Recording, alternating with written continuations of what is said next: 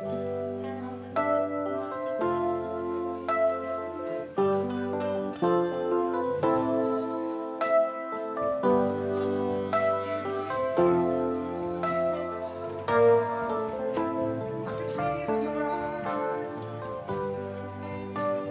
can see that you're smiling.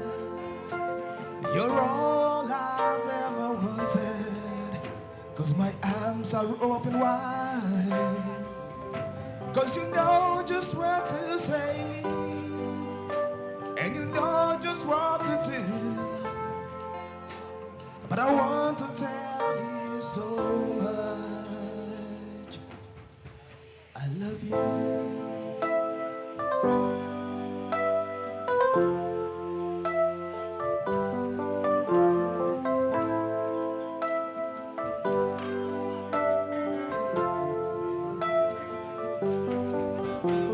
I love to see the sunlight in your hair and tell you time and time again how much I care. Sometimes I feel my heart will overflow. Hello, I've just got to let you know, 'cause I wonder where you are, and I wonder what you do. Are you somewhere feeling lonely? Or there's someone loving you? Tell me how to win your heart, for I haven't got a clue.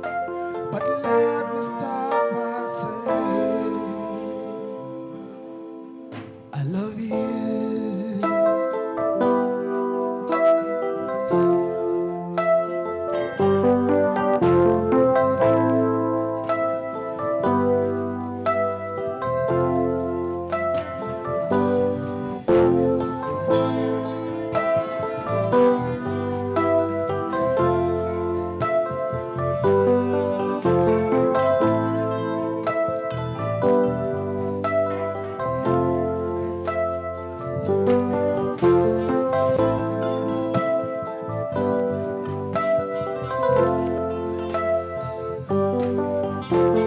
Hello,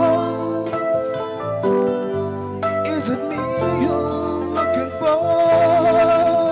'Cause I wonder where you are, and I wonder what you do. Are you somewhere feeling lonely? Or there's someone loving you? Tell me how to win your heart, for I haven't got a clue. But let me start by saying I love you.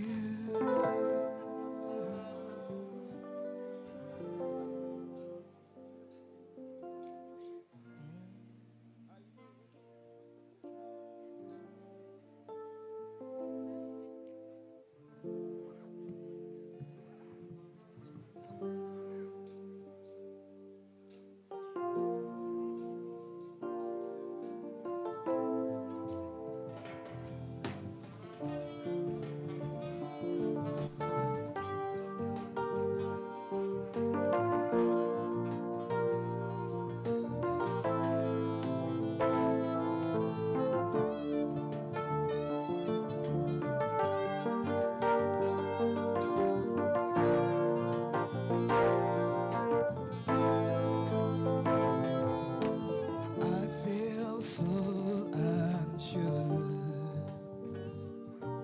as I take your hand and lead you to the dance floor. As the music plays, something in your eyes goes to mind the silver screen, and only said goodbye. I'm never gonna dance again. Guilty feet, I've got no rhythm, though it's easy to pretend. I know you're not a fool. Should have known better than to cheat a friend. I wasted chance that I've been kidding. never gonna dance again the way I danced with you. Oh,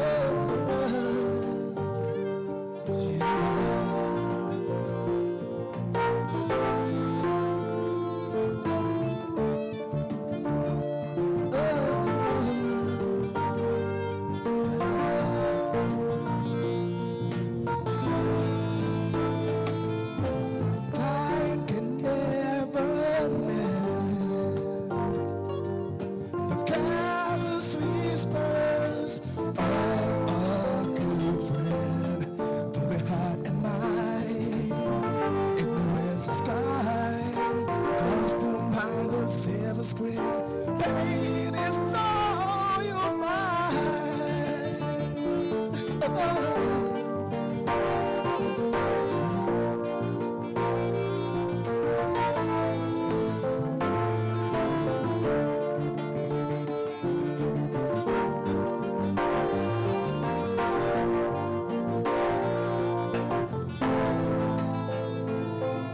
Tonight I'm using all we got. I wish I was to lose this crowd.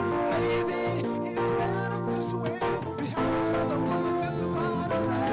We could have been so good together. We could have felt this love forever. Always gonna dance with me. Please stay. So I'm never gonna dance again. Guilty feet, I've got no reason. So it's easy to pretend. I know I'm not a fool. Should have known better than I cheated a friend. I wasted just that I've been given. So I'm never gonna dance again the way I dance with you.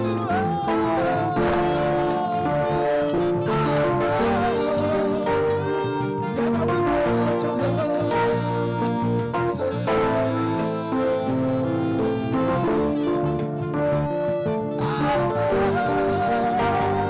Never without your smile.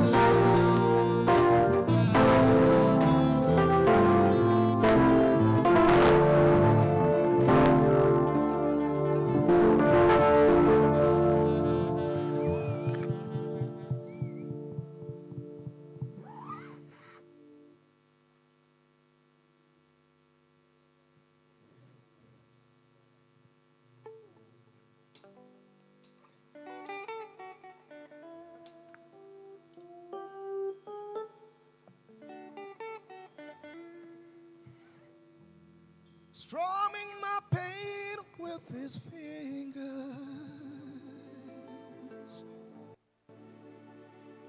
singing my life with his words,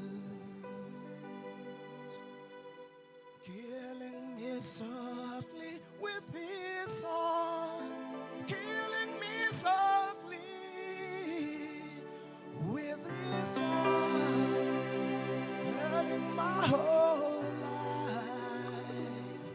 with his words, killing me softly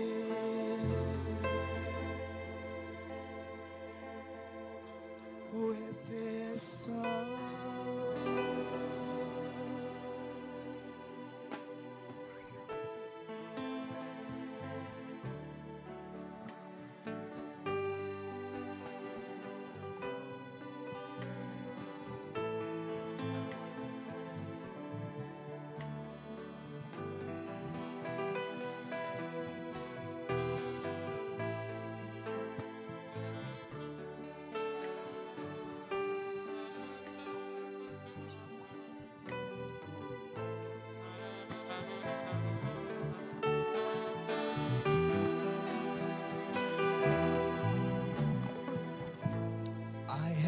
Sang a good song, and I hardly had a style, and so I went to see him and listen for a while, and there he was, the stranger, right before my eyes, strumming my pain with his fingers, singing my life with his words, killing me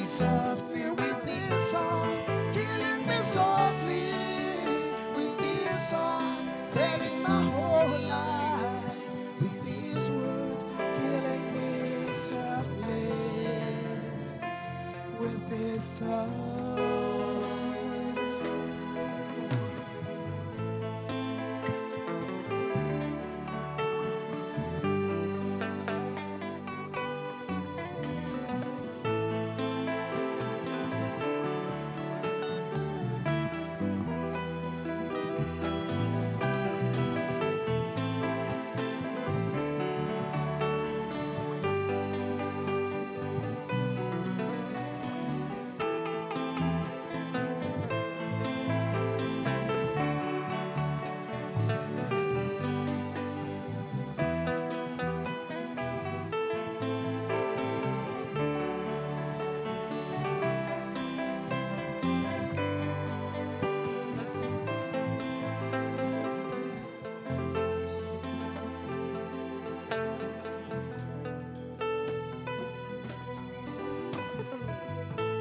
He sang as if he knew me. He knows my deep despair. And then I walk right through him and see if I wasn't there.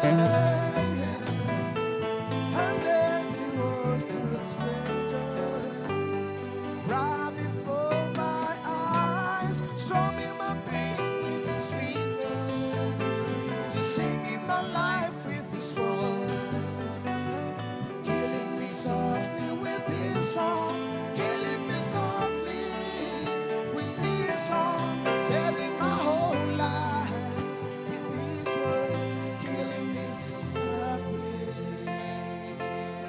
with his song.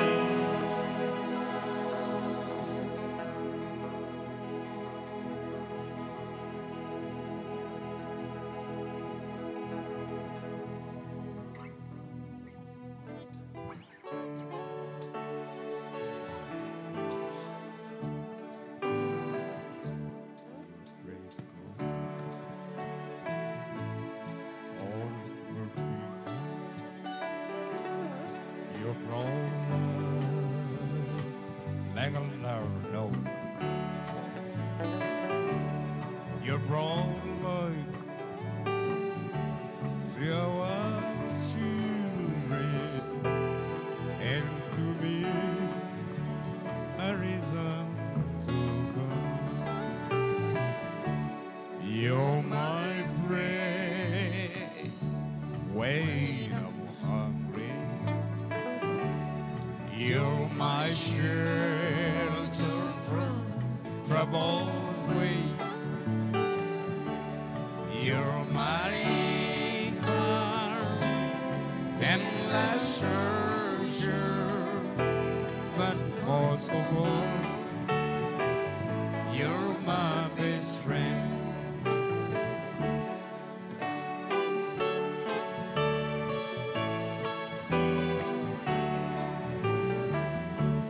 When I need hope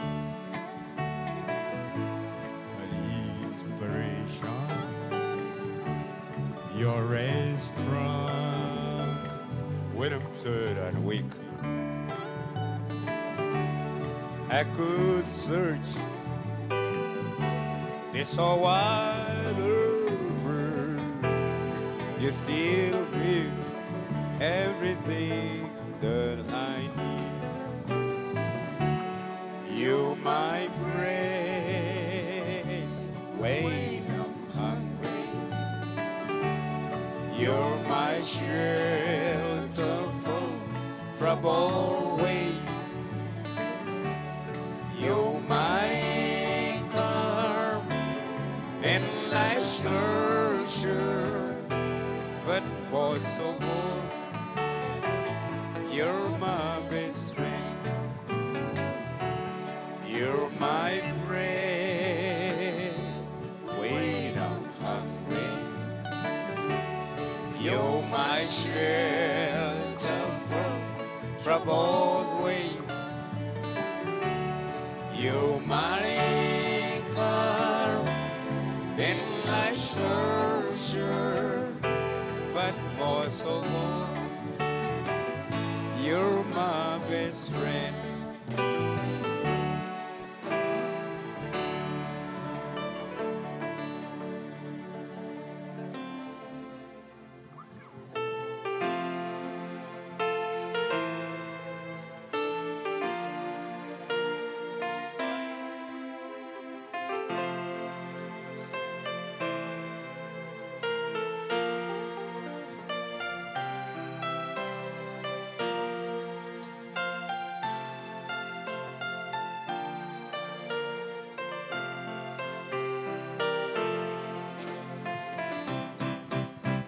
mutima gwange buulira ebizibu byo olina bingi ebyebitagwa ebyesomba nebimbuza eddembe wadde obuweerero songa nakubuulirira naawe nonkakasa sebyokwagala solibiddira neneesunga tekatekkomera ebyomukwano gw'osinda obivuddemu ssebo katolya butaala mutima gwange buli kyendabye ebizibu byo kwekko byereetera zikuba nkunyisa ebiwundu bino ebisembyeyo nemmanyira ddala kyobivuddemu tebinnaba kuwona ndaba nte bw'ofunyeeyo omukwano omulala nga weerabidde endagaano yaffe gye twakola oti toliddira wadde akatono bwe kati okugonda nate kati ogirabyemu ki egy'emikwano egitakwa obadde kiggwe buulira mutima gwange oligattiggwe temirala tegyesigwa ne bwogyewa ddala ne weemalamu gyefaako gyokka tegiringa Sandra eyakwagalira ddala nakwewa mutima gwange mpulira oŋŋonza onneegayirira soyommuwe okwagala okeezikiriza wabula nkusaba guno omulundi nga gwe gusembayo kubanga nange bwe mulabye nenkakasa nga ndabira ddala nso yalina okwagala era kusinga abo abasooka bwenso nensalawo agezeeko guno nga gwe gusembayo kati ogirabyemu ki eky'emikwano egitakwa obadde kiggwe buulira mutima gwange oligaddiggwe temirala tegyesigwa ne bwogyewa ddala ne weemalamu gyefaako gyokka tegiringa Sandra eyakwagalira ddala nakwewa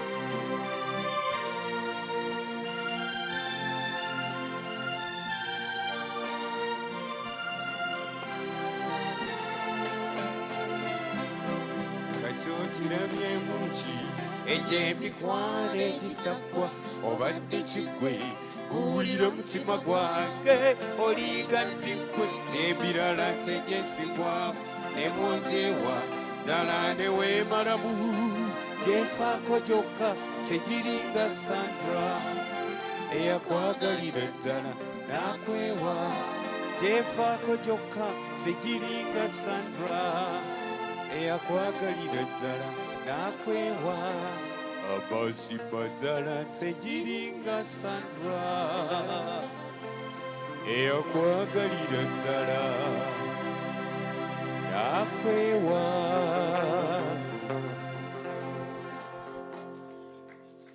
Thank you.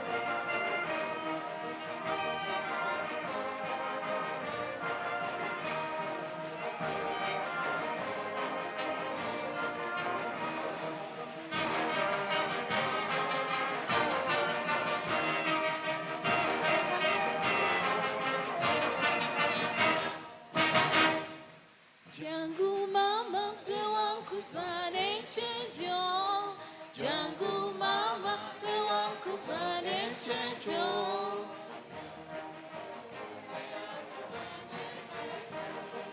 jangu mama eyakuza ekyejo jangu mama eyakuza ekyejo jangu mama eyakuza ekyejo jangu mama eyakuza ekyejo jangu mama eyakuza ekyejo jangu mama eyakuza ekyejo buli kyenkola omusajja takyagala buli kyenkola omusajja takyagala buli kyenkola omusajja nvuma buvubi buli kyenkola omusajja nvuma buvubi buli kyenkola omusajja nkuba bukubi buli kyenkola omusajja nkuba bukubi buli kyenkola omusajja tansiima buli kyenkola omusajja tansiima jangu mama eyankuza ekyejo jangu mama eyankuza ekyejo jangu mama eyankuza ekyejo jangu mama eyankuza ekyejo jangu mama eyankuza ekyejo jangu mama eyankuza ekyejo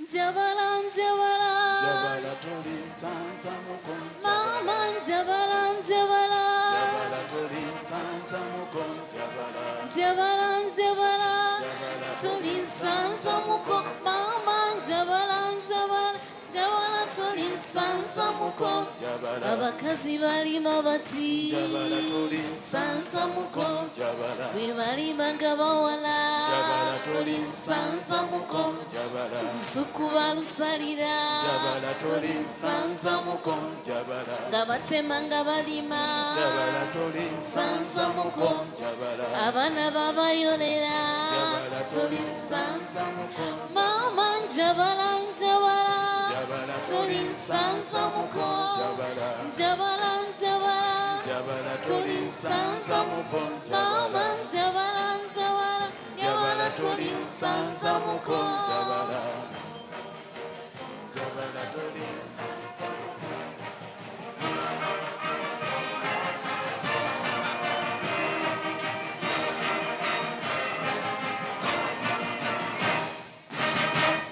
sikana kanyonyi sikana ikondo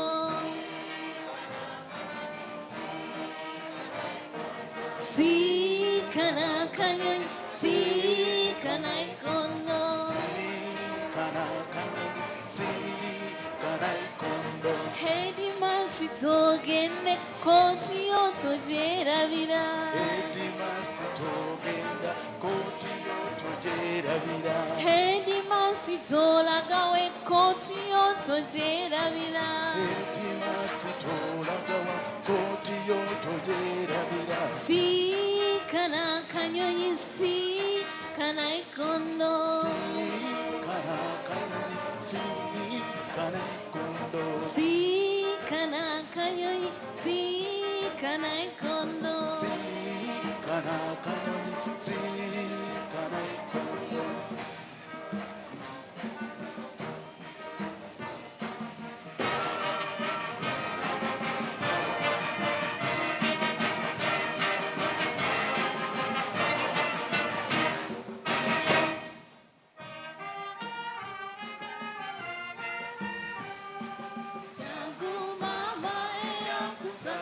ekyejo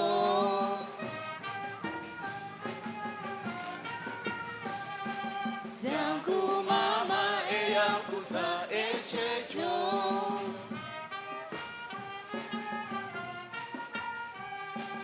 jangu mama eyankuza ekyejo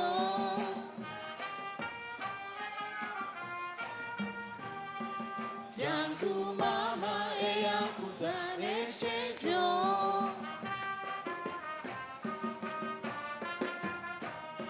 buli kyenkola omusajja takyagala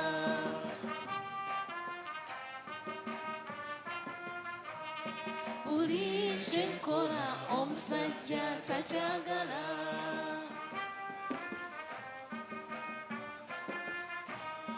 buli kyenkola omusajja takyagala jangu mama eyakuzaala ekyeto jangu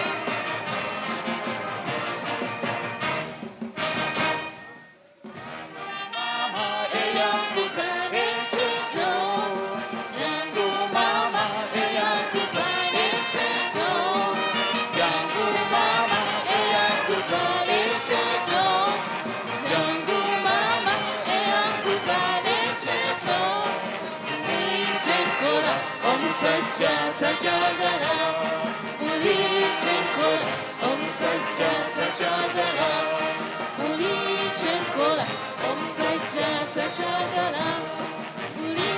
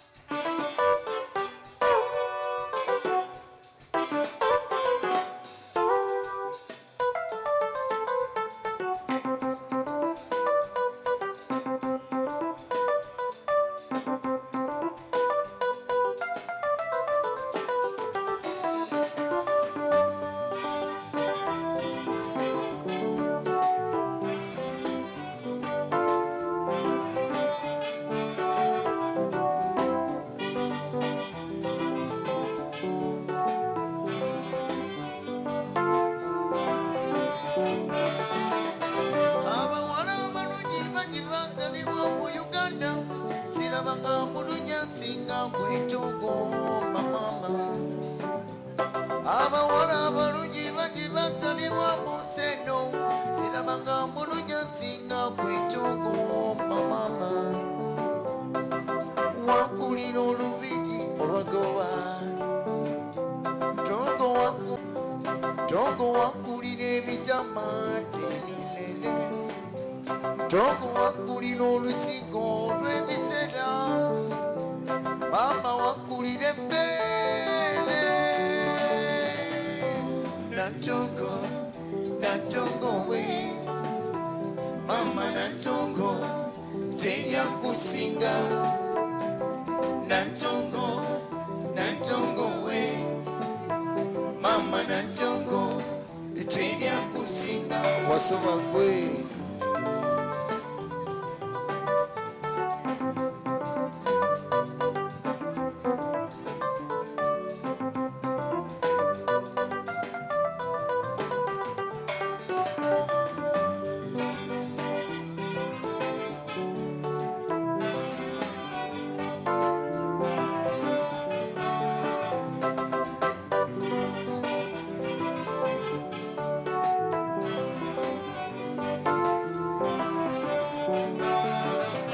abakyala abalungi bangi banzalibwa mu Uganda sirabanga mulunya singa kwetogo mama abawala abalungi bangi banzalibwa mu Nseno sirabanga mulunya singa kwetogo mama wakulira ekiwato nfudenzi Togo wakulira kabina lelelele Togo wakulira oluyindo olw'ekiralo Mama wakulira embeere Nantongo we Mama Nantongo terya kusinga Nantongo we Mama Nantongo terya kusinga wasoba gwe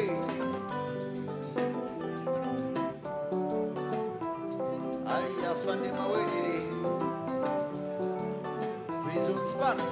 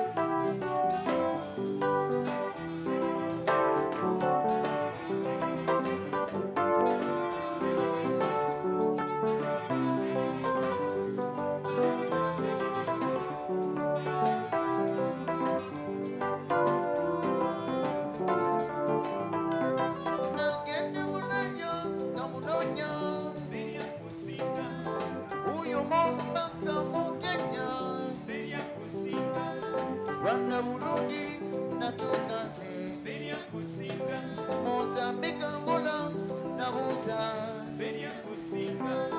Wandirusanga Zambia Mozambique Africa Jembade Uzaziwa akubulire kwe Wadeka sekende na yamanyi Kampala yona mbakukama Nantongo we Nebulita mulubu nesino Mama Nebulita mulubu nesino Lelile Nebulita mulubu nesino Mama Nebulita mulubu nesino Nantongo we Mama Nantongo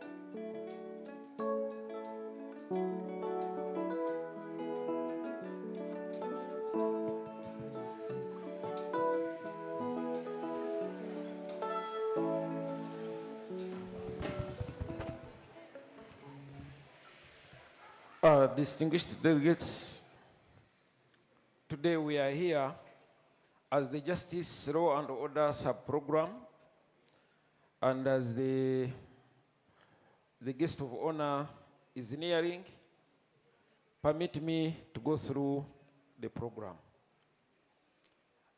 Today we have the 29th Joint Government of Uganda and Development Partners Jlos Annual Review. And we have a short program. The short program will be having 3 sessions. Unfortunately, our theme is empowering the people, building trust, upholding rights, which is a deserving theme. Our first session, which includes the official opening, will be chaired by the DPP, and it involves welcome remarks by the Permanent Secretary, Minister of Justice and Constitutional Affairs, remarks by Jlos Development Partners, Head of Office, Austrian Embassy Development Corporation, remarks by Honorable Minister of Internal Affairs, I think represented by the Minister of State for Internal Affairs, and then the keynote address and launch of the Jlos Annual Report 23-24. And this will be done by the Honorable Minister of Justice and Constitutional Affairs. It will be followed with a group photo. And thereafter, a coffee break. Then we shall come to the second session, which will be chaired by the Ministry of Internal Affairs. And what will be done there is the presentation of the Jlos Annual Performance Report 23-24. And among the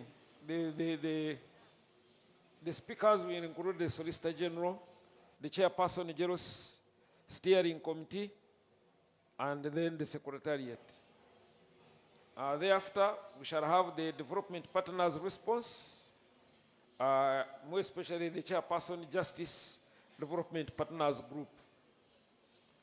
The final session will be chaired by the Permanent Secretary, Ministry of Internal Affairs. And the presentation will come from the CEO, Raspanet, CSO's comments and perspectives. Then we shall have a plenary discussion and way forward. And thereafter, the closing remarks by the Minister of Justice and Constitutional Affairs. But of course, as the standard is, at the beginning we shall have the anthems, the prayer, and then we shall close with the same. But in the interest of time, we shall have to sing one stanza of each of the anthems, both for Uganda and East Africa. I thank you for listening.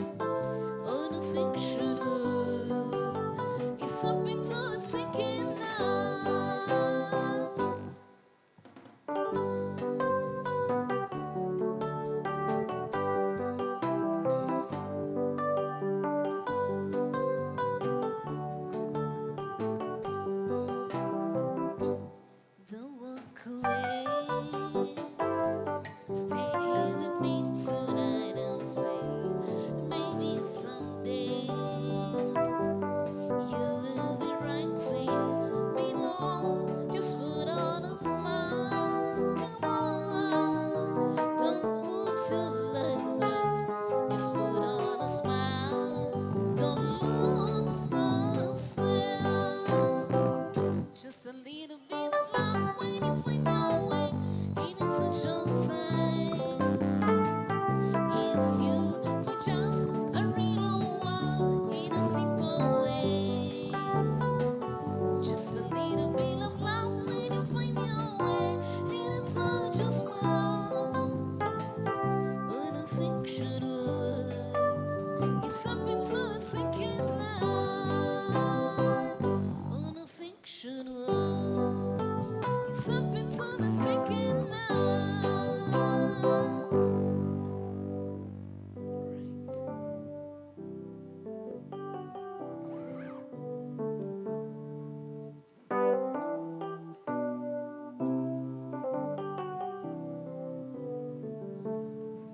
From a distance, the world looks blue and green, and the eagle mountains white.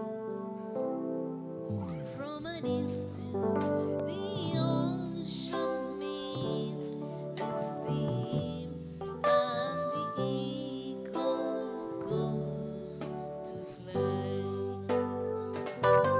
From a distance, there is harmony, and the echo through the night, playing songs of love, playing songs of peace, playing songs of agreement.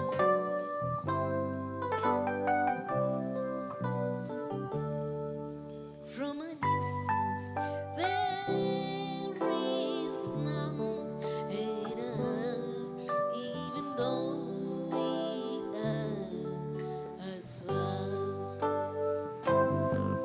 From a distance, I cannot comprehend.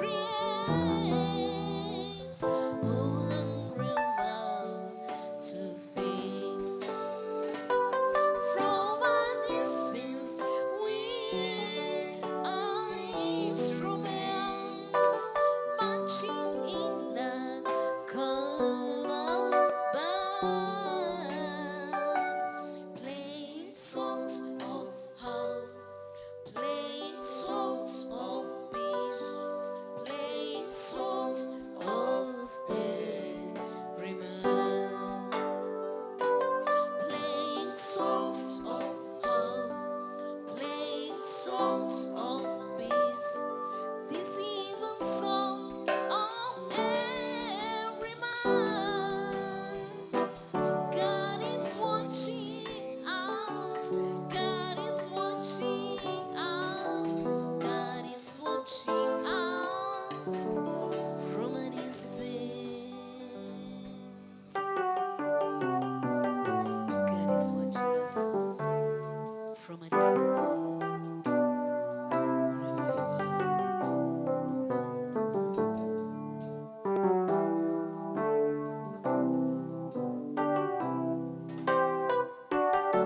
From a distance, you look like my friend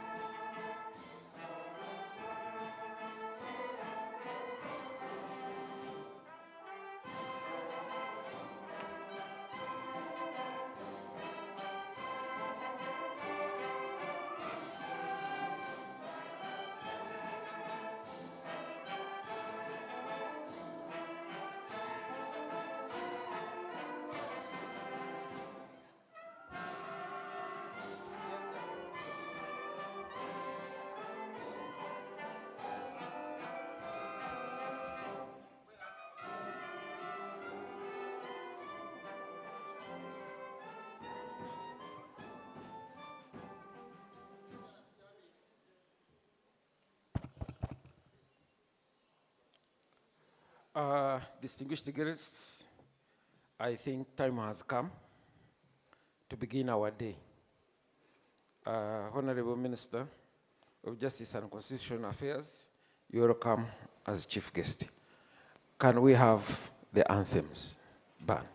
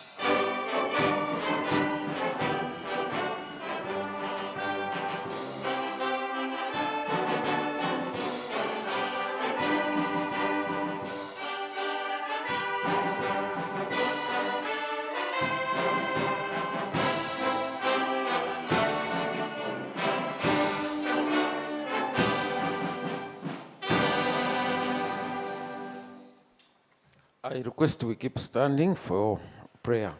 Madam Lucy.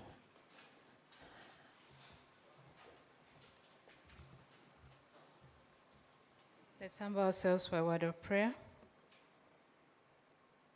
O God in heaven, by all the names that you are known to be God, we thank you for this day that you have made. Our hearts are full of gratitude. We are grateful to be alive, to be of service, and to be used by you to advance humanity in the area of justice. We are the people you have ordained to be in our respective offices for such a time as this. We thank you for the successes, the opportunities, and even the challenges that push us to innovate and do better. We repent for our shortcomings and ask for grace to do better. Protect us, preserve us, empower us to continue serving you and this nation. We commit all the deliberations unto you. Take charge, Lord. May we pursue justice and serve you. For God and our country, in Jesus' name I pray. Amen. We can take our seats. Honorable Minister of Justice and the chief guest. Today, we are privileged and happy to be having the 29th Joint Development Partners Jlos Annual Review, and the attendance, I can say, is full house. So if you permit me, I could go briefly through the protocols, but we are 1 hour late. I may not have to go into all the details. Our chief guests, you are here, present. Let's put our hands together for our chief guests. We have the Minister of State for Internal Affairs representing the Minister of Internal Affairs. We have the judges and justices of the courts of judicature. To mention Justice Abodo, who is the DPP. We have Justice Judith John Keiterma in the House. We have a very big delegation from the development partners. I will go through them after the local protocols. Chief guest, we have the heads of the constitutional bodies with us and members of the Jlos Leadership Committee. We have the permanent secretaries for both internal affairs and the Ministry of Justice and Constitutional Affairs.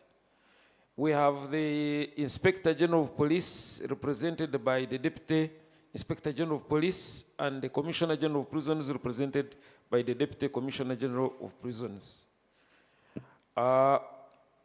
We have the Solicitor General in the House.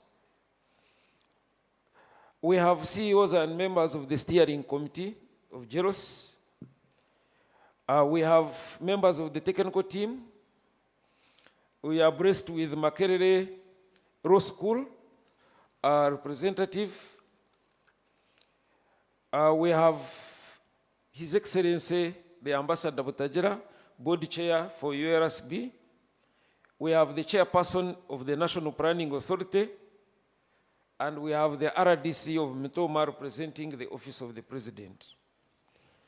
Chief guest, the development partners as follows. We have the head of Austrian Embassy and chair of the Justice Development Partners, Dr. Katya. The other name is very difficult for me. It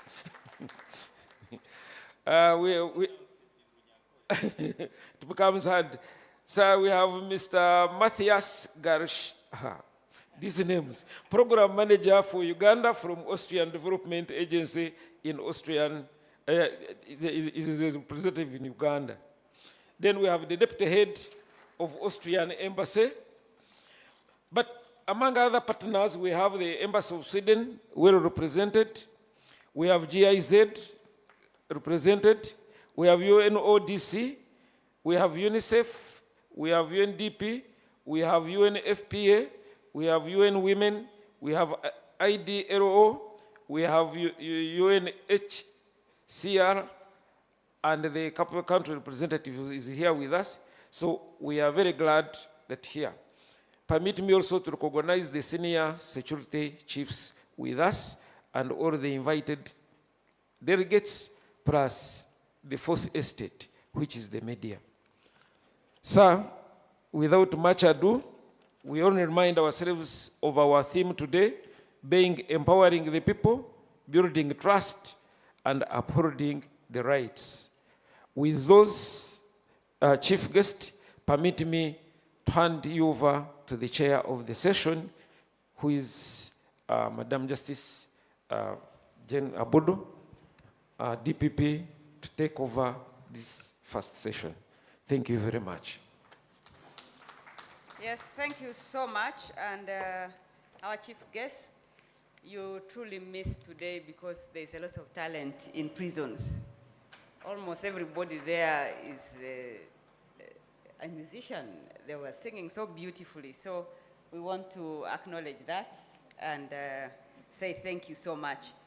Our chief guest today, we have the Master of Ceremony has gone through the protocol, and it's actually, even if it is not a full house, but it is the right house, because all the people in the family are here. And it is a good chance for us to always come back after 1 year. This is the time for us to press the reset button. How wonderful that we get that chance, because we get to celebrate our successes. We also acknowledge where we went wrong, and together we forge a way forward and see how do we work better in the coming year. So I want to take this opportunity to welcome everyone this morning. And we are going to start off today with welcome remarks from the Permanent Secretary from the Ministry of Justice and Constitutional Affairs, and I will ask him to start off immediately. Thank you so much. Thank you, my Lord Justice.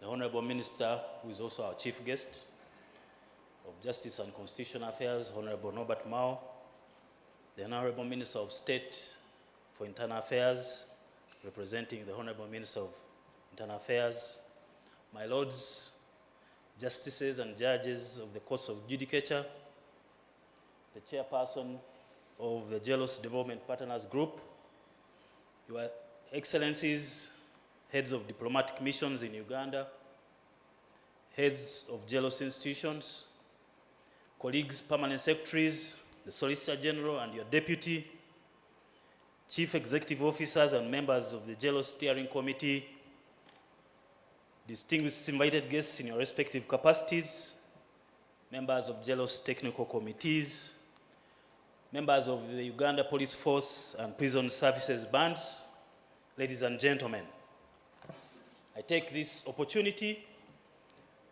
to welcome you all to this Justice, Law and Order Sub-Program Annual Review.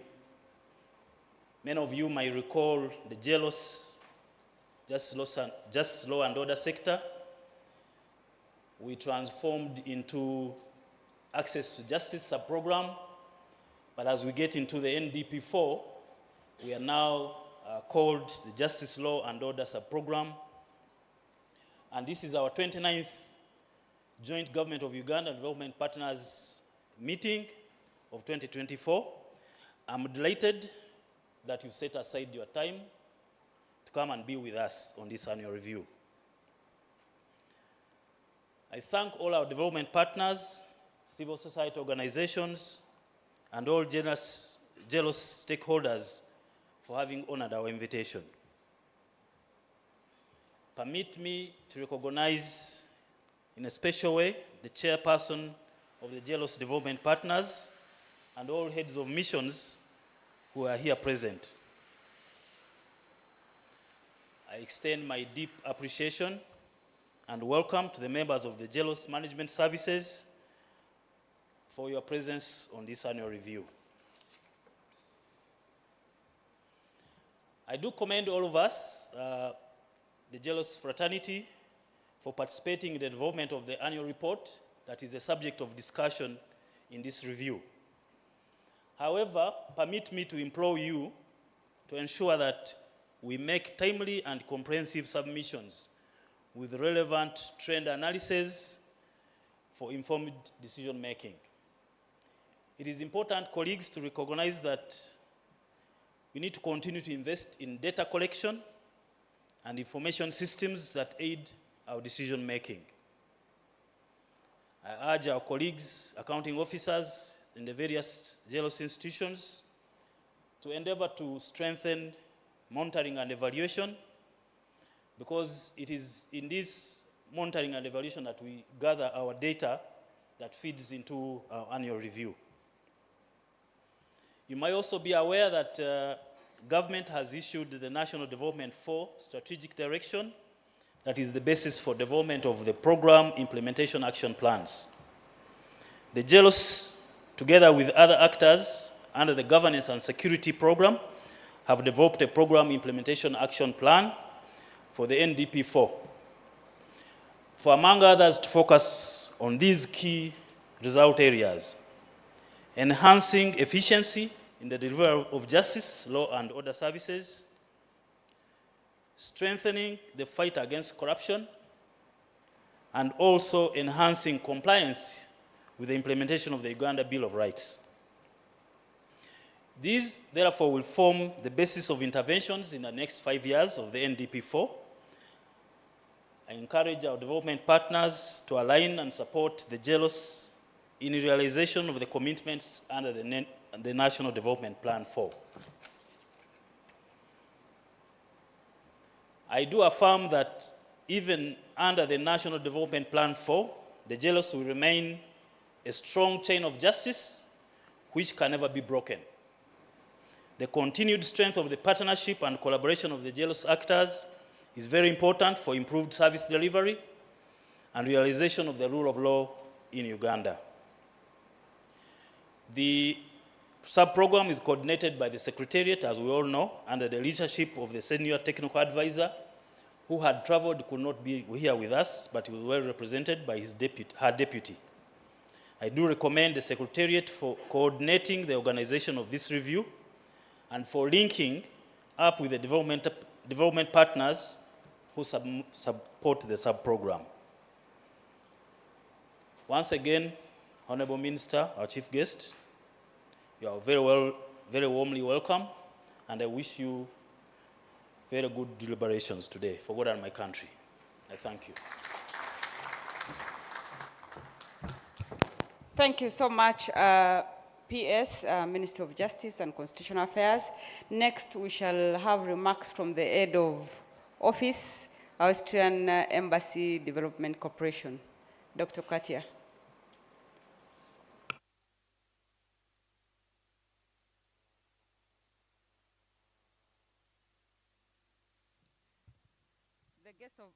The guest of honor is telling me to pronounce the other name in Karamojong.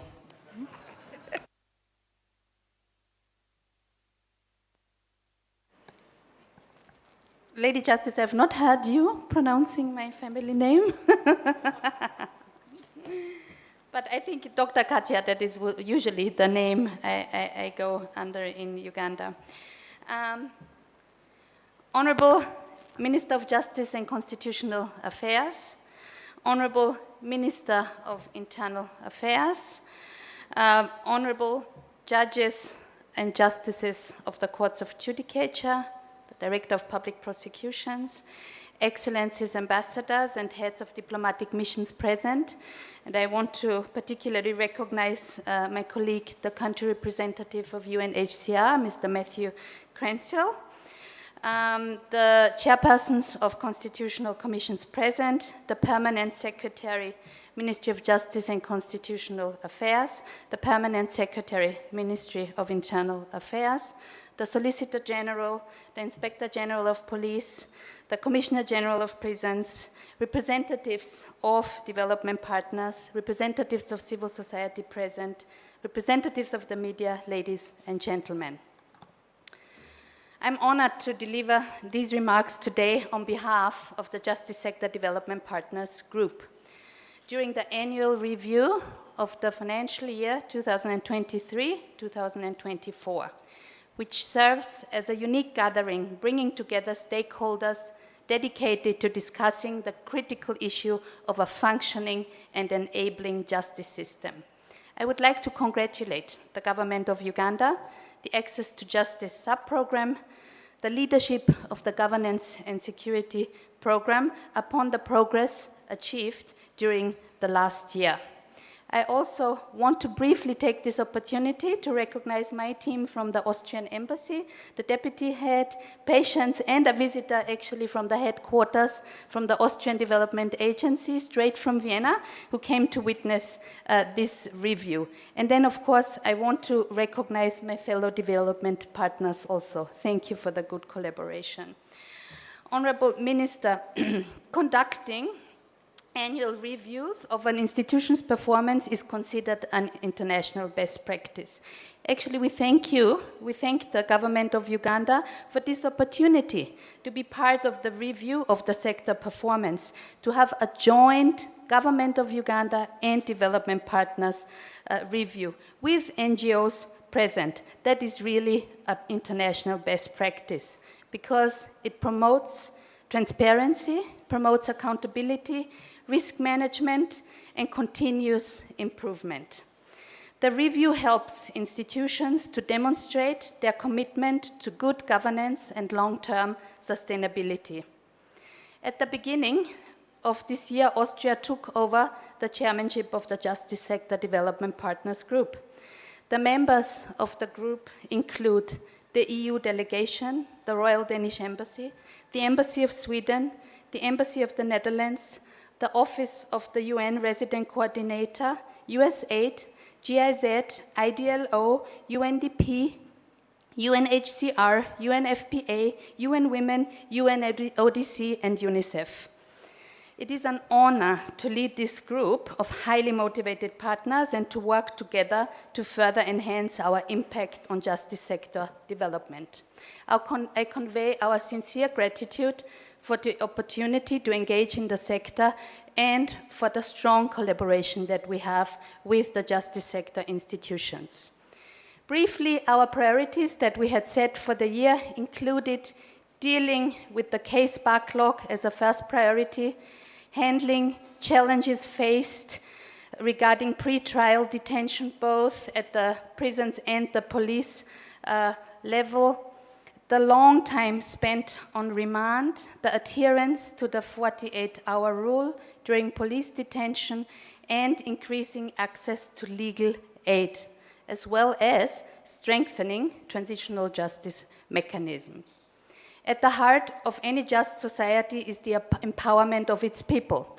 Empowering the people, building the trust, upholding rights are not just matters of legal frameworks or institutional protocols. They have to resonate deeply with the priorities of any country's justice sector. Honorable Minister, access to justice is not merely a legal concept. It is the foundation of an equitable society. When individuals can seek and obtain fair redress through transparent systems, we foster trust in our institutions, and we ensure that no one is above or beneath the law. Without access to justice, rights are mere words on paper, and societal inequalities widen, leading to unrest and instability. From the report, we see that a lot of effort has been made to improve the service provision and access to justice for the population in Uganda. The justice sector plays an important role because it is an enabling sector for sustainable development of all other sectors. I would like to give a few examples highlighting the importance of access to justice. The rule of law ensures that everyone, citizens, public officials, and leaders are held accountable under the same legal standards. Legal empowerment of citizens fosters a sense of agency, enabling individuals to hold both private and public actors accountable for their actions. Where the rule of law is strong, corruption diminishes, security increases, and economic growth thrives. For businesses, the rule of law is a beacon of predictability and fairness. It reassures investors that their rights and assets will be protected, which in turn fuels innovation, job creation, and sustainable development. One of the key principles of access to justice is that all individuals, regardless of their financial status, should have the opportunity to defend their rights and seek remedies through the legal system. And in this regard, the enactment of the National Legal Aid Bill is very crucial to ensure that the justice system is accessible to everyone. In the pursuit of building trust in the sector, I would like to emphasize the importance of an independent judiciary. In the face of societal challenges such as corruption, inequality, the judiciary acts as a critical check on excesses. When courts function effectively and impartially, they bolster public confidence in the legal system, ensuring that disputes are resolved peacefully and fairly. Corruption is not just an ethical issue, it is a fundamental challenge that undermines development, erodes trust, and weakens the foundation of society. The fight against corruption starts with strong institutions that build accountable systems to serve all citizens equally. And it is paramount to strengthen the capacity of such institutions, such as the Directorate of Public Prosecutions, the Uganda Police Force, the Anti-Corruption Division of the High Court, to mention a few. We also take note of the long-standing need to strengthen transitional justice mechanisms. Many might not know that transitional justice falls squarely within the justice sector. And as I earlier mentioned, it is one of the key priorities of the Development Partners Group in our partnership and in our political dialogue with the government of Uganda. While we recognize Uganda's commitment to pursue transitional justice through further steps, such as the recent adoption of the National Transitional Justice Policy, we find it important to prevent recurrence of such crimes by promoting reconciliation, truth-telling, nation-building, and addressing gaps in the justice system. I'm also not getting tired to mention that I really believe that the establishment of the International Crimes Division of the High Court was a major achievement for Uganda, for the region, for the whole continent. It allows for war crimes to be tried in Uganda under the principle of complementarity of the Rome Statute.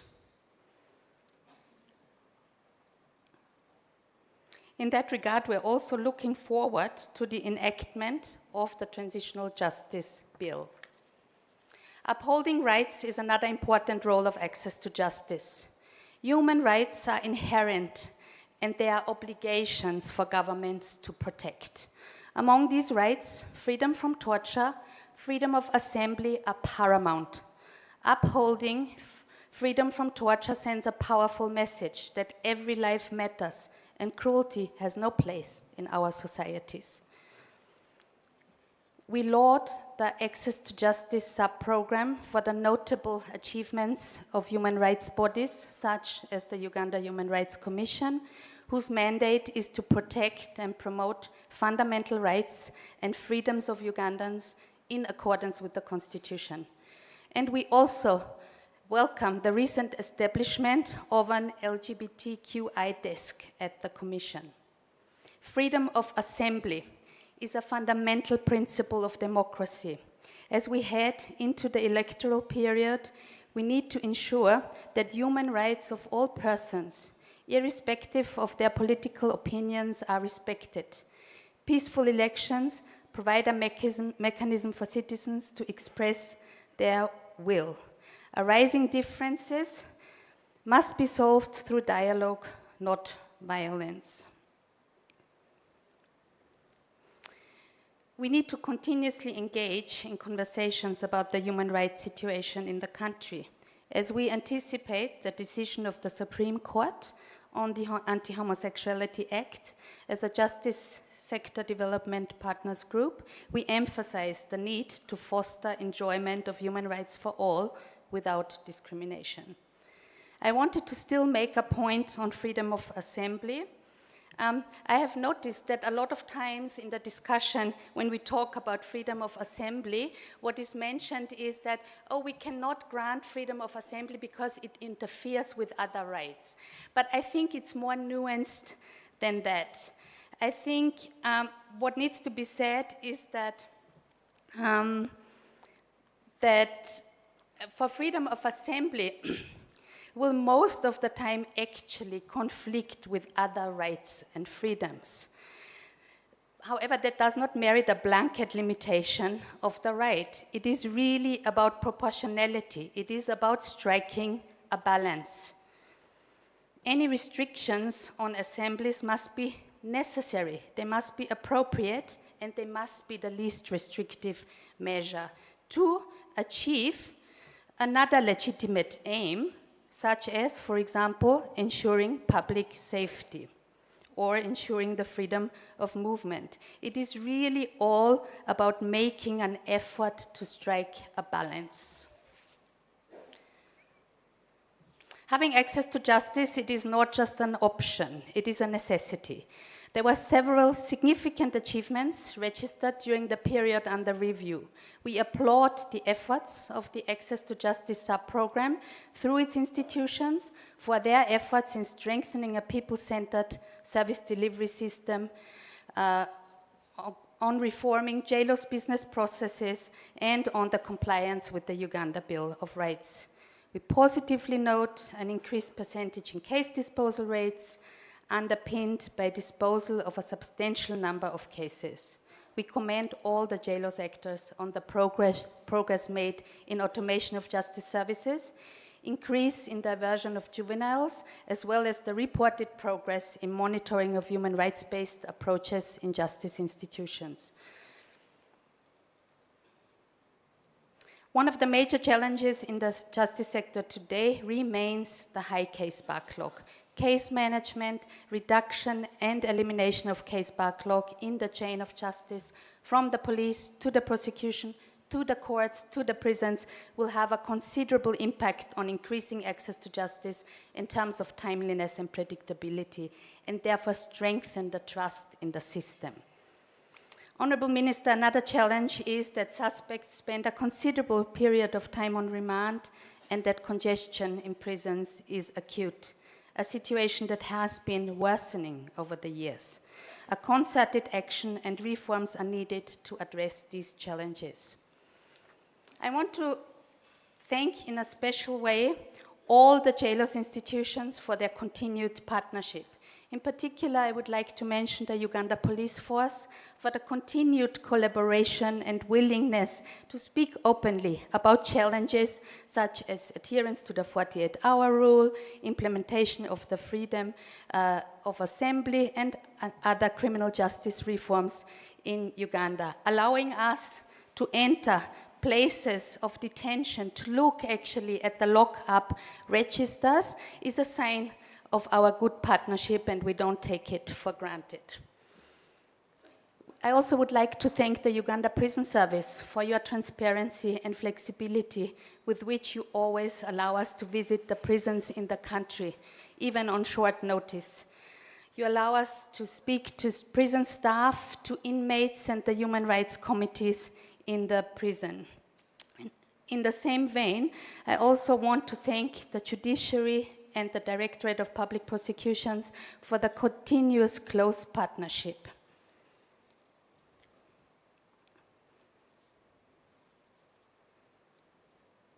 We thank all the Jlos institutions for being accessible, always available to have open dialogues on sensitive issues. During the reporting year, the development partners were able to visit some justice institutions through the leadership of the Governance and Security Secretariat, as you will see in the development partners' response to the annual report. These joint monitoring visits enabled the partners to witness the progress of these justice institutions and to interact with some beneficiaries. Just recently at the Austrian Embassy, we received our program manager for Uganda from Vienna that I introduced before, Mr. Matthias Klawischnik. And he was interested in visiting some justice institutions in Uganda. I want to thank the Commissioner General of Prisons, Dr. Birba Shaicha, for always being just a call away. We were able to visit Kauga Prison in Mukono district, and we interacted with the Human Rights Committee. Some of the feedback we got was well known, and I shared it partly already with the Minister of Justice. But of course, it is long waiting times for the court trials. It is delays in the appeals to the High Court. It is congestion, and it is also the limited available legal aid services. Ladies and gentlemen, it is clear from the report that the good performance of institutions towards achieving targets under each of the outcomes is evident. Honorable Minister, as I conclude, we commend the sub-program for its continuous efforts towards fostering access to justice in Uganda. I would like to appreciate the government of Uganda through you, Minister, and especially through the Governance and Security Secretariat for the commendable work that is always focused on enhancing access to justice for all.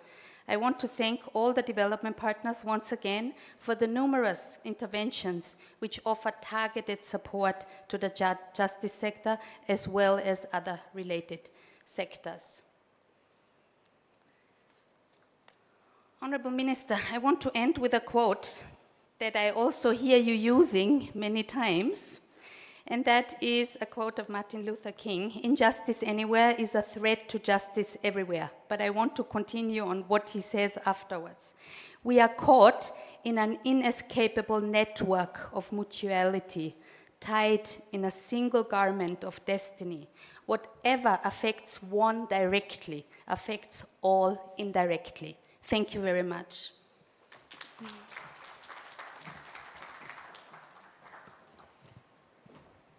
Thank you so much, Dr. Katia. And please, I just want to invite you to put your hands together again to appreciate Dr. Katia.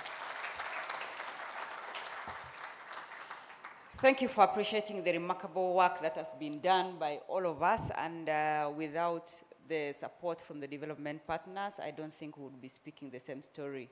So I thank you also for identifying the challenges, and I know once you've identified them, then we can, that's why we are here today. Together we can sit and say, how do we go about these challenges? So thank you so much, Dr. Katia, and thank you, the development partners, for being part of this successful story. Now I take the honor to invite the Honorable Minister of Internal Affairs to give his remarks. You're most welcome, Honorable Minister.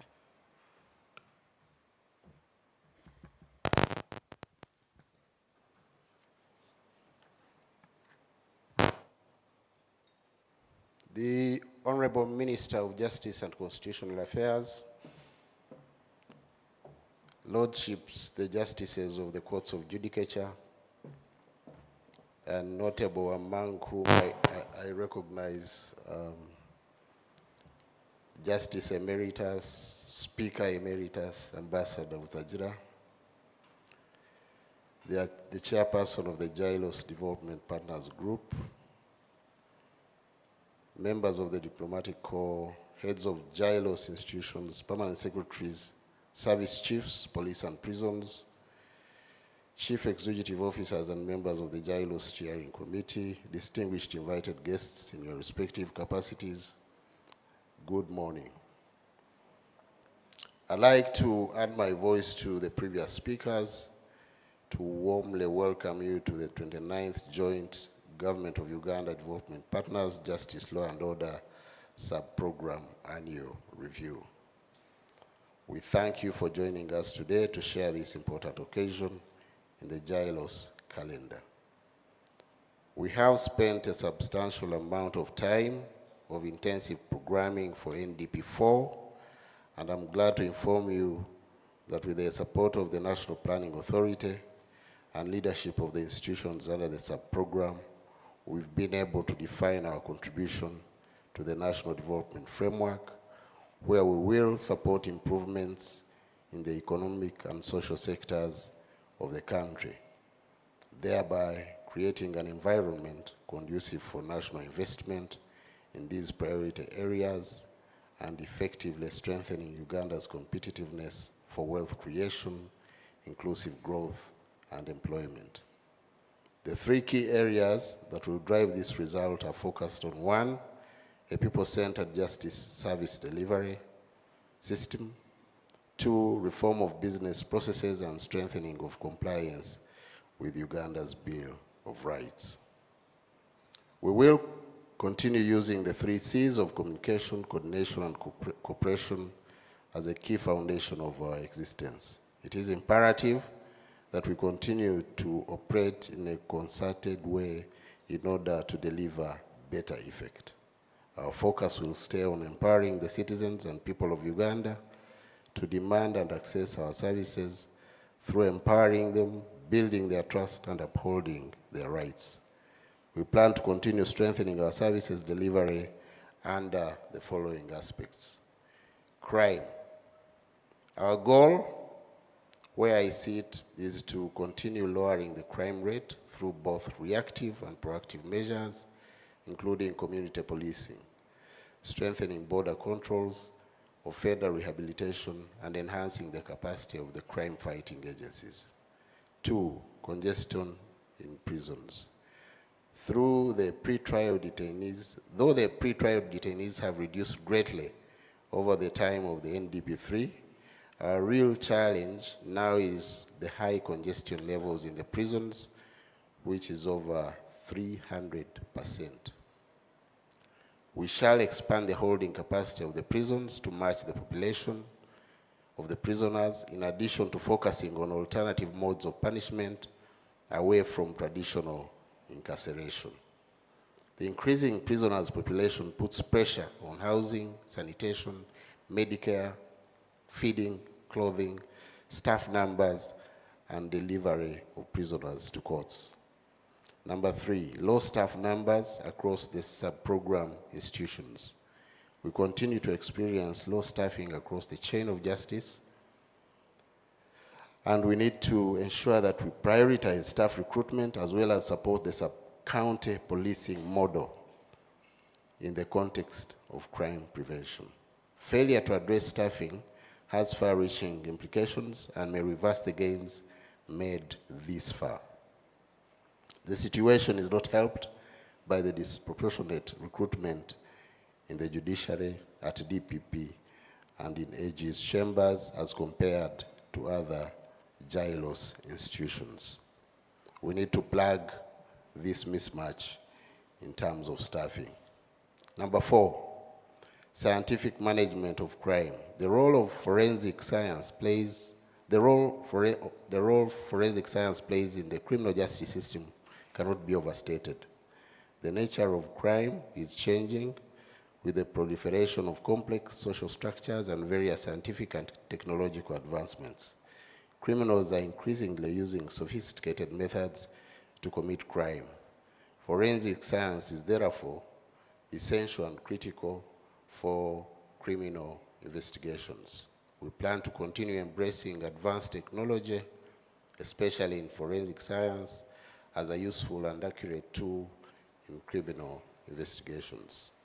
Number 5, mass enrollment for national identity cards. We continue to undertake mass enrollment and renewal and upgrade of national identity cards to ensure an up-to-date national identification register.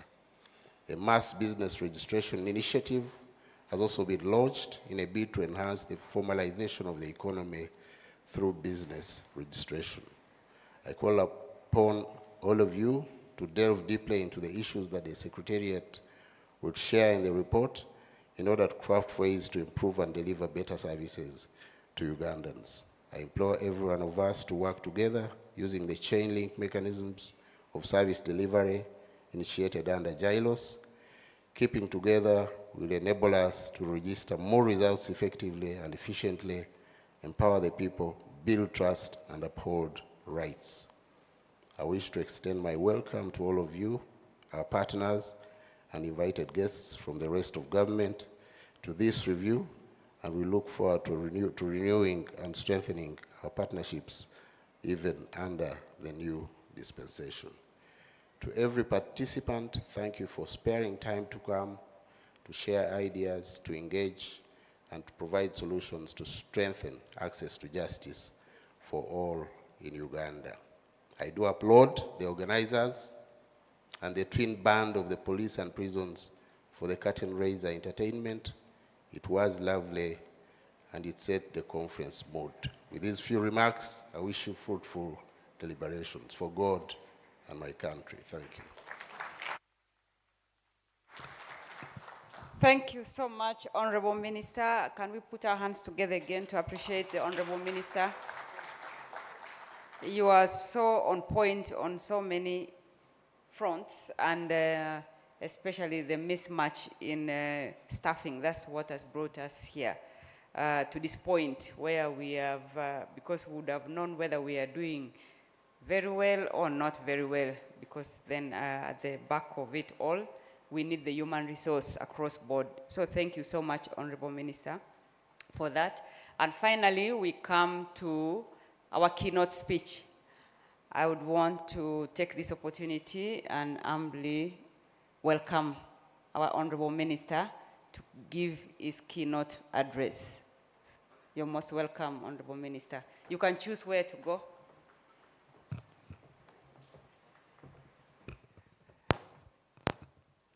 Thank you, Lady Justice Jane Frances Abodo.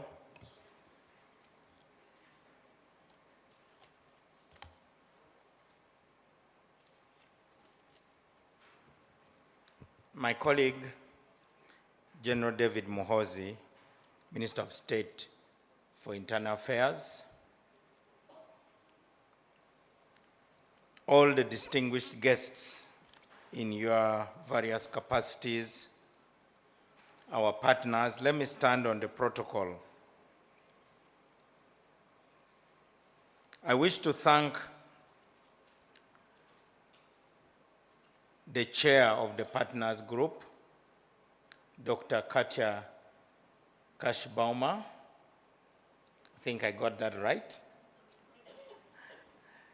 For your strong message and for always being present. I wish to start by apologizing for keeping you waiting. I have to give you the reason. I had a visa appointment, and it requires you to appear in person to answer some questions why you want to go to other people's countries. But I'm told I have been sufficiently punished because I missed the music from a band that I know very well. As you know, recently, they came and entertained us during my wedding in Gulu. My wife has not stopped talking about you, and I believe she will soon invite you to thank you when you are not invited to perform.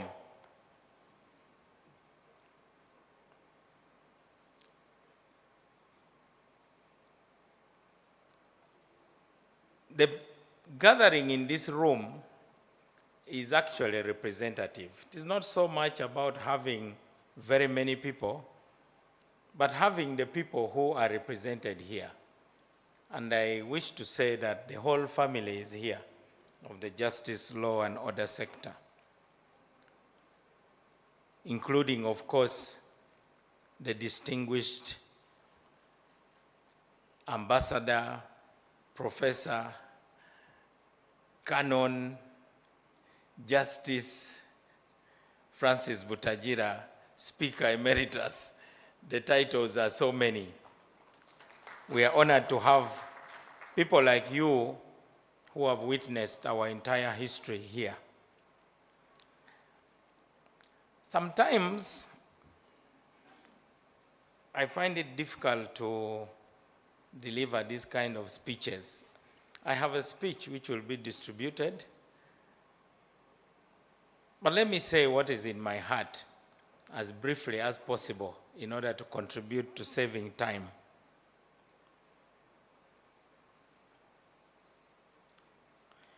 This gathering is about synergy. It's about building a team. It is also about putting a mirror in front of our eyes. Many of the things that are going to be said here will make many of us uncomfortable, but that's the very purpose of coming here. We are not just here to thump our chests and thank ourselves, but we are also supposed to talk about the challenges that we still have in front of us. Naturally, it's not enough to only appreciate achievement. We should also appreciate effort. So, let us talk about the efforts we are making. By the way, those who will really achieve the giant goals we are setting here may not even be in this room. Do you know how many ships sank before Vasco da Gama was able to make that trip around the Cape of Good Hope? Of course, we don't remember them. We only remember Vasco da Gama in 1497. But there are many people who risked, and their little wooden ships crashed. Maybe some of us are captains of those kind of ships, but we don't mind. It will give courage to those who will come after us to continue with the journey. There's no better encouragement I can give you. So don't think that you must finish the job that you are starting. Do you know how many people died in Christopher Columbus's ship? Did you know that the Kabaka's Lake was supposed to connect Lake Victoria to that lake through a canal? That man who never studied engineering, Kabaka Mwanga, had that dream. This is what this gathering is really all about. To set these big goals, to declare our big dreams, and encourage each other not to give up. So please accept my sincere appreciation to all of you, the state institutions and the partners.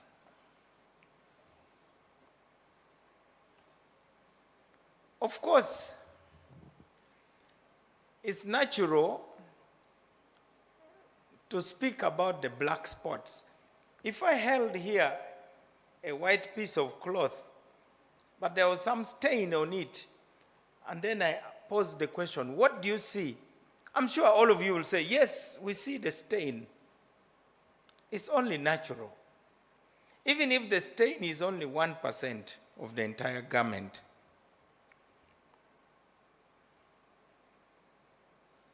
I love cartoons. So today I'm going to refer to a famous cartoon series called Peanuts. Maybe some of you have heard about Peanuts in America. To make my point. So this young boy goes to his sister called Chomp. And he says, Chomp, Chomp, hands are fascinating things. I like my hands. I think I have nice hands. He goes on. My hands seem to have a lot of character. And he continues. These are hands which may someday accomplish great things. These are hands which may someday do marvelous works. They may build mighty bridges, or heal the sick, or hit the home runs, or write soul-stirring novels.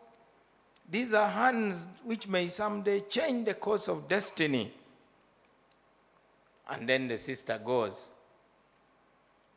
they have got jelly on them. How discouraging.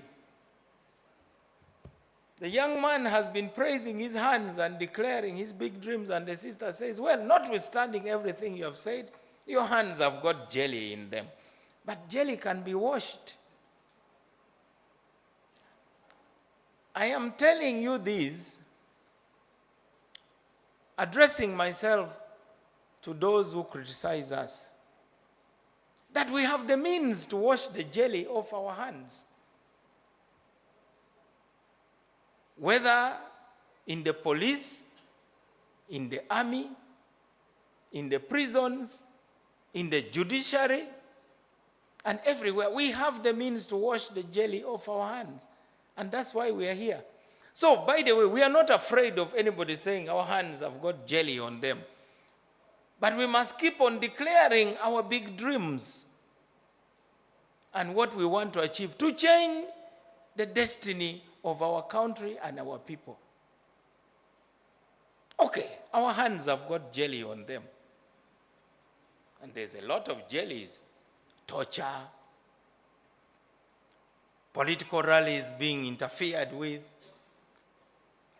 corruption, delays in the judiciary, high-handedness of our police force, and of course the elephant in the room, that whenever I travel outside Uganda, I get an earful about the anti-homosexuality act.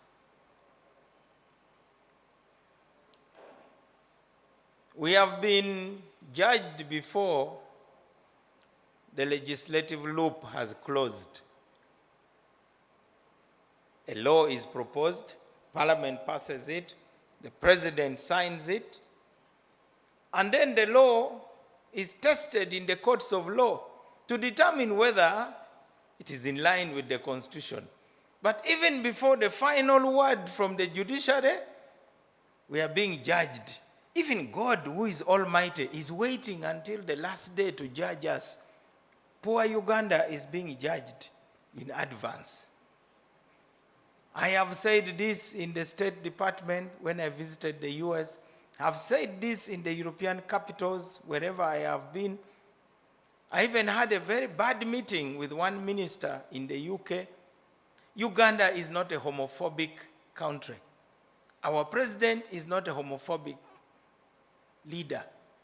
When you travel around the world, you get the feeling that if you're a homosexual and you come to Uganda, you'll find gangs of citizens armed with machetes and spears hunting gay people.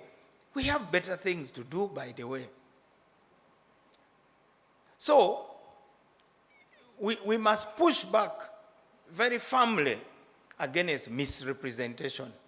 There are countries that don't have anti-homosexuality laws, but you try to be a homosexual there. And then the criticism is not against every country. The countries of the Middle East are not criticized. The New York Times does not write about Saudi Arabia. Qatar even hosted the World Cup, yet it does not tolerate homosexuality at all. They even banned booze. You know, how can you have football without beer?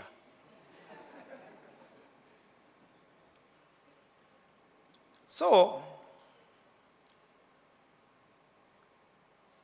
the truth is that this world is not equal. It reminds me of a conversation we had in the bushes of Garamba when we went to speak to Joseph Kony. And Joseph Kony sat with us almost the whole night, fuming. Why is it that the world is not criticizing the Uganda government and President Museveni? Why are they always talking about Kony, Kony, Kony all the time? Is it only my guns which kill people? What about the guns of the UPDF? Don't they also kill? And he went on and on and on. Then our good friend, the late Colonel Walter Ochora, gave him a small lecture on geopolitics. He said, my brother, please understand your position very well in this world. Let me tell you a story. There was a cow and a dog.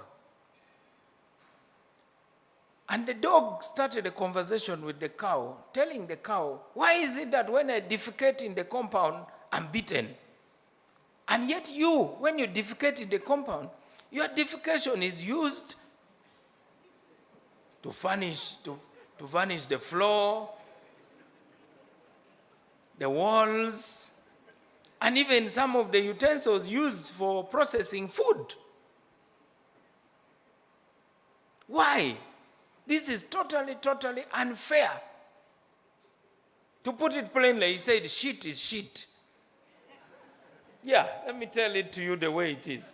So why is it that mine attracts punishment and yours is not punishable? As a matter of my personal integrity, tomorrow I'm going to leave a big deposit right at the door of the main house. I'm sick and tired of this inequality in this home. True enough, having eaten well the whole day, in the course of the night, the dog went and deposited a big heap right at the door. And sure, as night follows day, the head of the homestead was getting out in the morning,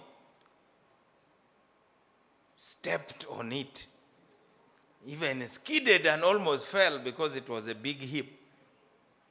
Immediately said, where is this stupid dog? He got a big stick and beat the dog unconscious. The story goes that the dog was nursing its wounds and the cow paid a visit and said, I'm really sorry about your situation, dog. And dog said, this is totally unacceptable. Look at you. How can I be beaten unconscious? Then the cow said, look, when it is Christmas, your children are not slaughtered. You dog. Nobody drinks your milk. But me, Whenever there are big events like weddings, funerals, it is my offsprings that are slaughtered. So I want you to have a sense of balance. Anyway, it made a very strong point on Mr. Joseph Kony, and we told him that give us a chance to talk to the president of Uganda. Maybe he can persuade the Security Council to suspend the warrant of arrest, provided you accept to be tried in Uganda. Because the International Criminal Court only comes in when the domestic systems have failed. Nobody needs to go to the International Criminal Court. Austria is a signatory to the International Criminal Court, but they have never referred anybody to the International Criminal Court.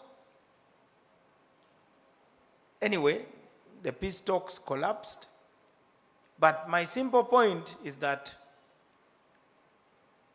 as the apex of the justice, law, and order sector, we need to understand some of the criticisms against us in the context of geopolitics.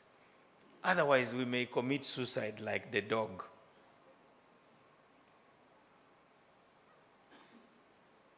Now,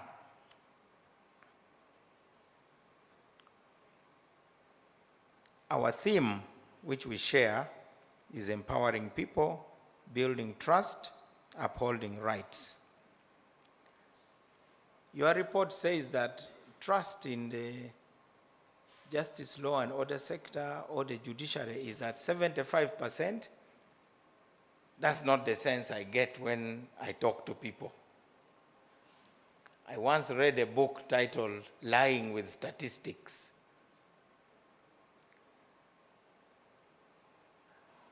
I think next year we should go down to the ground and talk to the ordinary people, a representative sample of us. I want to hear what the ordinary people will say, for instance, to the Chief Justice, to the Inspector General of Police, to the Commissioner General of Prisons.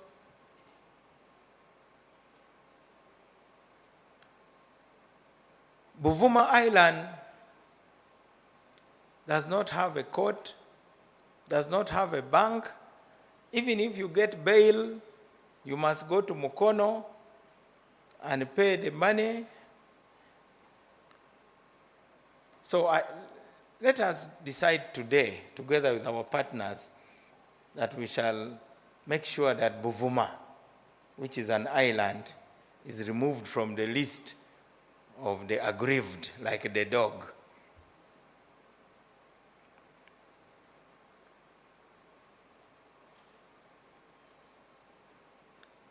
Reviewing our work requires us to look at the laws, the institutions, and the individuals. The laws are clear. And by the way, laws are not suggestions, though some Ugandans think laws are suggestions. When we say nobody is above the law, we are simply saying it affects all of us equally. And then the institutions. For many years, I was outside government. Now I'm inside government. And I'm more understanding of the limits of the powers of government. Actually, when you're outside government, you only see the possibilities. Government should do this, government should do this. When you are inside, then you realize that there are very, very many speed bumps. Even the processes of government can be, I don't know for how many months I have been struggling to process through the government system a policy on alternative dispute resolution. The government officials, they will tell you, oh, by the way, you need a regulatory impact assessment. And this will cost you, I don't know how many millions. So educated people sit around the table, then pay themselves allowances. Then they say, we haven't finished. They come to the PS, we need more money. to finish the regulatory impact assessment. But all the people in the room are on a salary of the government. And they are on the time of the government. Then they will come and say, we need an evaluation framework before we take the policy to cabinet. For that, we require a retreat in a hotel. So I have to tell you plainly that if one of these days you hear that I'm packing my bags and going away, it will be because I'm looking for where I can truly serve people. Because if I can't serve people as Minister of Justice, maybe I become a priest if it is not too late. Well, I can become a pastor. They are not as strict. Anyway, I am setting the tone. This is a keynote address. I want you all to talk about the things that are frustrating you individually, because if you don't talk in this review, then what's the point?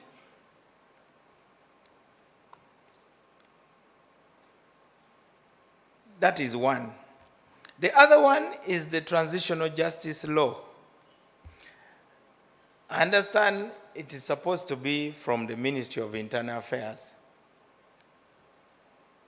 The bill is ready,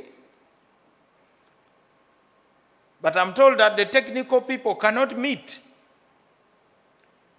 so as to prepare the cabinet paper and move the bill forward. And it is that transitional justice law under which we are likely to create a war victims compensation fund so that all the victims of the many wars in Uganda, not just the north, are catered for. It is under that law that we shall create the institutions to spearhead a national dialogue and reconciliation process so that Ugandans can look each other in the eye and look for a new formula to coexist. Most of the quarrels in Uganda are really about politics.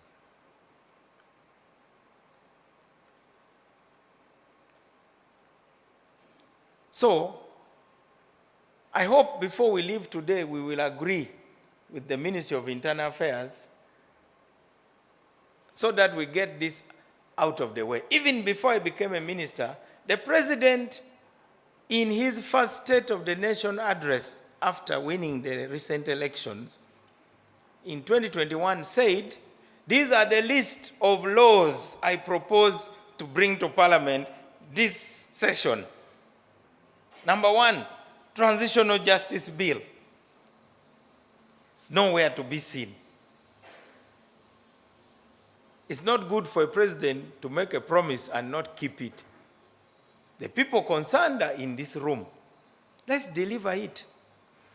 We are promoting alternative dispute resolution because it will save court a lot of time. These cases are not about the judges. It is not about the lawyers. It belongs to the parties. Then, the question of human rights. I'm pleased to inform everybody that the Ministry of Justice has now got a final draft of the Human Rights Action Plan. You may have heard President Joe Biden blasting us one time on TV. He stated the demands. Again, go back to the story of the dog and the cow. You know, some countries can actually order you about what you need to do within your borders. So he called the press and said, Uganda must, one, repeal the Anti-Homosexuality Act. You know, this is how big some people are. They can actually order you to repeal a law. So I asked myself, does this man think the president of Uganda is his kind of, I don't know, Nampala or what, that he can order around? Some people actually don't respect our sovereignty. Then number 2, Uganda must enact a national action plan for human rights. And I told myself, does he think that he should tell us to do what we know is our duty? It's like somebody saying, you must bathe. But bathing is good for you. Why should anyone tell you to bathe? So, the National Action Plan for Human Rights is ready. We are going to share copies so that all of you can comment on it. Of course, the action plan is aligned to the laws of Uganda. We are discussing how the state can fund legal aid. We have had frank discussions with our friends, the partners, and we have told them that you partners are fond of exciting us. You come with some money, we are excited, we tell Ugandans there's going to be legal aid, then you pull out. Because nowadays the partners can pull out for any reason. You even don't know what reason they will use to pull out. You pass an anti-homosexuality law, no more funding.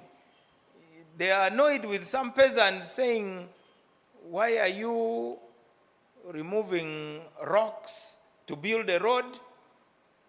2 people write to the World Bank. We are pulling out. So we also ask our partners, once we have agreed, please keep your promises that you have agreed upon. So now we are afraid of you. We are afraid of starting a journey because we do not know at what point you will find a reason to say no more money. So we are under pressure to enact a legal aid law. So we are going to do it modestly with only the money we can afford. Because the partners want us to start big. If I have only 5 liters of fuel, let me plan my journey according to the 5 liters. But if you make me declare that I'm going to Mombasa, and you have promised me the fuel, then you, around Busia, you say, sorry, for one reason or another, no fuel. What do I do with my passengers? I'll be beaten to death. So, this is also my quarrel with the partners. Since this is a review, we are also reviewing you.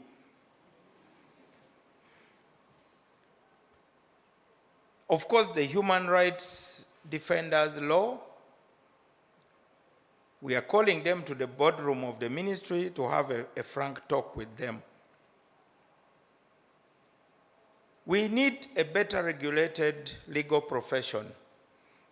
By the way, one of the reasons why some lawyers are so annoyed with the Attorney General is for a simple reason. Let me tell you. When people are paid, they are paid through their lawyers. But many lawyers don't want to pay their clients what is due to them. So when the Attorney General decided that payments should go to the lawyers, but only what is due to the lawyers, the bulk should go to the clients, to their account. So when you hear all this name calling about the Attorney General, people are not happy because they have been cheating clients. You remember there was a lawyer called Bob Kasango. Unfortunately, he passed away. He received money belonging to the Queen Mother of Toro and didn't know the difference between his own money and the money of the client. He mixed them up and spent all of it. Now the Queen Mother has gone to the president. The president is in a dilemma. He says, for us as lawyers, our job is to defend government money. So we tell the president, you can't pay a person twice. We are not the ones who chose the lawyer anyway. You chose your own lawyer. Unless we find another reason to pay you, but you cannot be paid twice. So the Attorney General has made a lot of people unhappy because he's interfering with theft of clients' money. And we have a lot of other information. And when the time comes, these noisemakers will shut up. By the way, we love people who talk a lot. People who talk a lot are wonderful because they keep weakening themselves. So we have a lot of files in the Ministry of Justice, and we'll be talking about them one by one, and we'll be even naming the lawyers concerned. By the time we are finished with them, they'll be looking for where to hide.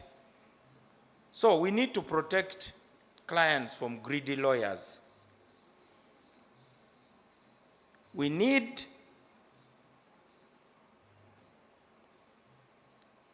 a culture of law and order. I'm told the former Inspector General of Police, General Kali Kaihura, one time had a meeting with traffic police officers. So he brought road signs and he started showing them to the traffic police officers. What does this one mean? The majority didn't know. Yeah, it is a true story actually. And I wish the Deputy Inspector General of Police who is here to do an experiment. Just go and pick those who are busy stopping cars on the road this afternoon. Bring them to a room and call road signs and say, what does this one mean? What does this one mean? You may be shocked. So, you cannot be enforcing the law if you don't know the law yourself. So we need to design some courses for those who enforce the law. Even how people are arrested. You see, if there's really presumption of innocent, so the moment you are arrested, toa viato. So what has my right to defend myself in court got to do with the shoes on my feet? So, as a result, we make it appear as if there's no presumption of innocence anymore. There is a member of parliament who was organizing a Women's Day celebration in Buvuma Islands. So she gathered people, so the police decided that it was an illegal assembly. I would normally expect that when the police come to an illegal gathering, they should have a public address system. And in the name of the Republic of Uganda, give the people a chance to obey the law.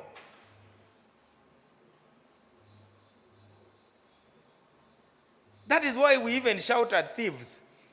If a thief is trying to remove your car indicator, you shout so that they can run away.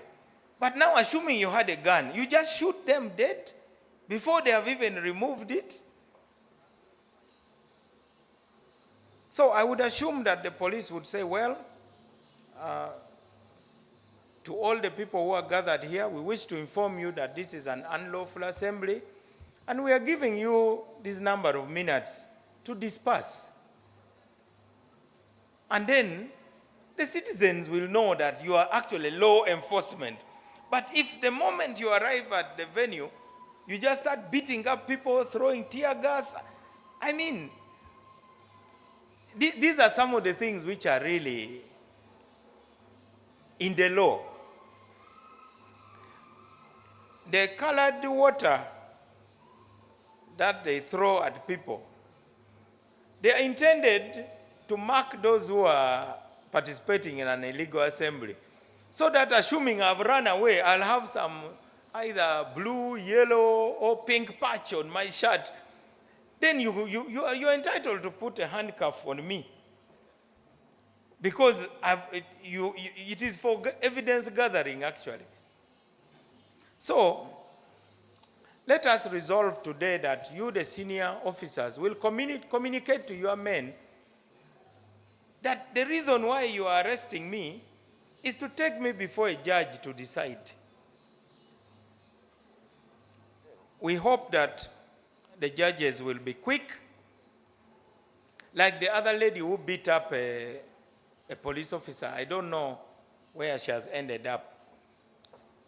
I don't want to bias anybody, but if it were me, that lady should be taken like to do community work at a police barracks, you know, to clean up the place. She would be a very nice sight for police officers to see that, look, we also have dignity. When a police officer stops me, it is not personal. A police officer has nothing personal against me. They are enforcing the law. So we hope community service will be used frequently for such offenses. The country needs money, so we also hope there will be a lot of fines. When you fine people, for instance, for encroaching on wetlands and things like that, the country will get a lot of money. I do believe that to achieve all the things we are talking about, we need a strong state. We are in a very dangerous world. We need a strong state. Whenever we are in meetings such as the UN,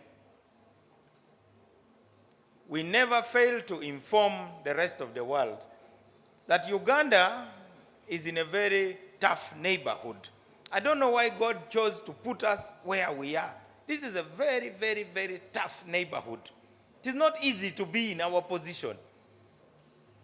To the west, to the south, to the east, to the north, toughness everywhere.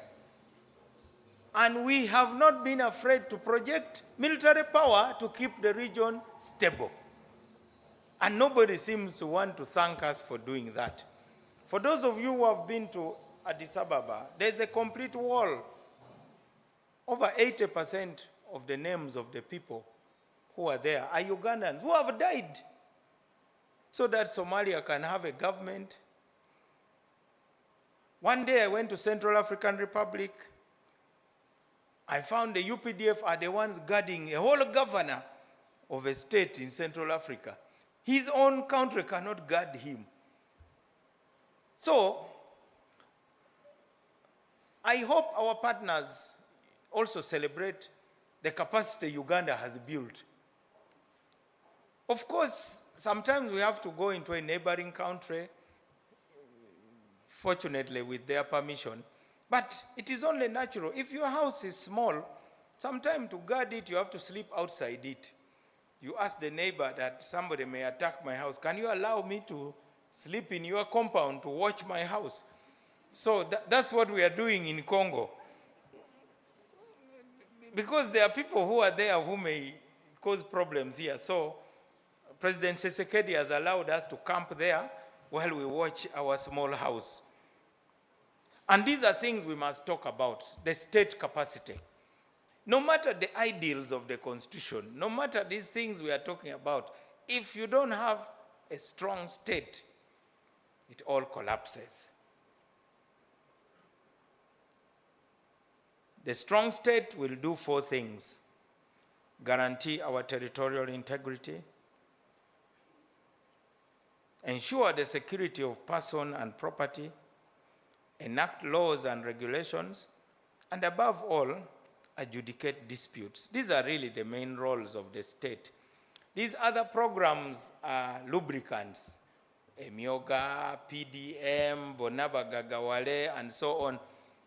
That is just a lubricant. The government comes in, but ideally, when you do these 4 things, the energies of the citizens are freed to pursue prosperity in their own way. It can only be, the other things can only be contributory. I wish to inform you that from the Ministry of Justice, we are committed to the goals that we have set for ourselves. And I am going to be seated here listening to how I'll also be told how I look. I also want to be reviewed because I've reviewed others. We sat in the ministry last week to talk about the fishing community. The cabinet has a cabinet standing committee on human rights, and we talked frankly about the high-handedness on the lakes. Some of us had forgotten that the lake is an international border. It was General Muhoozi who reminded us. Because some of us were saying, what is the army doing there? Let them leave the lake. He said, but the lake is our border also. So the army has to be there to make sure that the Tanzanians know where they stop and the Kenyans know where they stop. But I'm told the fishing community is a lot happier now because there have been some changes. but we are getting feedback. I wish to end by saying that in life, everything has lights and shadows. Let us confront the dark shadows boldly, but let us also not fail to celebrate the points of light. And there are very, very many points of light that we are going to hear about today. More importantly, let us enact regulations, let us make resolves that will allow us to connect those points of light. For whatever people say about Uganda, I think there are many opportunities for Uganda to become a shining example. And since everybody who is here has an important role to play in this, let us today pronounce ourselves on the division of labor. And to our partners, we know very well that you have also walked your journey. Many people forget that Dr. Katia comes from Austria. By the way, Austria was an empire, and they were an imperial empire. But they reinvented themselves. Now they are considered the biggest promoters of peace. They even have the Vienna Convention for diplomacy. But they also declared very many wars in the past on their neighbors. They terrorized other people. But they have now reinvented themselves. So let us not lose hope. We are also going to reinvent ourselves as Uganda and learning from Austria. So let us not forget the lessons of history about the journeys every government takes. I thank you most sincerely for listening to me. Let us continue with our review.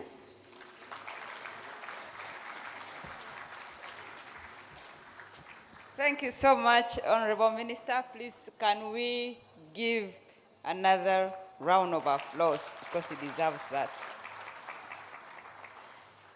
Thank you, Honorable Minister, for reminding us that we should be celebrating the efforts made to building something. Sometimes we forget and we are so focused to reaching the end and we forget to celebrate the efforts that lead to that. So thank you for encouraging us to dream big, because it is so easy with a lot of criticism around to feel like we are actually failing, but we are not. So thank you so much. Your keynote has been a centerpiece of this program, and I think everyone here agrees to that. You have provoked us, you have motivated us, you have inspired us, but above all, I think you have given us a push to make this a catalyst to start thinking and rethinking and reinventing ourselves. So thank you so, so much for that. And now is the time for us to launch the annual report. And I've been advised, Honorable Minister, we are going to go this side.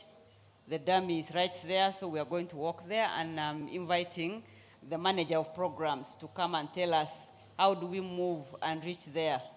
Thank you. Thank you so much. First of all, let's put our hands together for the head of session. Session 1 has been chaired so successfully and so meaningfully.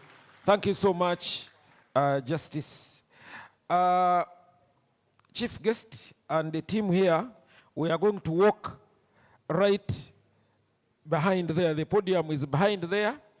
We are going to have a very unique picture whereby the consumers of this will be in front, then you will be the back benchers. And alongside, I request the leadership committee and the technical committee of Jlos also to join together with the development partners. For this part, I request Sam, Secretariat, give me the ushers to guide our guests to the photo area.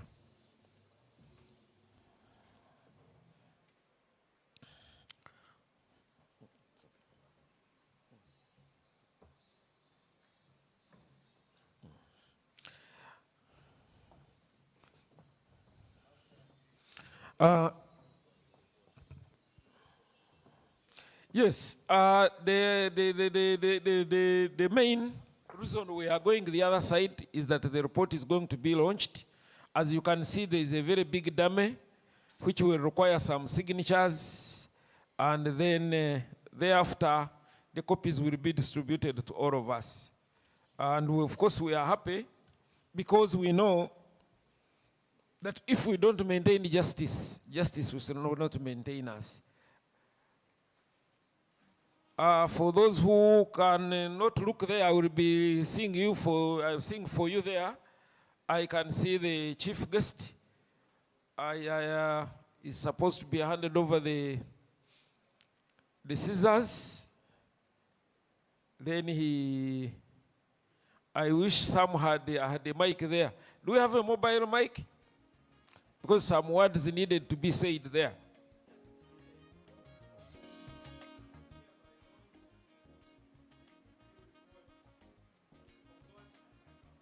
Ah.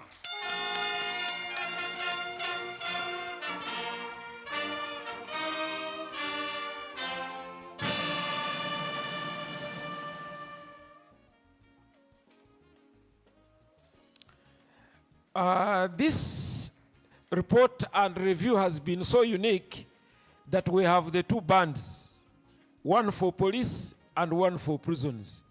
Actually, the police has even a hybrid because they even have the jazz band. But this is part of what we contribute to society. Thank you so much. I requested the leadership and technical committee of Jlos, which includes heads of the institutions, to join in the group photo. Ushers, you didn't do me the right thing because you only took the high table. Sir, heads of institutions of Jlos.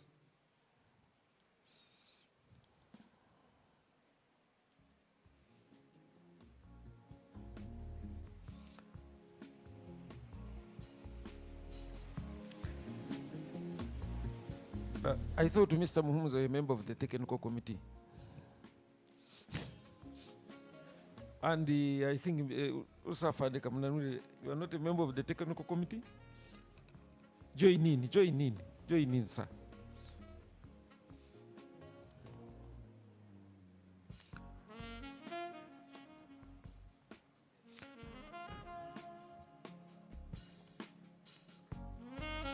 Right now, they are penning signatures to own up, because this is our baby. This represents us, the good and the bad. And life has to go on. Thank you so much for gracing this occasion. When we count 29, you really see we have moved a long journey. 29 times, different stakeholders meeting to discuss progress makes it a very, very, very important aspect.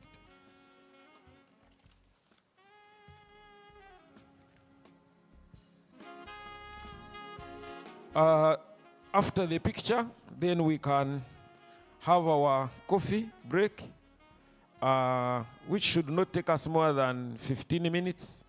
Then we can begin the second session. The photographers, you have gone too close. I thought you would even include the band. I expect a photograph that includes the band.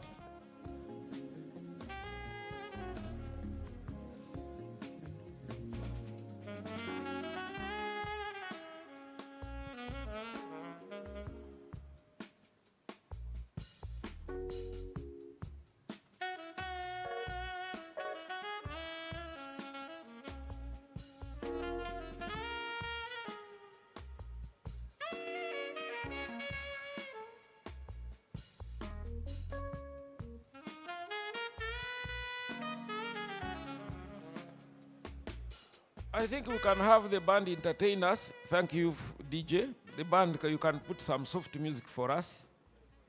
as the signing and taking of the photograph is going on, and I hope we continue even as we are having the coffee break.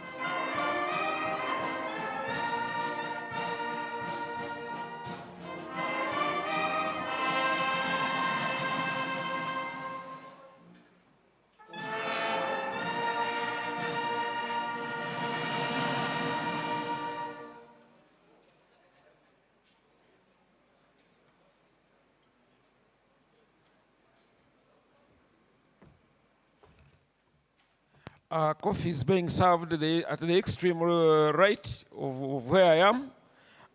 Let's quickly have a cup of coffee, then we continue with the program. I'm afraid we are still late by an hour. We need to recover that by the next session. So let's put some speed, have a quick coffee, then we continue. Band, you can continue to entertain us.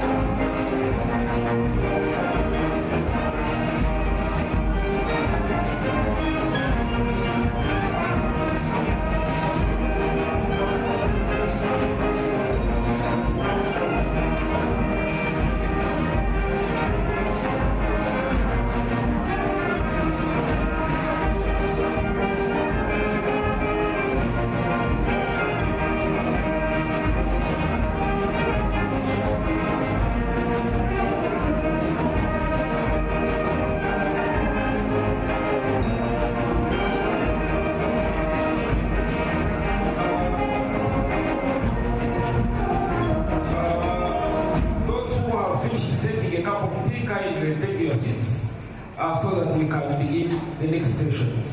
Like I had already informed you that Ministry of Internal Affairs is in charge of this session. Permit me to hand over the session to the chair, who is none other than the Minister of State for Internal Affairs, General David Muhoozi, to steer us to the next stage.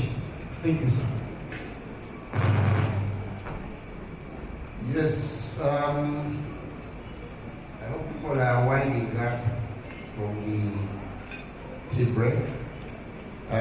Session 2 has been combined with 3 in the interest of time, and will run as follows. We'll start with presentation of the Jlos annual performance report.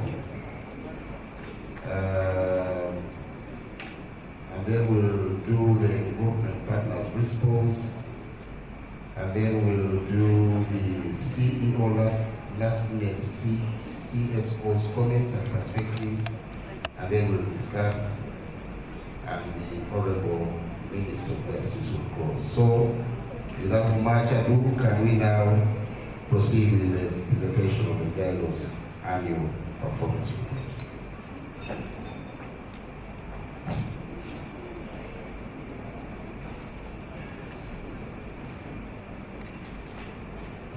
Thank you very much, Honorable Minister. Honorable Ministers, my lords, justices, and judges of the Courts of Judicature, the chairperson of the Jlos Development Partners Group, Your Excellencies, heads of diplomatic missions in Uganda, the heads of Jlos institutions, permanent secretaries, my colleague, the learned Deputy Solicitor General, Chief Executive Officers and members of the Jlos Steering Committee, distinguished invited guests in your respective capacities, members of the Jlos Technical Committees, ladies and gentlemen. The Justice, Law and Order Sub-Program presents its annual Performance 2023-2024. It's the 4th performance report under the program-based approach. This Jlos annual report of 2023-2024 provides information on the performance of the sub-program for the financial year 2023-2024. The objective of the report is to highlight performance made against set targets and actions. This report is supplementary to the government annual performance report produced by the Office of the Prime Minister. The outputs, their indicators, and associated targets and actions are outlined in the financial year 2023-2024 sub-program work plan, and budget are used as the framework for the analysis. The performance information in the report is generated from the analysis of the data from institutional submissions. This strategic report tracks progress and results information in the outcome areas of the Jlos business to enable the sub-program and development partners, as well as other key stakeholders, to assess progress and target areas for reorganization or indeed increased investment. The progress report is about the totality of the Jlos resource envelope, which includes the swap basket funds, Government of Uganda recurrent and development expenditure, as well as other multilateral and bilateral project support that the sub-program institutions accessed during the financial year. The report follows the Jlos strategic plan structure and tracks progress against targets set out in the 2023-24 work plan and the monitoring and evaluation framework. I wish to reiterate that the sub-program performance is a collaborative effort and is delivered by the synergy that is provided by the sub-program management structures, at both national and subnational levels. We applaud the able leadership provided by the chairperson and members of the Jlos Leadership Committee. I thank colleague members of the Jlos Steering Committee for the policy direction to the sub-program. I wish to also thank the foot soldiers in the technical committee and other working groups and the subnational committees for the dedication that has enabled us to register improving performance. We applaud the Jlos development partners who continue to support the sector even as we transition to the programmatic approach. The following deserve special mention for their contribution to the sub-program: the European Union project support, the Austria budget support, UNICEF for the support towards implementation of the Justice for Children project, UNFPA support towards the SGBV special sessions, UNDP on the rule of law and constitutional democracy, as well as the peace, security, and systems resilience programs, Sweden IDLO community justice program, the Netherlands earmarked program support, and the UN Women project support. Honorable Chairperson, allow me to invite the Secretariat to take us through the detailed report. Thank you very much.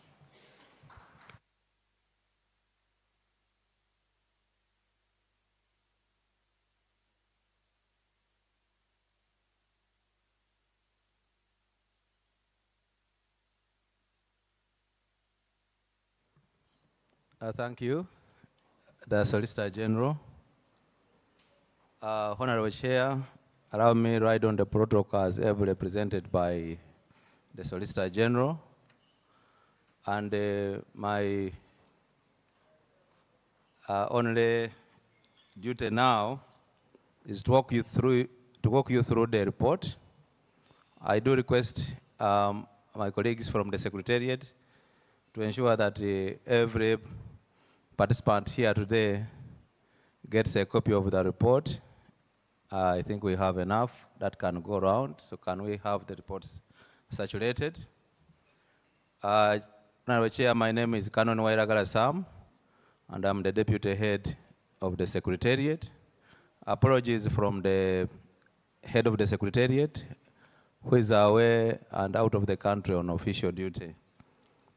Chair, as ably presented by the Solicitor General, this report is not a report of the Secretariat, neither is it a report of the Ministry of Justice, but it's a report of the Justice, Law and Order sub-program institutions combined. And so in many cases, it is a summary of what you would ordinarily find in the institutional progress and performance reports.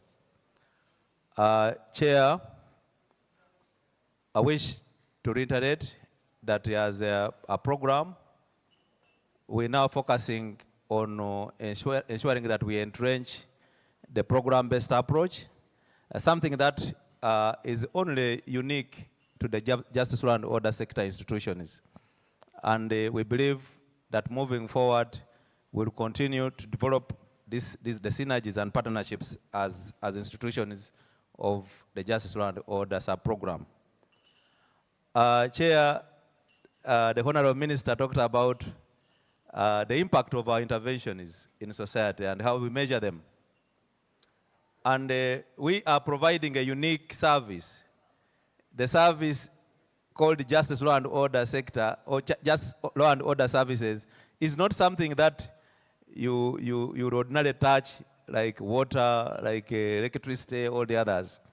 But it is about ensuring that those that consume this particular service are the ones that vote whether what you are doing enhances their utility or is not performing to the best expectations. We want to applaud the partnership, Chair, that we have with the HIL, a Hague Institute for Innovating Law, that is supporting us in undertaking impact studies on assessing the impact of our investments. And allow me to report that in the latest report released in 2024, the consumers of our services rate us at 69 or 70% as being satisfactory. That the service we offer is to their expectation at a rate of 7 or on a scale of 1 to 10. And this is what enables us to be able to benchmark the supply side and the demand side of justice. Suffice to add that in many of the responses, the focus was on how fair we resolve disputes compared to previous years, and how entrenched our processes and systems to address their unique demands and processes and others. This level of change in society is as a result of the various investments that we make as a sub-program and as a country. I know some of them may be made as a result of interventions elsewhere, but this is because we intentionally are focusing on ensuring that those who come to us are satisfied. And as a vote of confidence in our systems, we have now seen more people coming in search of our services and in search of having the formal justice processes used in the resolution of their disputes. The number has now more than doubled. In 2020, only 5% of the people who had a justice need sought redress from the formal justice institutions. In 2024, the number has grown to 10%. That's doubling the number. Of course, 10% is still decimal, but it underscores the need for us to strengthen the other alternative dispute resolution mechanisms outside the formal processes, because when they work out well, we are able to have little of the other cases coming into the mainstream. Honorable Chair, as you earlier mentioned in your communication, we've seen a corresponding reduction in crime rate over the years, from 524 crimes for every 100,000 to 501 in 2023 for every 100,000 of the population. And this has been possible because of various investments, like you mentioned, in both reacting to crime and also strengthening the coordination among the institutions that are involved in the fight against crime. Of interest as well, Chair, many times we have been adjudged to mere arrest. Sometimes that's what the public says, that for political reasons. But with a 73% conviction rate, it means that chances are, if you are arrested today, the chances are that 7 out of 10 you'll be found guilty, because the system is able to address, investigate efficiently, and only take to court those cases where we feel we have high chances of winning and where the party has committed the offense. Of interest as well, Chair, is the reduction in the rate of reoffending. The average rates of reoffending in Africa are between 20 to 75%. Some countries like South Africa have a reoffending rate of 80%. And the reason why we have one of the lowest rates of reoffending or rates of recidivism is because of the adoption of a correctional model as opposed to punishment in our prison system. You come in as a criminal and you live out as a model farmer, a carpenter, or some have even left as lawyers. We highlight, Chair, the reduction in backlog because of the continued synergy that we work together as institutions. We have seen, Chair, that at the very best, only 25% of the cases that are in the system are now backlog. That translates about 67,000 cases, so to speak, in actual terms. One of the aspects that have led to improvement in public satisfaction and trust is the reduction in the distances that people traverse in search of justice services. We now have 94 one-stop service points that have been constructed out of the targeted 117 districts, translating into a 78% coverage of the targeted districts. But because the number of districts have been increasing, this is a little lower when we look at from the perspective of the total number of districts within the country. But this is how we have targeted, and we believe that we'll be able to move correspondingly with the support from our development partners. Chair, of interest and for all of us to note is that I think come next year, this time, we will not be holding this review in this building. We'll be holding this review in our own purpose-built house, the Jlos house, which is now at about 75% completion, and we have been promised that come 31st of May this next year, it will be ready for occupation. And this is not only unique in that it helps us to address our unique demands and business processes, but it is also going to help save 30 billion Uganda shillings that we are currently spending on rent. And Chair, I do believe on that day we shall begin and do everything as planned. Chair, we have been able to construct various justice centers across the country, as well as regional offices targeting the frontline institutions, including immigration and police, prisons, DPP, and others. Chair, we currently constructing the national DNA data bank. The process has commenced. And we are also not forgetting children. We are currently fast-tracking the completion of a remand home in Moroto. As you may be aware, the highest number of children in the remand homes in Mbale, even others in campings and so on, have origin in Moroto. So this is going to be done as part of our rehabilitation processes, as well as the continuation of expansion of the prison holding capacity. This is an area where we do have a big challenge. 360 plus occupancy is a big challenge. And though, Honorable Minister, you talked about addressing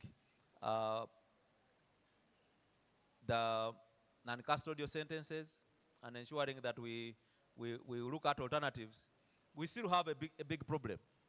Even when we say that today we don't admit any more inmates, 78,000 on a capacity of 21,000 is something that we need to deal with and we need to address. We wish to thank the development partners that have come a long way in supporting the processes of reaching out to people and of also expanding holding capacity. But we believe, like Honorable said, there are things which happen in this country which used to happen a long time ago in the developed world, that today in the Netherlands, they are closing prisons. And so when we talk about supporting expansion of prisons, they will think it's not something that is wanted. After all, back home, they are closing. But here, we have not yet reached that level. We have not even reached the minimum requirement that we would have. And suffice to add, Chair and members, that Uganda has the lowest incarceration rate in Africa, where our incarceration rate is under 90 persons for every 100,000 of a population. And so even when we don't address the other aspects of criminality, the rate still makes it a challenge for us to keep pace. Because as you produce, you also produce, some of you produce pastors, others produce teachers, but the others also produce other bad people. and we need to find a space where we keep them and rehabilitate them. In terms of equitable access to justice, the chair of development partners talked about the need for a national legal aid scheme.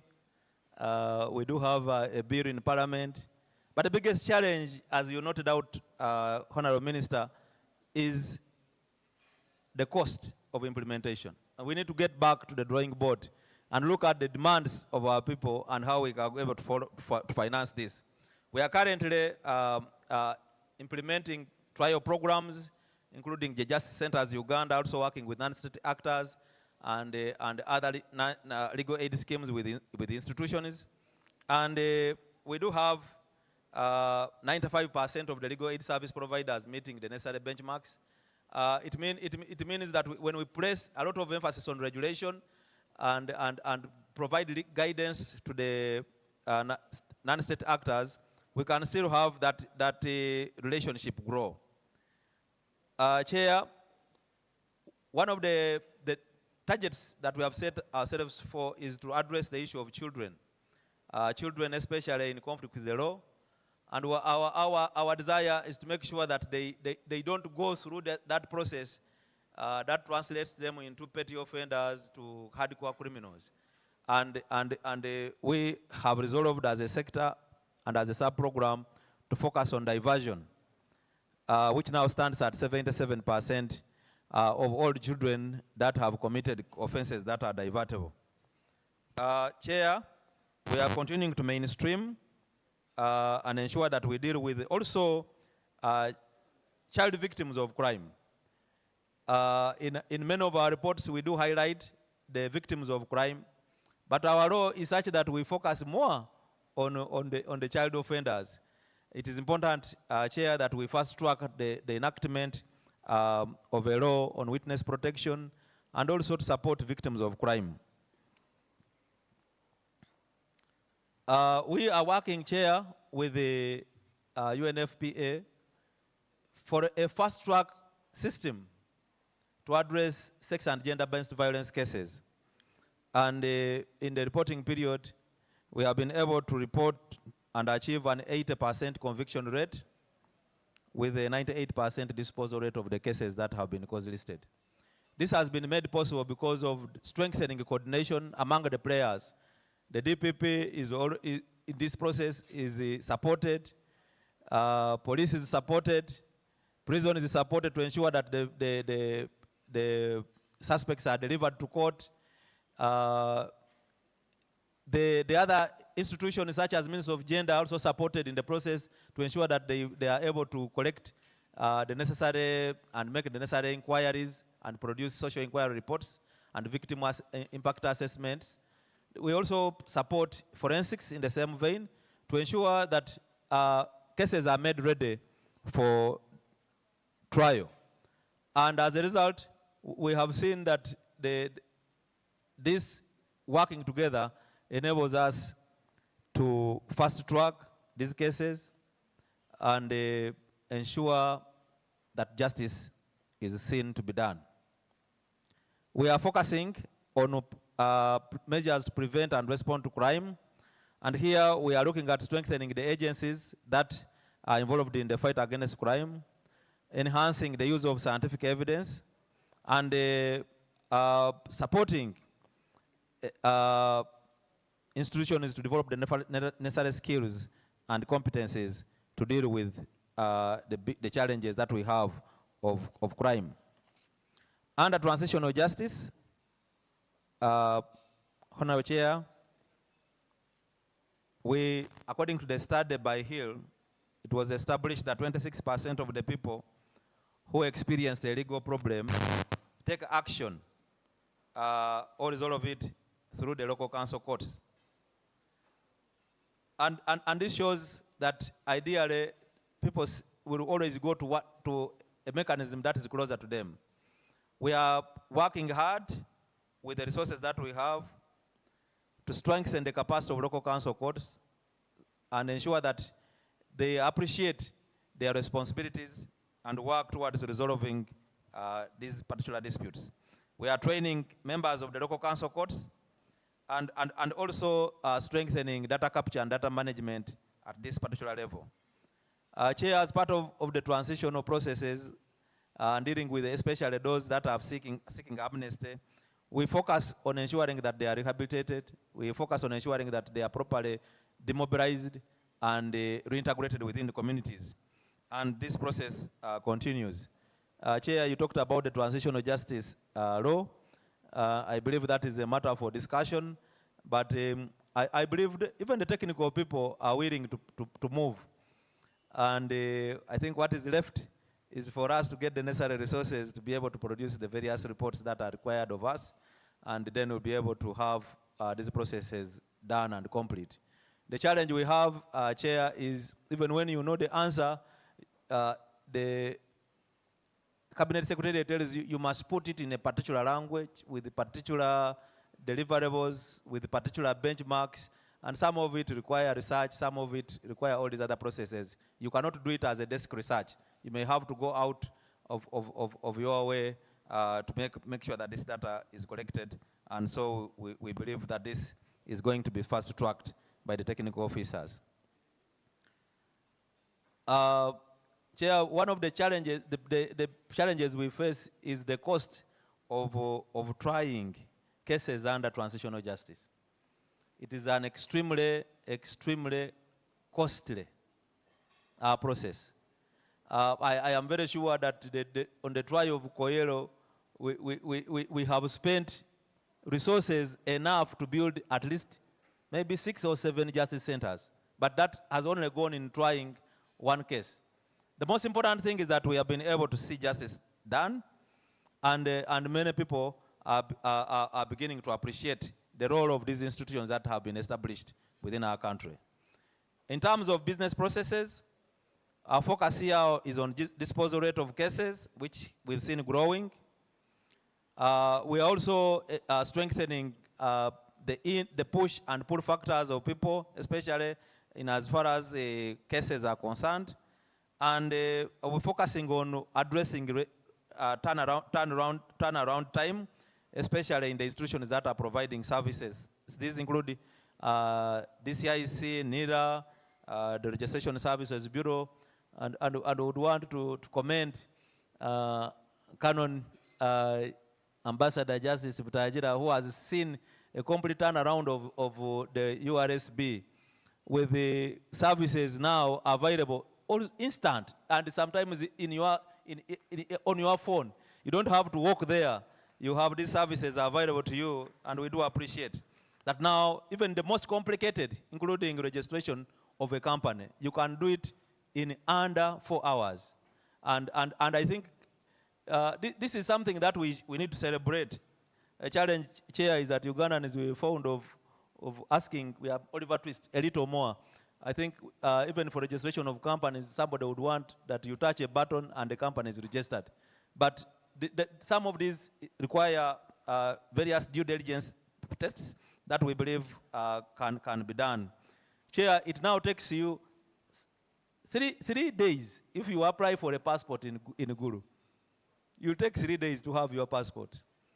And we have seen people coming from Gulu to Kampala. They spend money, they're thinking that you'll get it faster in Kampala. But those in Kampala get it in between 4 to 5 days. But those in Gulu and Mbale get their passports in a much shorter time. Because we are trying to address the unique demands of our people. Time is of essence, and being certain that when I go to this place I will get what I want is something that we progressively want to deal with. Chair, as we continue to grow the capacity of the police force, we've seen an increase in the number of cases that are reported and taken to court, from 68,000 in 2022 to 84,000 in 2023, as reported in the police crime report. And we have seen that out of those cases that have been concluded, a big number has returned with convictions. The challenge is we still have a disproportionate number of CID officers which makes it a little challenging for the fast tracking of the investigations. We want to applaud the Uganda Police for strengthening forensic investigation and also for strengthening the canine unit, which has been instrumental in supporting the processes of tracking down on some of the petty offenders. We've now seen that as a result of these processes, we have the lowest in the history of this country, the lowest number of people waiting for trial in the prison system. At the start of the sector-wide approach in, I think, 1999-2000, the number of persons, pre-trial detainees within the system were about 72%. Chair, we now have, as of 31st of October, this number is now 46%. We are now beginning to catch up with our countries, other countries.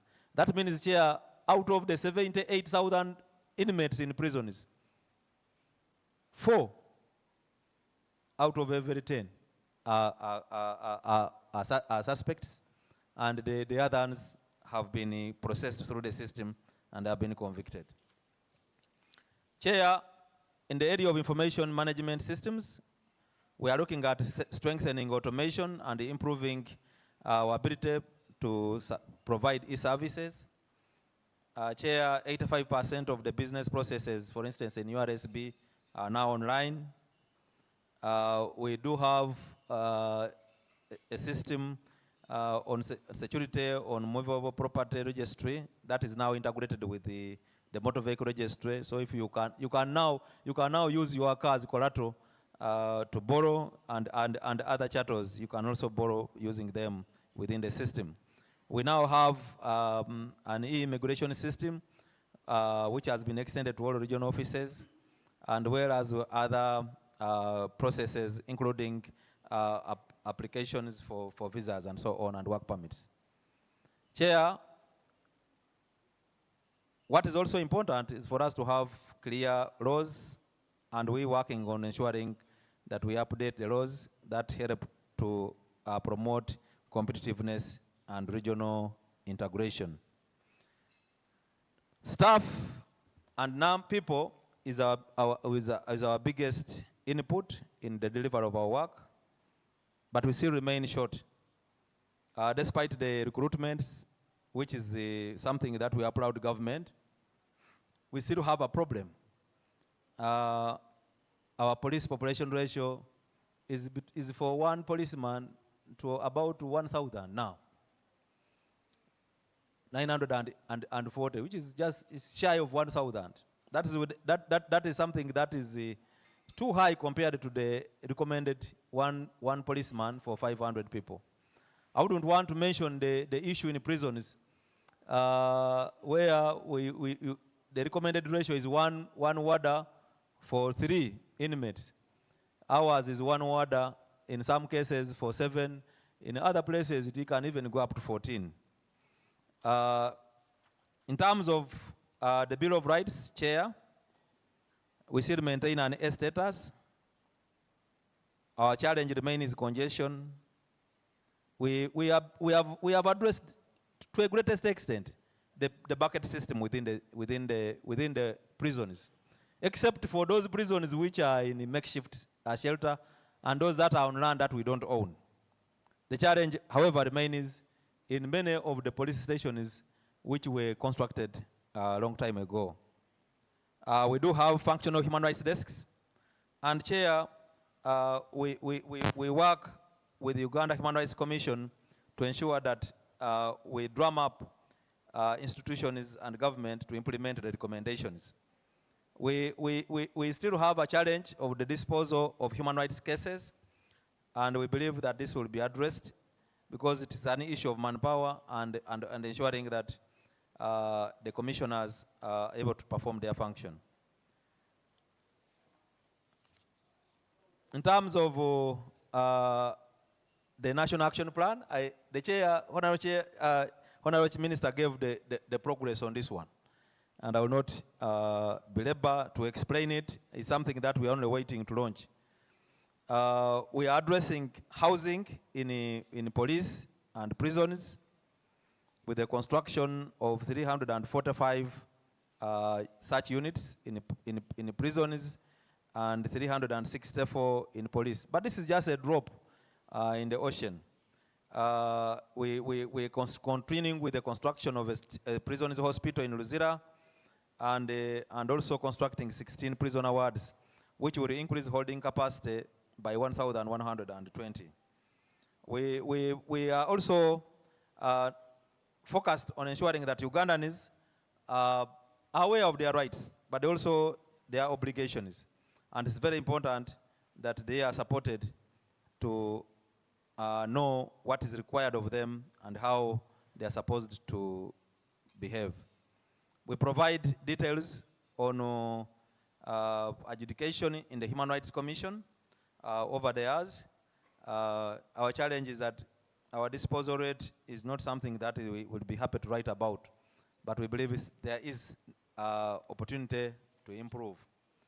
We are working on integrating human rights-based policies in legislation and plans, and here we are looking at training local government officials on mainstreaming human rights in bylaws and ordinances, and also ensuring that we focus on the unique human rights demands and situation in refugee settlements. We are looking at, we have been able to target policymakers and planners and equip them with the human rights-based approach training. The chair of the development partners talked about corruption, and we don't need to hide that this is an issue that we have to deal with as a sub-program. We are focused on 3 aspects: detection, prosecution, and prevention of crime. Chair, the level of corruption in this country, not of the program, but of the whole country, is measured by the Corruption Perception Index. And Chair, we have not been doing well. In 2017-18, our score was 26% out of 100. And 2023-2024, our score is 26%. I think there is something so unique about this 26% score that has become synonymous with Uganda. And there is need, therefore, for us to work to ensure that we improve and address those areas where we always score badly. In terms of prosecution and the processing of cases, we now are able to process more cases than those that are registered, with a conviction rate of 89%. And so it shows that the institutions that are involved in processing these cases do it meticulously, and so you don't have to think about committing an offense called corruption, because I'm very sure the DPP has enough arsenal to arrest and charge and convict. Chair, we cannot do this without money. And Chair, we do provide an analysis of how much has been coming in to the sub-program institutions, both wage, non-wage, and development. But most of this is what we refer to as fixed costs. And so we are performed very well in addressing fixed costs. But if you want to prosecute more, you have to invest a little more in the variable costs. Because the more you invest in the variable costs, the more you realize output. Now, for us, the fixed costs, meaning we have salaries, we have where to sit, but also it is in rented premises. We can keep around generally, but we are not able to churn out the much required output because we need the resources that are necessary for us to improve performance. Though we recorded a 12% increase in resource allocation from government, a big chunk of this increase went to pay contractual obligations and also to address mass registration, acquiring equipment for mass registration and mass renewal of IDs. Chair, we do provide the performance of institutions. In this year, under review, we did receive supplementaries to address prison feeding, to address contractual obligations under police, to procure equipment under NIRA. And so somebody will think that we performed better because in terms of release, we had 120%, meaning that what we received was higher compared to what was approved. But we also returned a 99.3% absorption of what was released. Chair, we want to thank the various development partners that have continued to support us at the hard time. Some are still working on their country programs, and others have continued to work to support the program. We do appreciate the continued support from Austria on budget support, and we want to request that you don't get tired of providing budget support because it gives us an opportunity to negotiate with the Minister of Finance when you are still there. We do appreciate the 2 million euro that Austria gives every year religiously. I think since 1999. We do appreciate the support from the European Union towards the justice needs of refugees, and in the reporting period, they did release a total of 2 million euros to that effect. In the trenches to deal with the issues of justice for children, we have been working with UNICEF since 2006 to date, and we are still progressing. And so far, during this period, a total of 742 million Uganda shillings was released. To deal with the issues of gender-based violence and fast-tracking these cases, a big thank you to the UNFPA for a release of 2.4 billion shillings towards that cause. We do appreciate IDLO. The project with the Sweden is coming to the tail end this year, and this time they have said, okay, when you go for the review, we'll bankroll it. So thank you this year, IDLO, for bankrolling the review and ensuring that we are in a comfortable place. A big thank you to IDLO and Sweden. We're working to ensure that we meet the promise. The problems are all for us to know, not only to know, but to find solutions to those problems. The bigger ones still remain: congestion, crime reducing but still high, staffing, the working conditions and living conditions of our staff remain a particular challenge. The distances we cover, Chair, we want to report that we now have 80% of our people are accessing a service point in a 15-kilometer radius. But it does not mean that it is everywhere. We still have the Vumas of this world. We still have other places where the distance could be about 20 kilometers, but you take a whole day. For instance, to navigate, if you are going to Bududa, you have to spend a longer time to cover 20 kilometers compared to somebody who is traveling from Fort Portal. It may take almost the same time. Chair, this is a report, and I want to Appreciate, Chair, as I close, the contribution of the institutions, especially the members of the policy and planning units. But in a special way, allow me, Chair, to appreciate the staff of the Secretariat who work to coordinate and enable this to happen. Chair, as I close, may I with your permission, request the members of the Secretariat to stand up. Members of the Secretariat.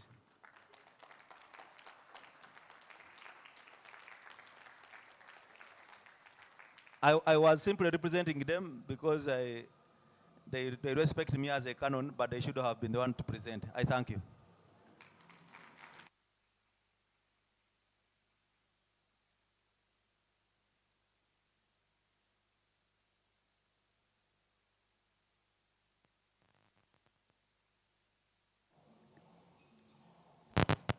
Thank you, Secretariat, for that elaborate presentation, and I want to ask that we give him a hand clap. He's provided a broad brush of what has been done and what has not been done and what is planned within the resources available. He gave a broad scan of the ends we have been pursuing over the year under review, what the minister called dreams, the efforts invested, a number of them successful and others not, but he explained why. And then the means, it always comes to that, means including from partners. And I want to thank our partners for their support, enduring support, in ensuring that we do what we are supposed to do. I will, at this moment, proceed to the next item, which is Development Partners Response. And I want to ask the Chairperson, Justice Development Partners Group, to make her response.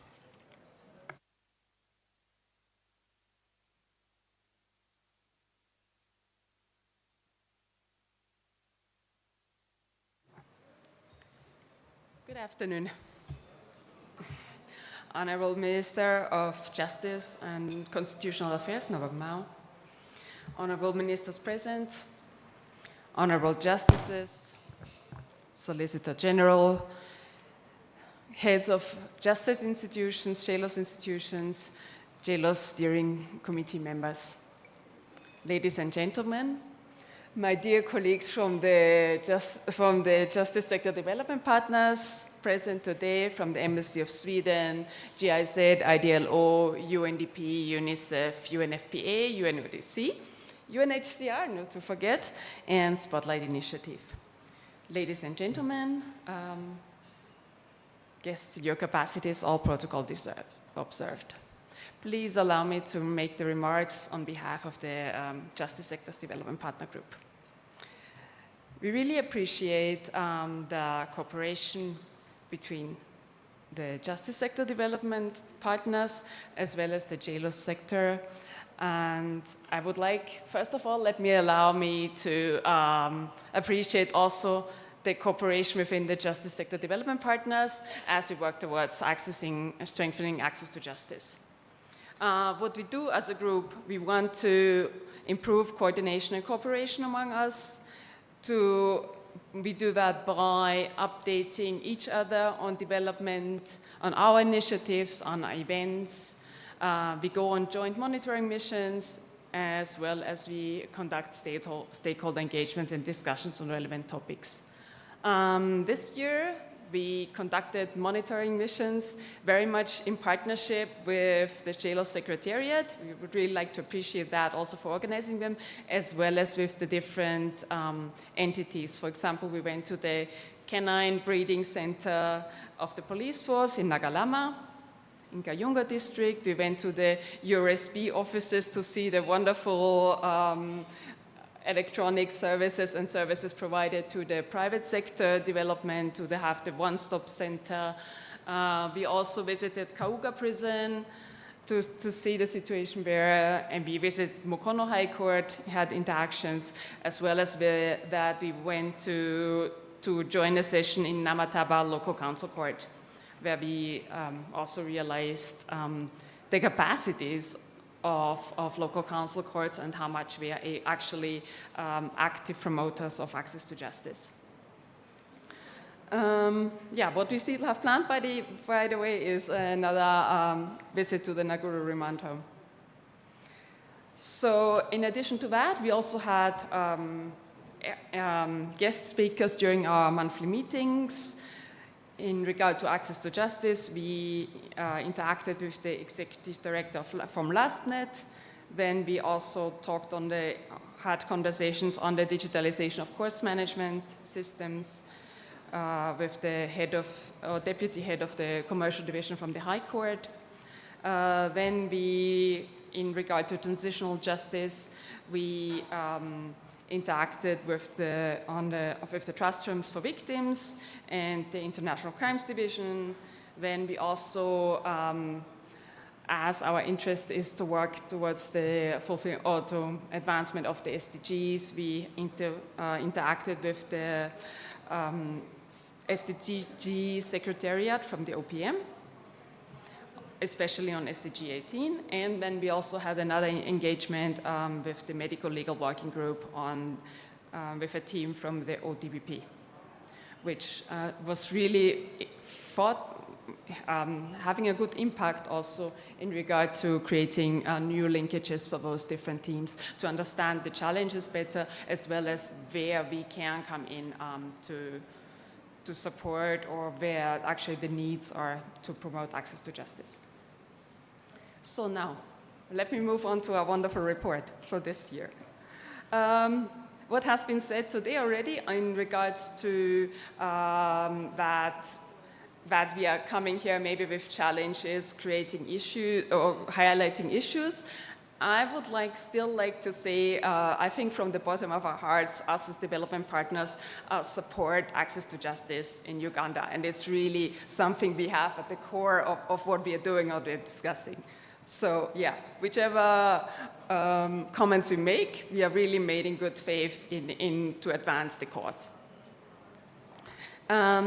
What we have done in regard to the report, it was a very participatory process, going through the different outcome areas, and then we came up with our observations. What we can observe, what we have already talked about, Sam has mentioned it, that the case backlog has reduced or has been kept stable despite the number of cases rising, which is really an effort which we would commend, and that we are very happy that this is progressing, that the justice system is able to work or dispose of more cases as they are coming in. What we noticed in the report, that there was maybe the current figure at the end of the financial year, missing. In addition, what we also saw is that the resolution rate for cases has increased, and we wanted to learn more as we have those different means of resolving cases, be it alternative dispute resolution and so on, how these also impact the case resolution in total. Yes, we appreciate very much the 69% level of satisfaction and trust. And we see these are really good efforts which are also conducted through court open days and other means, where we are really trying to bring justice closer to the people and access to justice. We also wanted to comment on the construction of the Jlos house, and I guess we look forward also to the opening as it has been proposed. In addition, we also wanted to comment, as has been said, on the different one-stop centers established in the district.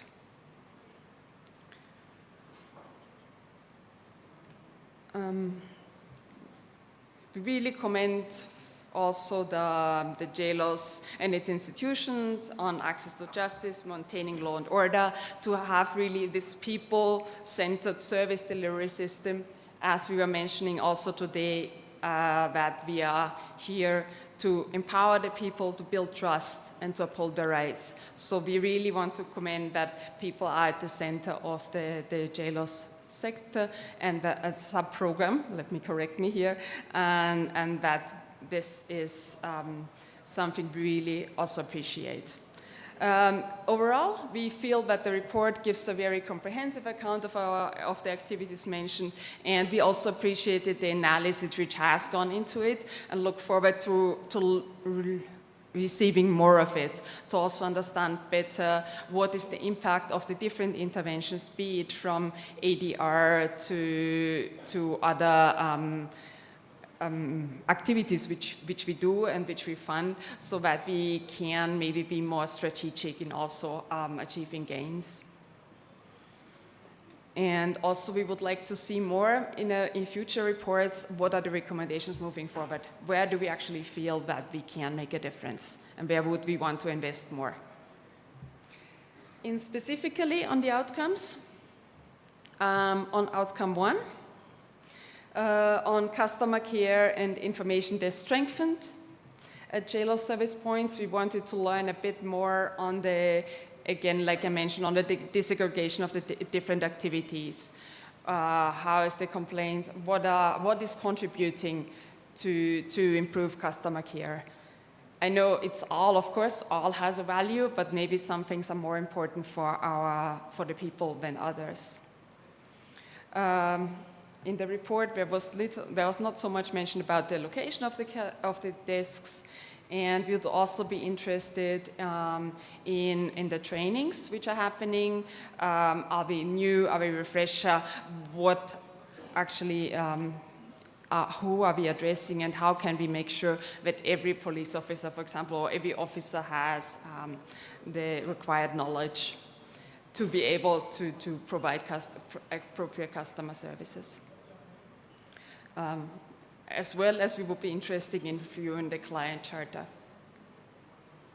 On strategic intervention 1.2, to promote equitable access to justice, there are 2 main points. One is the legal aid services.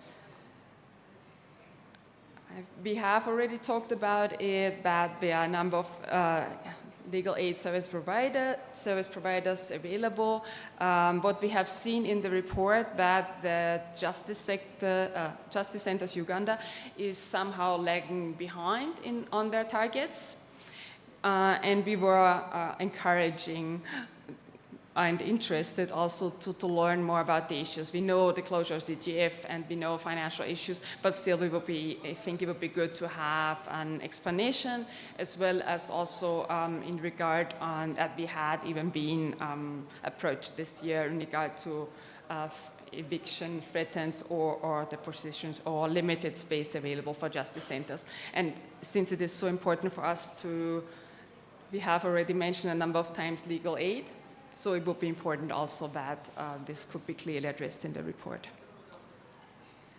The second area under the functional legal aid service and thoughts we will be interested also a bit more on the effectiveness of plea bargain to reduce the case backlog. And our third topical question is in regard to the number of detainees that the police are able to process within 48 hours, so that we can adhere to the 48-hour rule. In regard to strengthening justice for children, we commend the efforts on the verification of children of their age to make sure they are actually not taken to prison but in remand homes. We also appreciate that the diversion rate for cases where children are involved stands at 77%. what we wanted to gain and have more information about, and it has been mentioned already, is about the litigation of SGBV cases, as well as what happens or how do we support children who are victims of crimes. We would be interested in learning more about how we are supported. Good. Cool. In regard to family justice, we have noticed that, we have taken note that 2,732 cases of family arbitrations and mediations were handled. We would be interested in learning more about it, also on the type of cases as well as on the case resolutions. And what has been noticed by our colleagues is there's still some sort of, or among a number of lawment officers, a lack of knowledge on gender rights protection, how to handle GBV cases properly. I was in Kitzbühel last week actually at the High Court, and there it transpired that 50% of cases are SGBV cases. So it's really important, I think, that our systems are able to handle GBV cases well within the laws required and within the rights for victims, victim protection, witness protection, as we had mentioned. In regard to promotion of gender equality, we are still coming back on the GBV cases, conviction rates have been mentioned today also, but we were also wanting to know why some SGBV cases were not processed, if it is about medical legal issues, it's about whether the documenting evidence is up to speed to where we want to see it, or if there are still gaps there which need to be addressed. Furthermore, on output 1.2.5 on stakeholders empowerment and enhanced access to legal information, we appreciate that there's really also awareness and energy going into raising the importance of legal awareness and raising legal awareness among the public.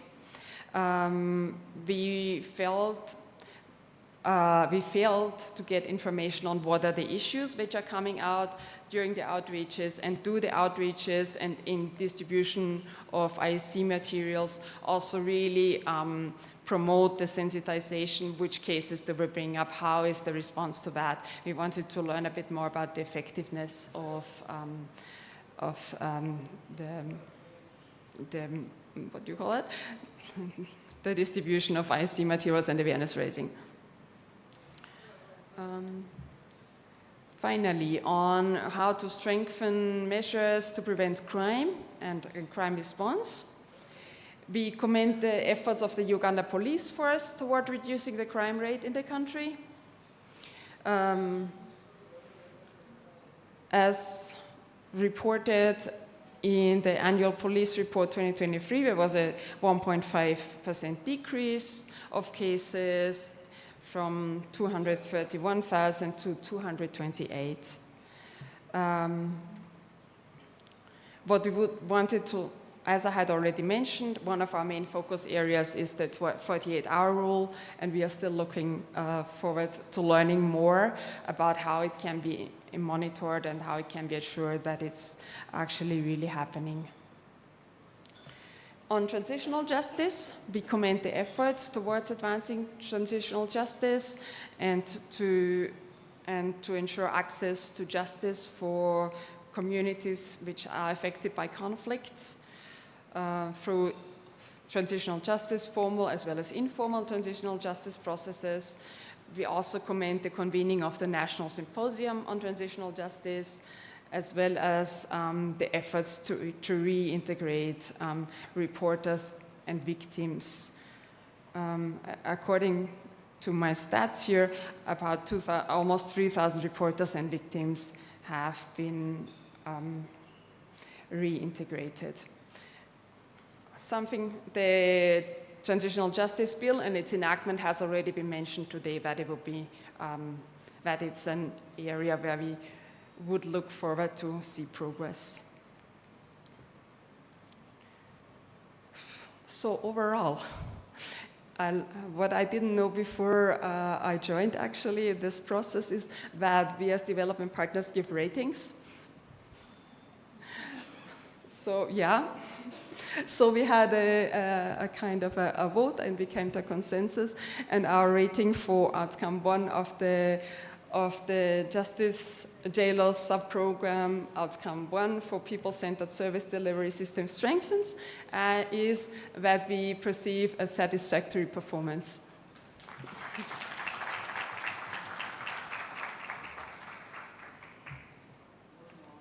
Okay, so this leads us to outcome 2. You can move. Aha, thank you. We commend, so outcome 2 refers to the Jlos business processes reformed and strengthened. There we commend the progress in automation, as we had already mentioned today, as well, and the performance of the different entities as NERA, DJL, URSB, and the police.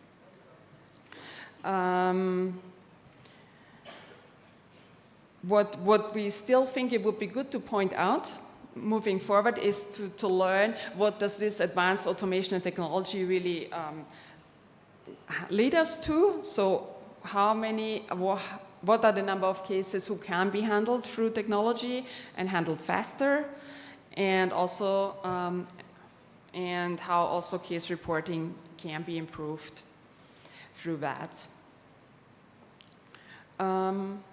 A general comment is also that we would appreciate in the report to have a bit more disaggregation and analysis, gender disaggregation, for example, also is specifically on the time spent on remand by women and men.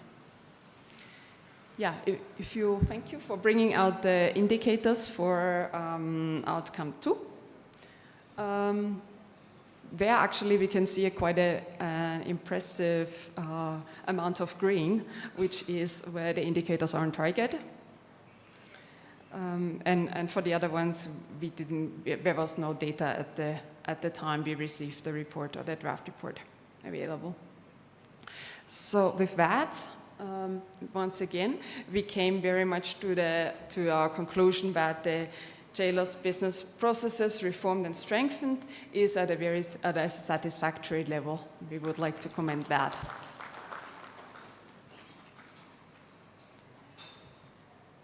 Thank you.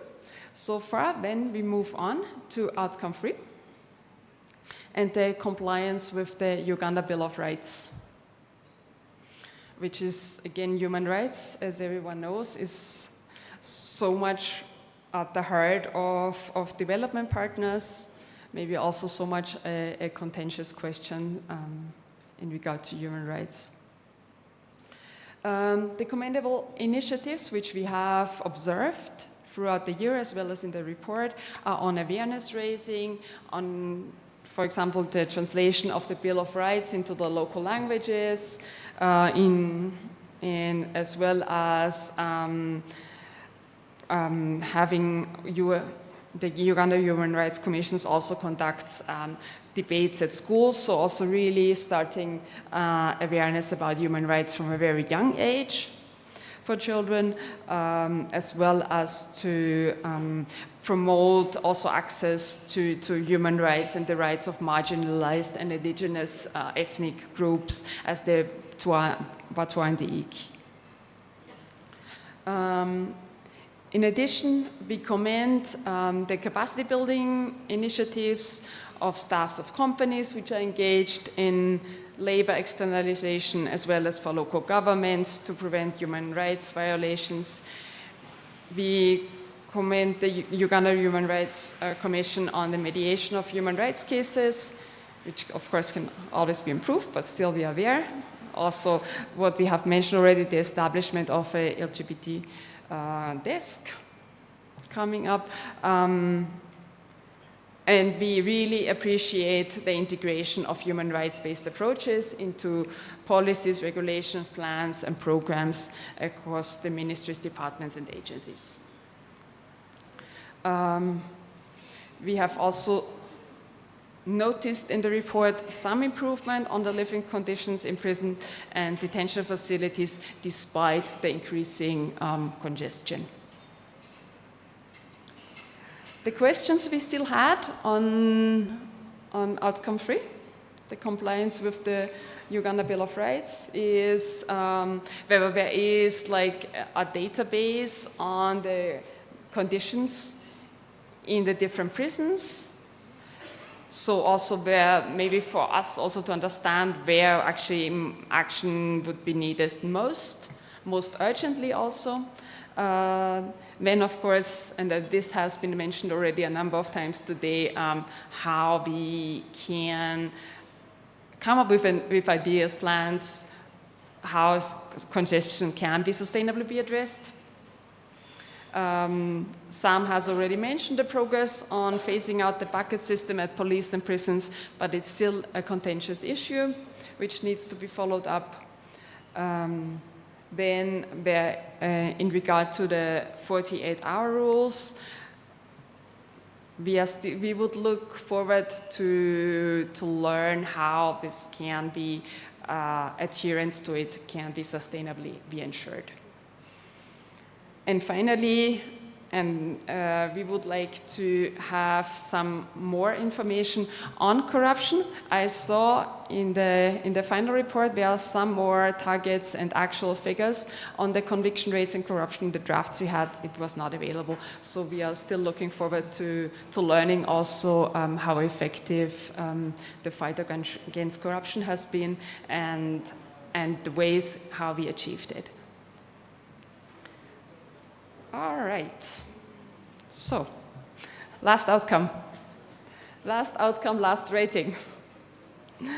For that, thank you. If you had looked at our indicator table, yes, so where we also saw that the performance of the Justice Jlos sub-program has been satisfactory, where we maybe saw a bit more room for improvement as we also were lacking figures, but as generally.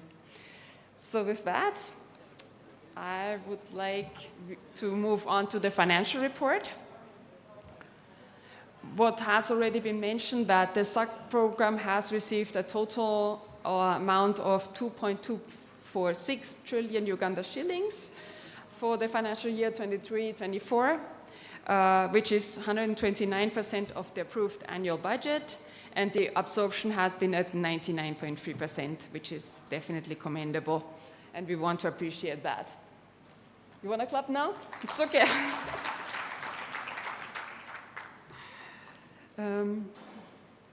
Yeah, our donors have also been mentioned already as all the different programs which we support.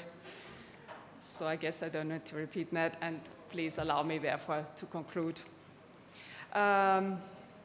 We appreciate the Justice, our partnership with the Justice Law and Order sub-program. And we commend the Jlos Secretariat and the institutions for the good work being done, despite all the restrictions we know which are there in terms of financial, in terms of capacities, in terms of what has been mentioned today when you're in government, how much you can achieve. And also the wide range of sectors and activities which has been reported. And we really appreciate the Jlos institutions for the progress which has been made and highlighted in the report.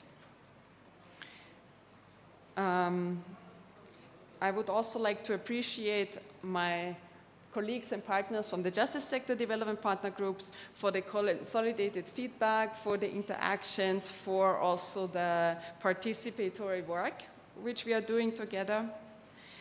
And I would like to reaffirm our commitment to promoting access to justice in Uganda for all. I would like to appreciate the commitment of the Jlos leadership to building trust and to upholding rights, and which we reiterate and support through our commitment so that we get many steps further, or as many as we can, to strengthen access to justice for all and to empower the people of Uganda to claim their rights. Thank you very much for this session. You wanna continue?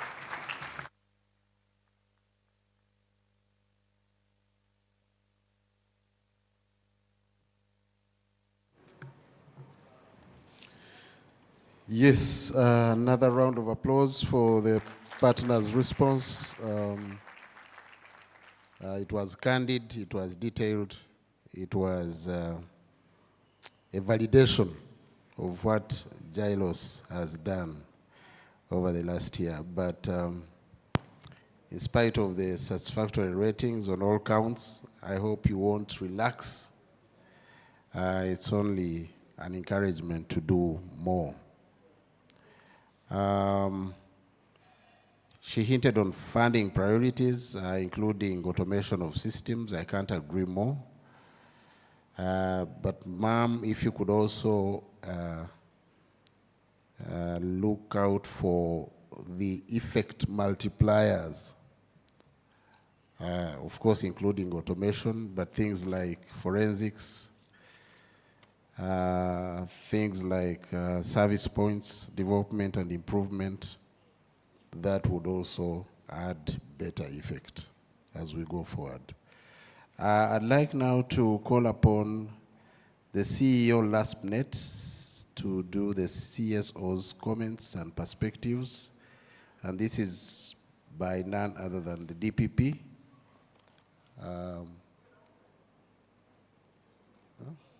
It's still there.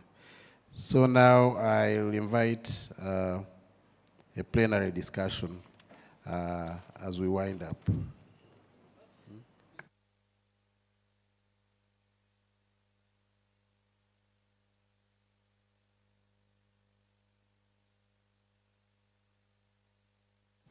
So the civil society person can come.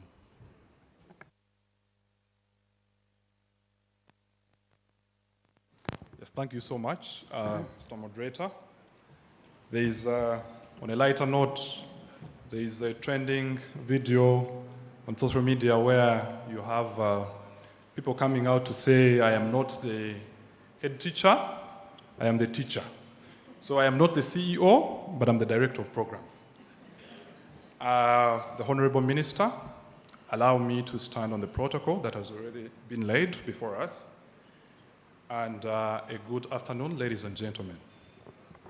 My name is Badru Walusansa, and I work with the Legal Aid Service Providers Network, and I'll be presenting the CSO comments and perspective on the report on behalf of the CEO, LASPNet, who is away on official duties. First of all, we would like to appreciate the sub-program for this wonderful and insightful report. We had some bit of time to look at the different findings and of course provide our comments and perspectives as been done by the development partner. First of all, we looked at outcome one, which is people-centered, service delivery system strengthened.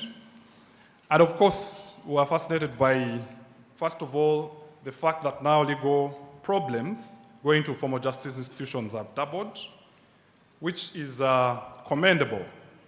And is also a fact that it shows that it's a clear testament that justice institutions, including judiciary, police, have invested efforts in upholding people-centered justice. We further allowed, of course, bearing in mind that our judiciary is in the administration of justice program, but we appreciate the fact that there's been quite a number of efforts towards demystifying court processes and extending court services closer to the public through regional court open days, the National Court Open Day, first of its kind, as well as prioritizing other ADR systems within courts, like the court annexed mediations. But we are alive to the fact that this percentage could even triple in the subsequent years should the different strategies be consolidated that contributed to that particular finding. Then on the issue of the one-stop frontline Jlos service points increasing from 92 to 94, we appreciate the sub-program for the efforts towards the construction of the different justice centers as a way of decentralizing justice services. And the 75% completion, of course, is also a welcome development, owing to the fact that it will come along with a reduction on the cost of rent spent on many justice institutions. For emphasis, we think that whereas the construction of infrastructure is a step in the right direction, we should ensure that it is accompanied by efficiency and effectiveness in service delivery across all justice institutions.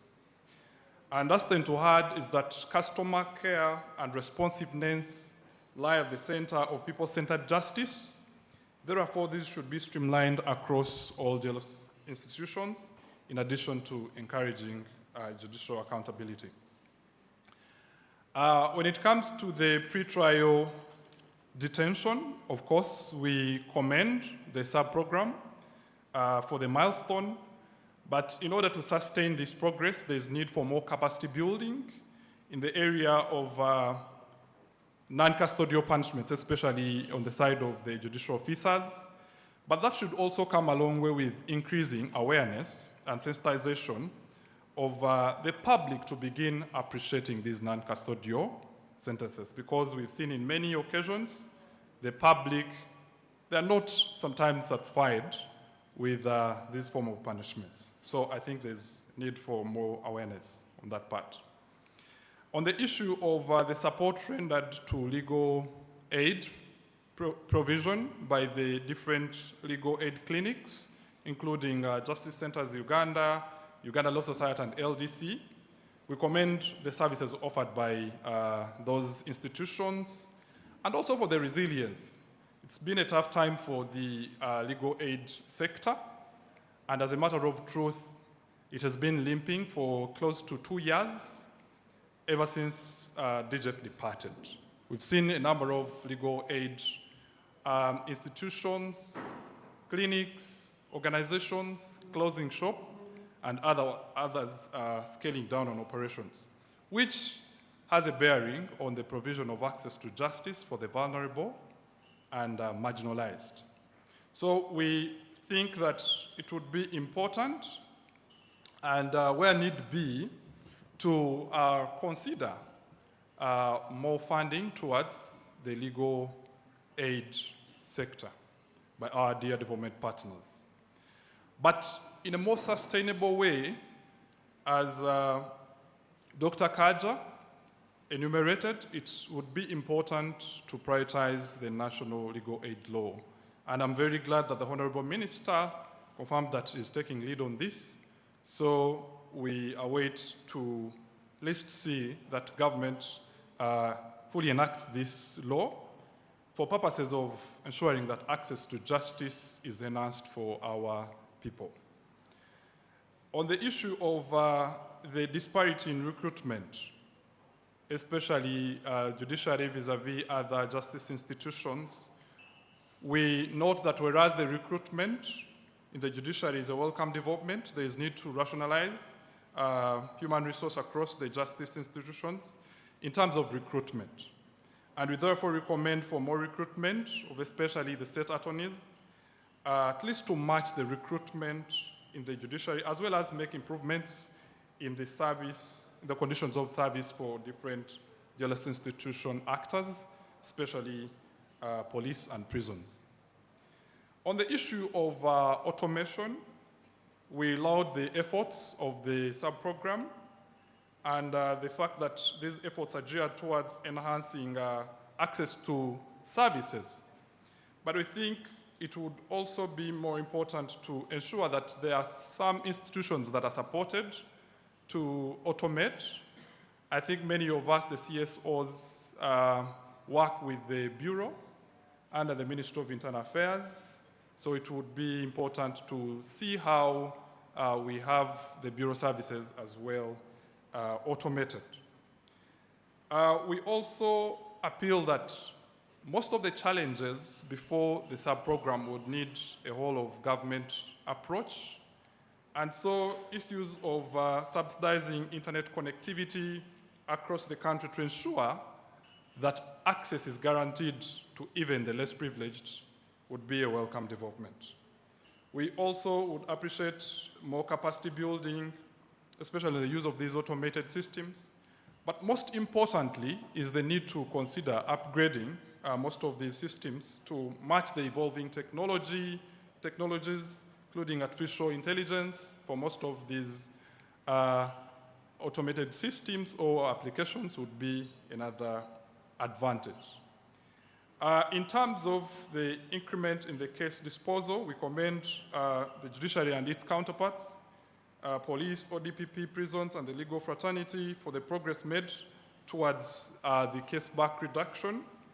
And we note that the success rate, especially on the part of the judiciary, could be attributed to the enactment of the Judicial Administration Act, which significantly increased the resources of the judiciary to conduct more recruitment of judicial officers who have been handy in terms of reducing on the backlog. But further, we note that the discipline and efficiency in some institutions coupled with, of course, more funding from the development partners towards the promotion of access to justice would also support in terms of contributing to the increment in the case disposal. But in a bid to also reduce on the case backlog, we recommend the following. One is the increased popularization and promotion of the ADR, and then strengthening commercial and land dispute resolution processes and institutions. Of course, this came out strongly in the report, but also the review of the trial and indictment Amendment Act, particularly Section 1 and Section 4, as well as amending the Magistrates Court Act to repeal committal proceedings so that matters triable by the High Court are directly taken to the High Court to offload some of the capital cases from the High Court, as well as enactment of the National Legal Aid Law. We further appeal to our development partners to increase some bit of funding towards legal aid. I'll resound that, because in one way or the other, it would also help in terms of dealing with the so many cases in our system. Then on the issue of the crime rate being reduced, we appreciate this progress and opine that it has a bearing on the promotion of peace and national security as envisaged under National Development Plan 3. However, we need to be concerned about the rising organized crime, which is perpetrated by especially the young people in this country. And of course, we are witnessing an unprecedented increase in drug and substance abuse. And most of the times, if you dig deeper, these are the push factors, including unemployment, push factors of criminality in this country. And we think that through the all-of-government approach, we need to really touch where the problem is and see how we can address the socio-economic push factors that lead to criminality in this country. Last night, under the UNODC project, we have been privileged to move across 20 districts in this country, but I can tell you the situation is dire there. We have many young people who have given up on life, and the only resort that they have is at their disposal is criminality. So if we are thinking about strategies on reducing crime, let us not look at it from the receiving part, but I think we need to also as well look at the preventive factors, and of which issues regarding unemployment and other social economic push factors being addressed would be handy in terms of salvaging the situation. On the issue of fighting against crime, fighting against the fight against corruption, we commend the sub-program for the efforts taken to combat corruption. However, we feel there is still need to empower the public to utilize the different complaint handling mechanisms of the different justice institutions to report corruption. We might end up investing in the internal mechanisms, but we need to couple that together with the justice users at the end of the day, who are many times in a fix and they find themselves in position to give these bribes in exchange for justice services. But that notwithstanding, still supporting and strengthening internal mechanisms in these different institutions would also help in terms of ensuring that there's zero tolerance to corruption within the justice institutions. When it comes to the National Action Plan for Business and Human Rights being implemented, we also think that is a commendable step in terms of having this implemented. However, we still need to popularize it, but also ensure that it is localized so that we are able to address the human rights violations that are being caused by different business entities in so many parts of this country. In a conclusion, we appreciate the Access to Justice sub-program for the effective coordination of the different justice institutions. And we appreciate the fact that as civil society, we have been engaged in a number of engagements, but also on a number of different committees, subcommittees, including the Human Rights and Accountability, Land, Justice for Children. And we think through such engagements, our voice is heard and also well represented. On a whole, the performance of the Access to Justice program, in our view, from the assessment that we undertook on the report, we think it is satisfactory. And we appeal to the leadership to implement the recommendations and observations as highlighted in our submission for God and my country. Thank you.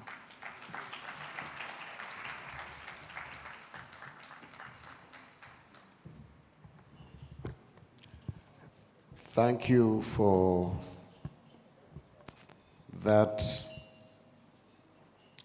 frank commentary, which was to the point, including, if I may be selective, the recommendation to leverage technology for better performance, not working in silos in order to mitigate the cost of service delivery, ADR, the need to focus there, and then commentary on the drivers of crime, especially organized crime among young people. I think the pointers were about poverty and unemployment.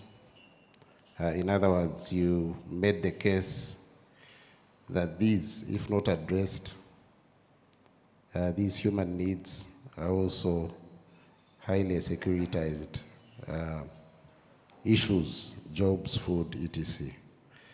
He ended up appreciating the program and the participation of civil society, which I think legitimizes the process to make sure that all the people validate it.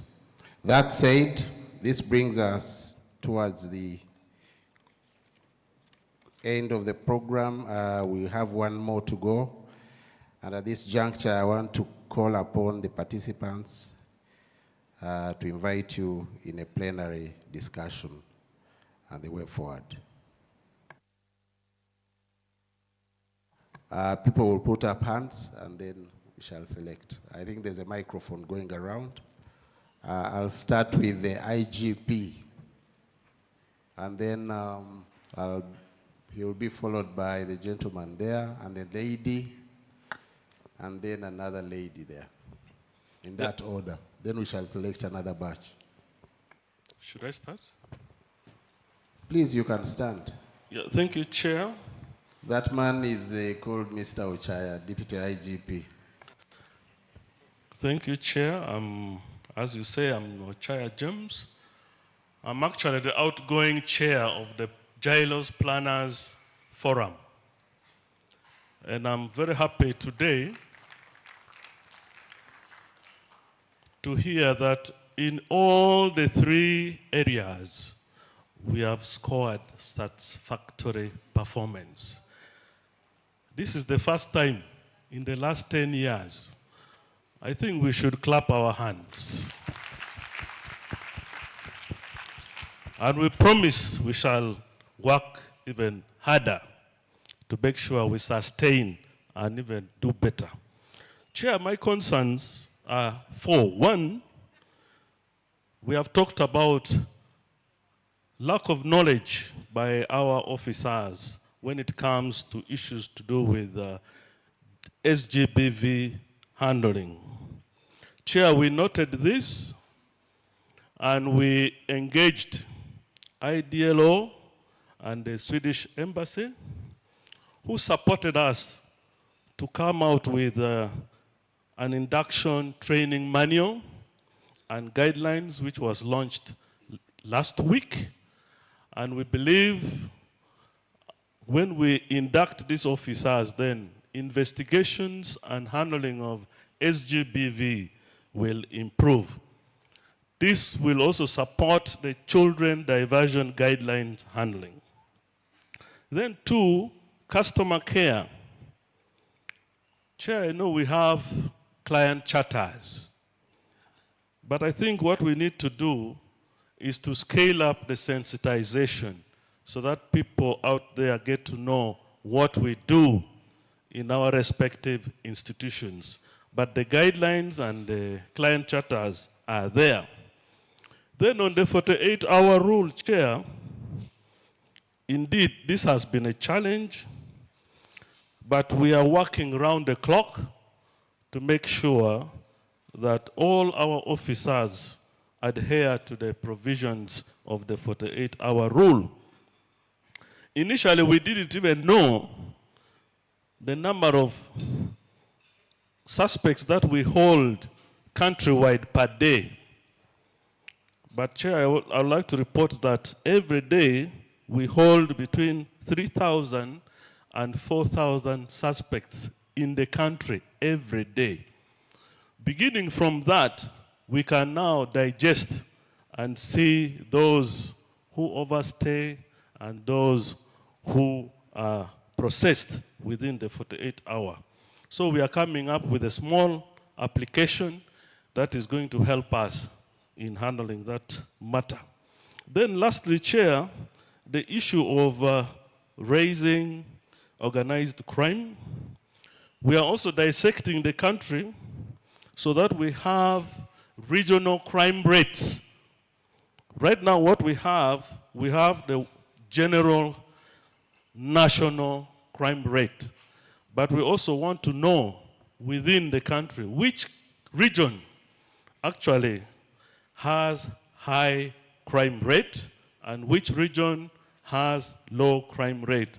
That word will give us a way forward on how to mitigate. And of course, we are engaging the ghetto youth because we also note exactly what has been mentioned, that there is high rise of drug abuse. But as noted, it's out of poverty. We have engaged the ghetto youth now. They have formed the circle. Actually, they have so far been given by His Excellency the President 1.2 billion shillings out of the 12 circles that has been formed, including motorcycles. So we note that we may not only enforce the law, but in a way also engage them and see how to capacitate them and then they support us in fighting crime. Chair, I beg to sit. Thank you. We go to the next. Thank you very much, Chair. My name is Xavier Ejoy. I work with Action Aid as the country director. My comments are based on the fact that as an organization, we make a modest contribution to the Access to Justice sub-program, and I felt that it would be important for us to highlight a few things in addition to what has already been presented by the civil society representative, LabsNet.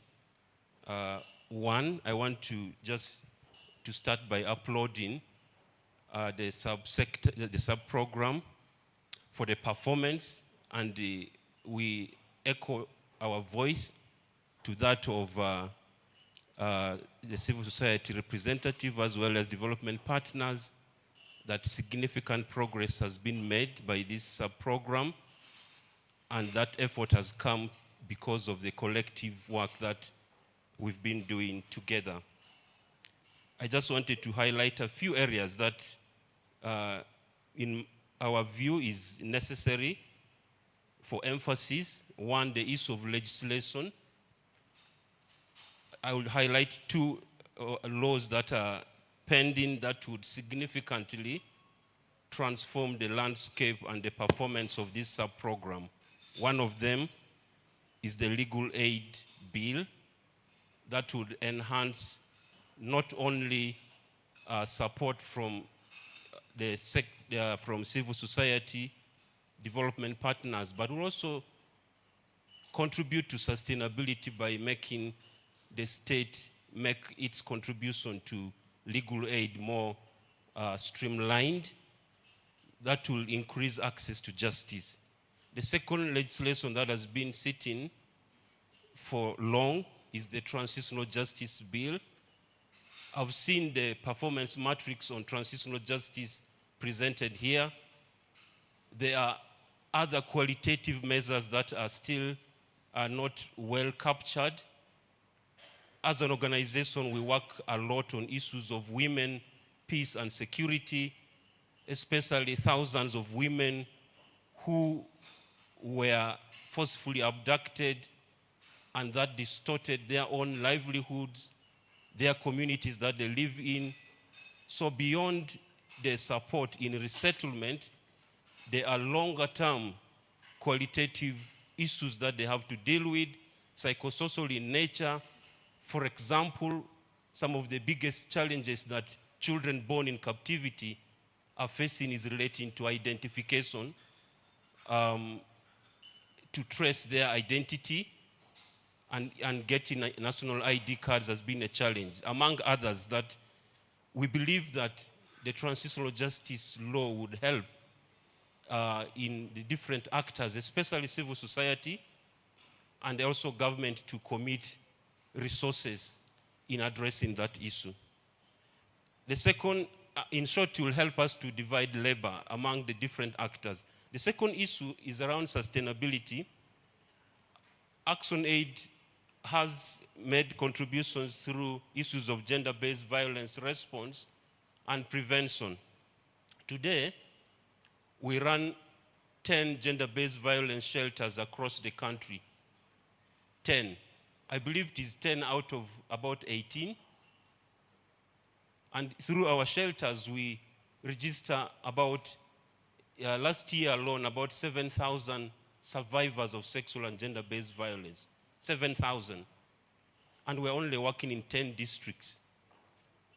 I don't know, compared to the number of districts in Uganda, what rate of gender-based violence would surface here if they were reported.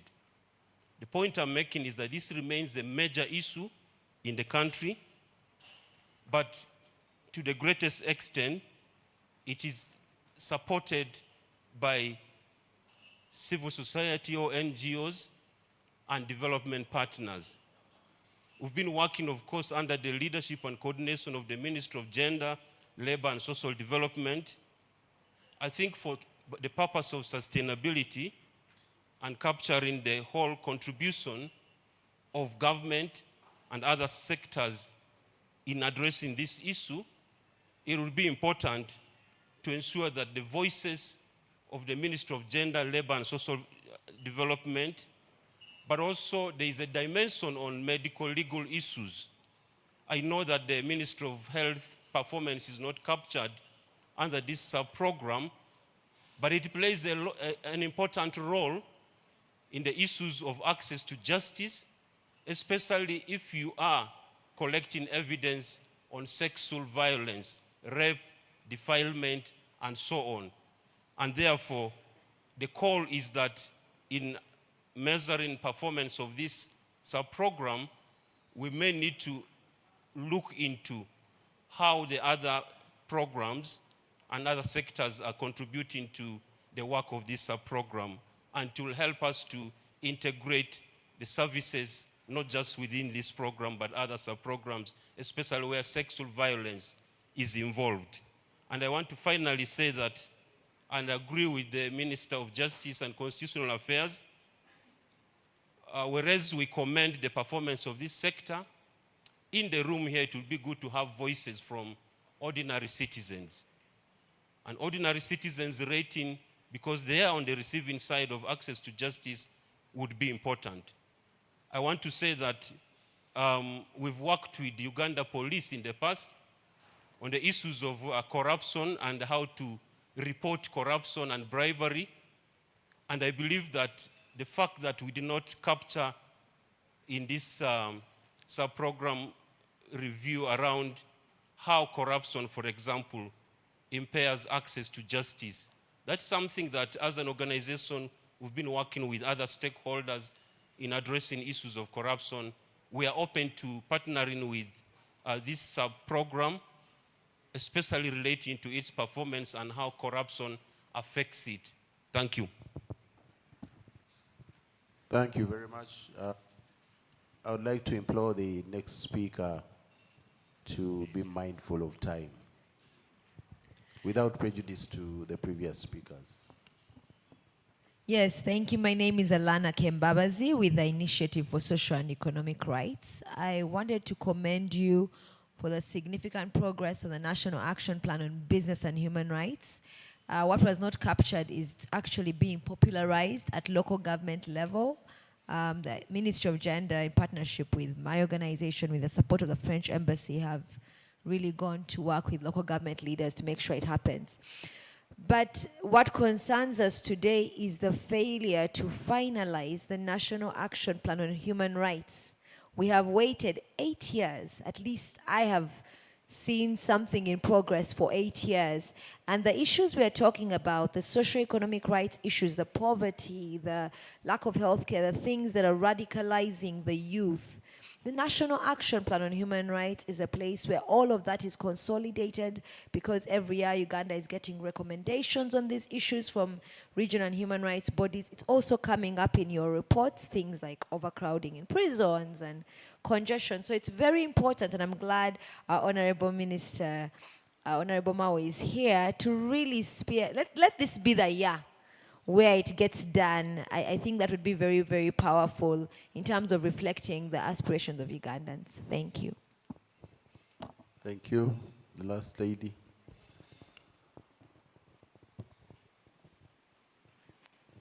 Good afternoon. I'm Beatrice Mulindo, and I work with UN Women.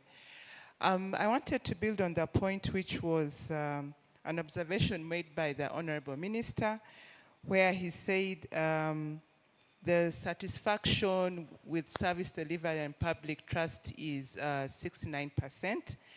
Because when you juxtapose that with the finding in the same report, whereby you have 26% of people who experience a legal problem and take action to resolve it, take it to local council courts, compared to 10% to the formal justice system.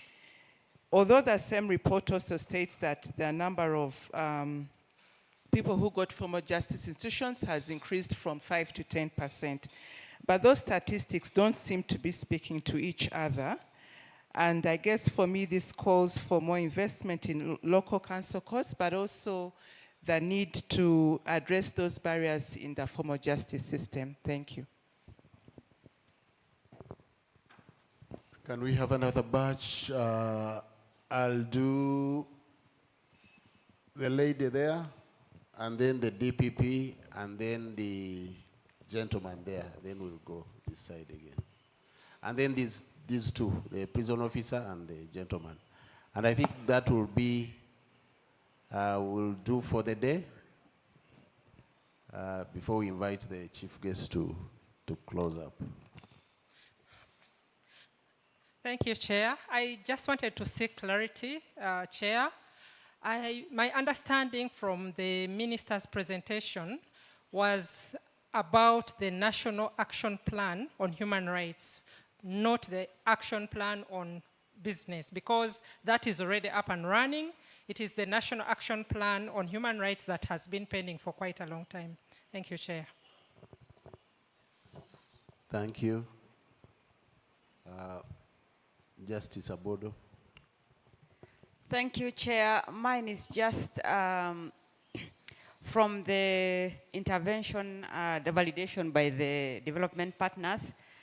They rightfully put it that SGBV cases, most of the times, top the list for any sessions that are handled in any courts around Uganda. Maybe it is a time for us now to start the conversation that we need a victim support law to be in place. This law would really help us to uphold the rights, the dignity, and of course the well-being of victims of crime and violence. And this will also ensure that victims of crime are actually supported. They are also helped to rebuild their lives, especially putting into consideration that most of these crimes affect the dignity of crime. Of crime. So I was just thinking that this could be, start this conversation, that we need a victim empowerment law in place. And I think it's also from a very selfish end, because I'm a prosecutor and I've been one for the last 24 years. And all the laws that are put in place are mostly protecting the accused person, but the victim of crime is left. They just come as witnesses, and then we forget about them. Thank you, Chair.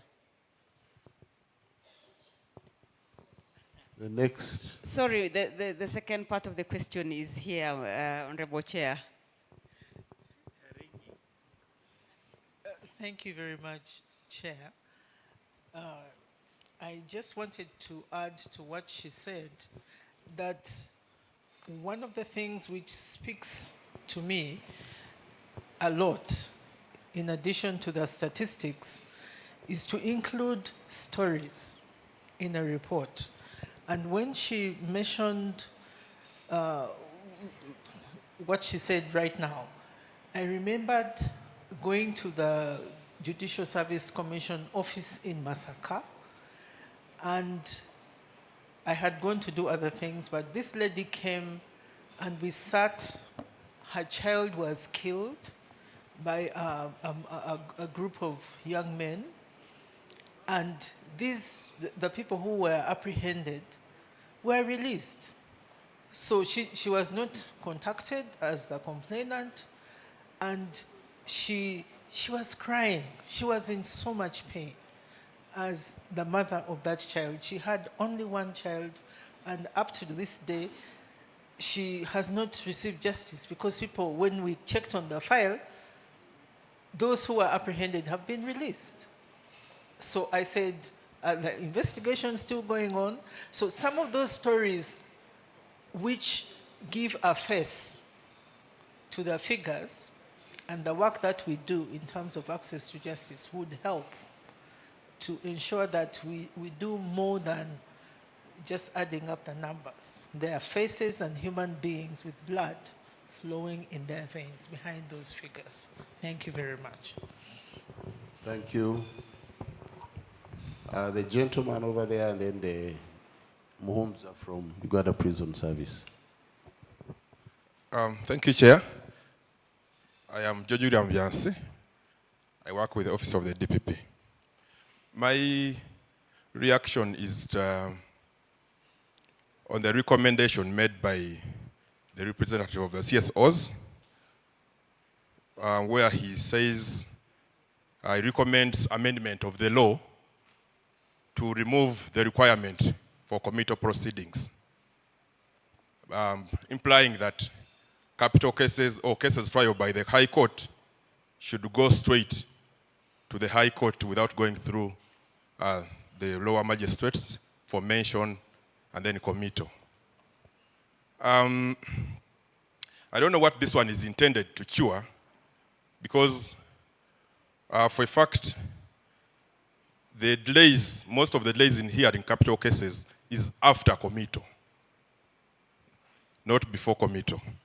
So if we remove committal proceedings, it will imply that within 48 hours, there will be a readily available judge to hear that case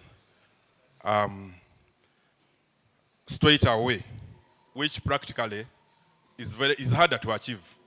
We shall just be clogging the High Court more and causing more delays and complicating the compliance with the 48-hour rule, and also sending even undeserving cases to the High Court, because committals help us to sieve, to evaluate, and to know which cases should proceed for hearing before the High Court.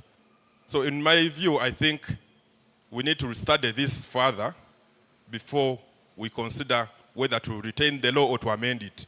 We should all be involved in this discussion, both the investigators and the prosecutors and even the lawyers and the judiciary, before we take it on. Thank you very much.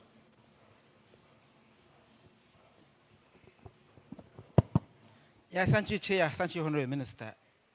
Honorable Minister, from development partners' response, they raised an issue of whether we have a database on conditions, prison conditions, and how can we address the congestion problem. Chair, allow me to use the approach of two statistics. One, the growth rate of prisoner population. The prisoner population is growing at a rate of 8%, while accommodation is growing at a rate of 1% per annum.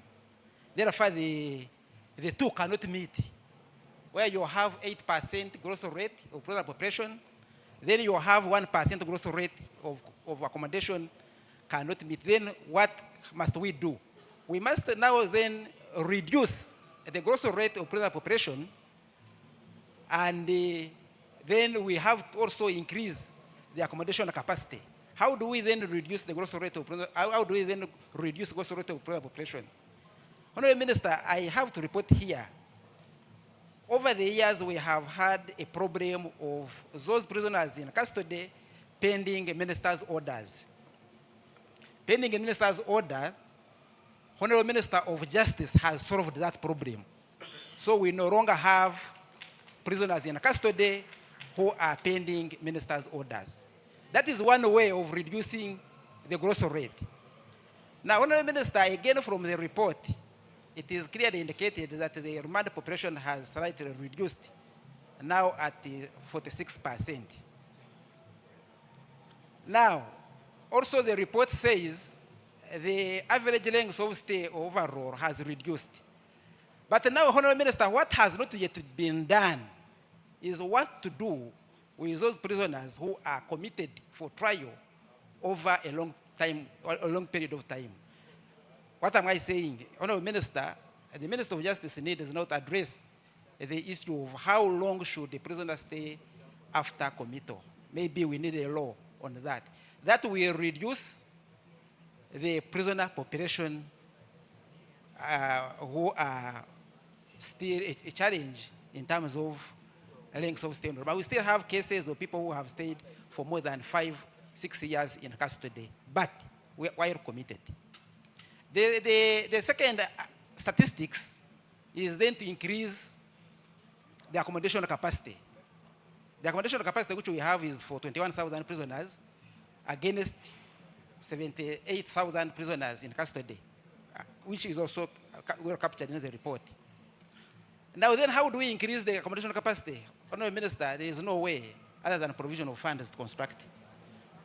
The plan is to have a minimax of type at least every 2 years, which has a capacity of something like 3,000, 4,000.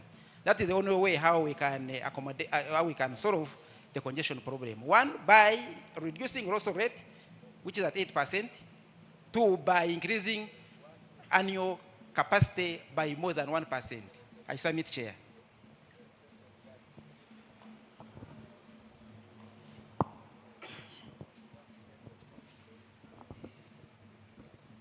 Thank you very much. My name is Robert Mugisa.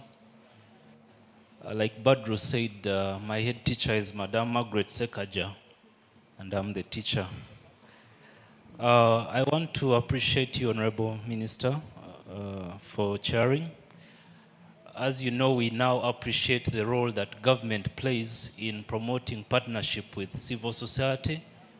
We usually have a quarterly dialogue with your ministry, and we've seen you chair and discuss real issues to see that the NGO sector partners well with government. But also we want to appreciate our development partners, Dr. Katia and others who have been very instrumental in promoting access to justice. The result, which is in this report, really speaks volumes. My comment is on the realities on the ground. Whenever we go to the communities to sensitize them about their rights, we realize that these people don't need knowledge about rights only. They also need practical solutions to the challenges that they face. And you find that as civil society organizations or as lawyers and individuals, we might not have the capacity to address all these needs. So when you talk about access to justice and you ask a community member randomly what their challenge is, I think we find that some of these things are missing in the report, and we shall be able to share more information from our annual reports about the findings on the access to justice needs from all these communities. Together with the Austrian Development Corporation, we have a whole program on training security officers, the police, prisons, UPDF, and others on the rights-based approach to implementation of laws. And we want to appreciate the corporation for the aspect of digitalization, because we now have an application which can be shared in Android version on knowing the law. So we have the Prevention and Prohibition of Torture Act, we have the Human Rights Enforcement Act, we also have the Public Order Management Standards, which just have a link that we share with partners, and they can access all these laws. So we think that will also go a long way in helping us to have these officers understand the law. Then, Honorable Minister, the issue of appreciating the officers who really work hard. It's only recently in the media that we saw that police officer or the traffic officer being spotlighted in the media. So the role of the media is appreciated, yes, but what about the institutions identifying their own who have outstood performance and be able to recognize them, for example, in these annual reports, and really appreciate them for the work well done. Thank you.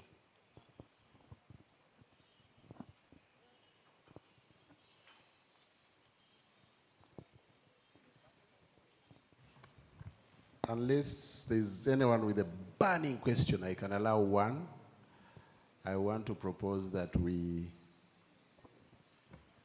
stop here. Is there anyone who wants to contribute?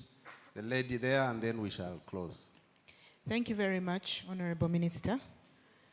I would request that going forward we have synergies within shared programs, and I'll give a simple example. Sensitization happens across all entities. Then someone will score 10%, and another will score 50%. But the tools for sensitization are the same. It's the same media platforms, it's the same maybe not the same content in IEC materials, but it is IEC materials. I think there would be savings if there was an integration of some of those across the sector. We would see a uniform performance.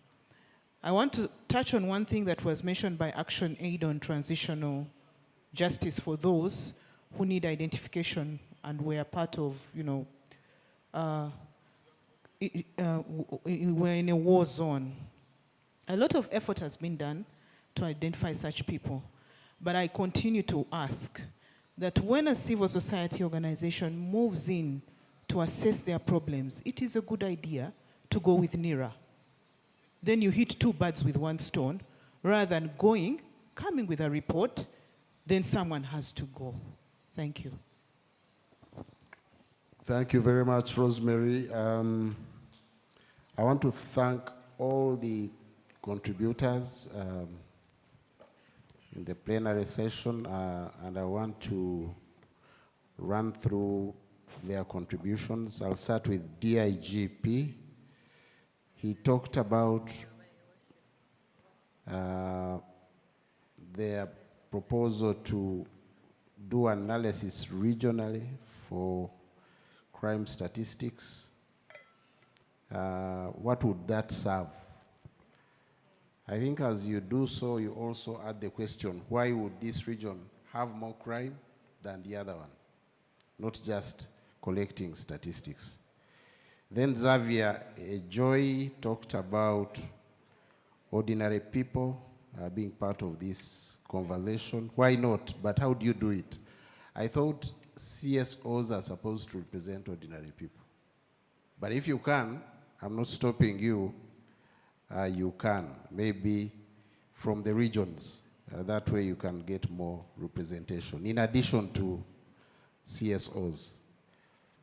Then the operationalization of the National Action Plan on Human Rights. The Honorable Amao pledged that that report will come out, and he will, I think, in his closing remarks, add more emphasis on that one. Beatrice Mulindwa, access to justice statistics disconnect. I can't agree more. We need to invest more in the local council courts to help on making our people access justice. Justice Abodo talked about things to do with victim support legislation. And she was more talking on the side of restitution of victims of especially SBGV cases. I would want also to add protection, not just restitution, to compensate them, but also to protect them even in the course of prosecuting those who violated them. Because most times, even people fear to come out for fear of being stigmatized, but also for fear of harm from those that brought them in that situation. And then also the rejoinder to that one are stories to enhance, to bolster the statistics. I can't agree more. But also I want to tease your thoughts on how can we put a human face to our criminal justice system? Because it's impersonal. It's the state against the offender. And most times the victim is not in the picture. That is food for thought. I think we may not have time to delve into that one, but I think it's time we had a place for the victim in issues to do with our criminal justice system, in addition to being mere witnesses or taking part in the prosecution process. George William Bianci recommends to remove the requirement for committal proceedings. The technical person asked why, because most delays are after committal. So he was interrogating the logic of that recommendation from the CSOs. We can continue the conversation on that one. Muhumza, congestion in prisons. He talked about more facilities, but how many prisons can you build? It's vain. I think we should look more at alternative means of punishment other than custodial punishment. What else can we do to ensure that we don't congest the prisons? And we don't also have many people waiting for a long time in prison for trial. There is the issue of logistics to do with trials. That one comes to resources, but also we need to be innovative. Maybe IT can help to have virtual trials, food for thought still, but we need to innovate around that issue, not just building more prisons. Robert Mugisa talked about the issue of rewards to officers in the reports, those who perform well, and I think he singled out the police officer who was in the rain. My minister of CAF said if he had been asked if he would reward this officer, he would arrest him because he embarrassed him. He moved without the raincoat. But I agree, we need to incentivize these officers who do well, even in reports like these ones, where their institutions are part of the Jlos system. Last, Rosemary made the comment on how to identify especially children born in captivity. With those remarks, ladies and gentlemen, I want to thank you for your participation, for your attention, for your time. And at this juncture, I have the honor and privilege to invite the Honorable Mao to make his closing remarks. I thank you and God bless you.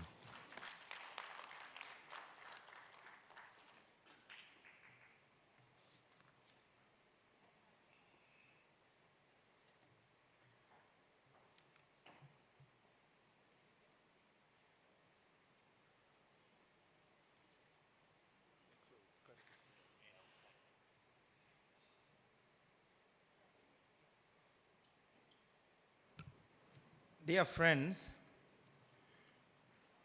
I think things are getting better, irrespective of what our naysayers say. Now, this is the marking scheme. Are all persons, institutions, and entities, public and private, including the state itself, accountable to laws? If we had a secret ballot, you would each give yourself marks, 1 out of 10.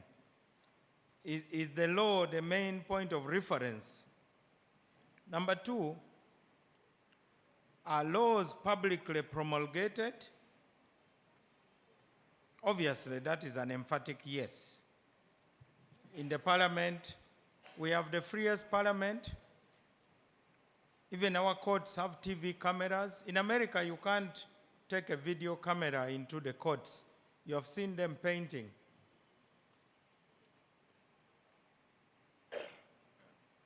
I've not seen any restriction on letting the public know what is going on. Number 3, are they equally enforced?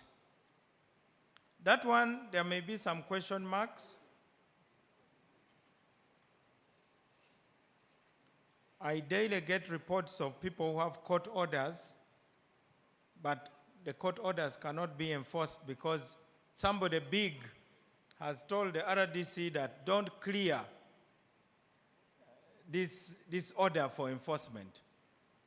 That's why we still have houses in wetlands, because the court says the house should be broken down. Then the person is big, they probably know a minister or a high-ranking official, then the house remains standing.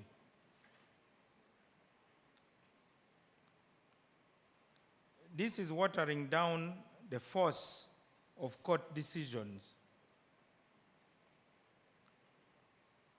Even some of our judges are being threatened by petitions to the president. If you lose a case, for God's sake, appeal. Don't write to the president accusing the judge of all sorts of things. There's a judge right now on suspension, I think. Whether she's on suspension, I don't know the situation. The Judicial Service Commission, I think, is handling her case. a cabinet minister wrote to the president saying, this judge is biased. Then I think it is the same judge handling the case of Muslim Supreme Council. Then they write to the president and say, she's a Sunni. I don't know, or Sunni, I don't know, Shia. I think the president should not be entertaining that. He should be chasing them back to the court. Why do we have a court of appeal and a Supreme Court? So these things turn our laws into a joke. I don't want judges fearing that somebody powerful is going to. Okay, what we don't want is people to do wrong. But being wrong as a judge is not an offense, because judgments are opinions applying facts to the law, and your opinion can be wrong. That's why we have these appeal courts. So the judiciary then will get intimidated, particularly these acting judges. So you're an acting judge, there's a knife hanging over your head, will you be confirmed or not? Now with these good terms of service of the judiciary, you don't want to miss the good pension and so on. So you're basically making very dilute judgments. I think people who we entrust with public office should be able to make decisions, and we should defend those decisions. When I was chairman LC5, the central government supplied bogus seeds that they are sending seeds to people who are displaced in camps. The seeds could not germinate. The procurement people had got their billions, so they delivered the seeds. Huge trucks, trailers arrived. When the poor people planted the seeds could not germinate. When I complained, it was okay. But when my chief administrative officer also complained, he was interdicted. You're a public servant. Who are you to say publicly that the government supplied bogus seeds which don't germinate? But the principles of germination are scientific. They are not political. So I had to stand very firmly with my chief administrative officer. He was interdicted, of course, but later he came back. He was called Mr. Patrick Langoya. So for all of you senior people who are here, empower your people. Tell them you'll stand by them when they make a decision which is sound, in line with the law. Otherwise, what will be the point? Sometimes we have very unpleasant duties. I remember in the Mabati case, I am the one who had to call some of the big people telling them, please make a statement. Because the police was fearing, how can we get big people to make a statement? So I had the unpleasant duty of making some of the calls. Some of them were very unhappy with me. Others were telling me, only the president can tell me to make a statement. I said, but if you are under investigation, you should make a statement. So this is the posture which we have got to confront in our country. And then the temperature in the country will go down automatically. We don't have two Ugandans. So if you are a minister, you should let your permanent secretary know that, you know what? If you are disciplining somebody, that somebody is not going to run to you as a minister and say, the PS is sectarian, this one and this one.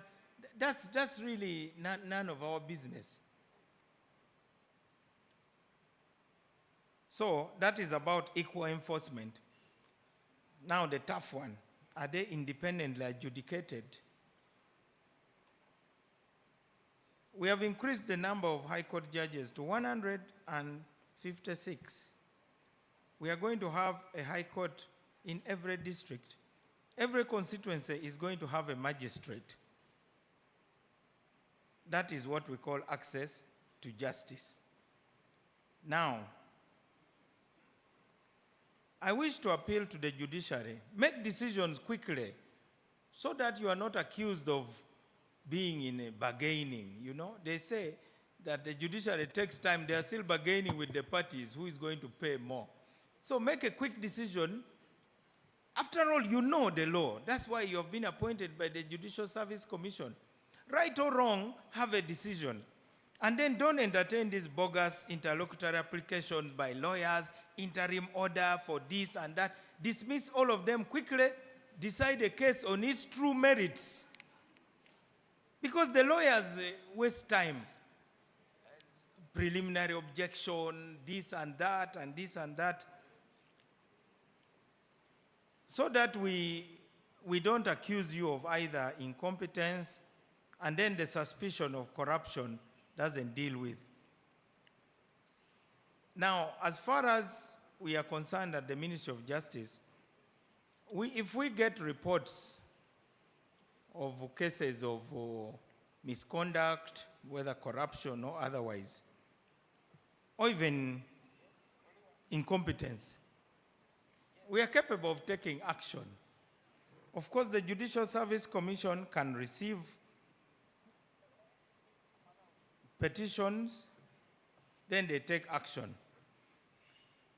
But the Constitution under Article 144 also empowers the Cabinet to move the Judicial Service Commission.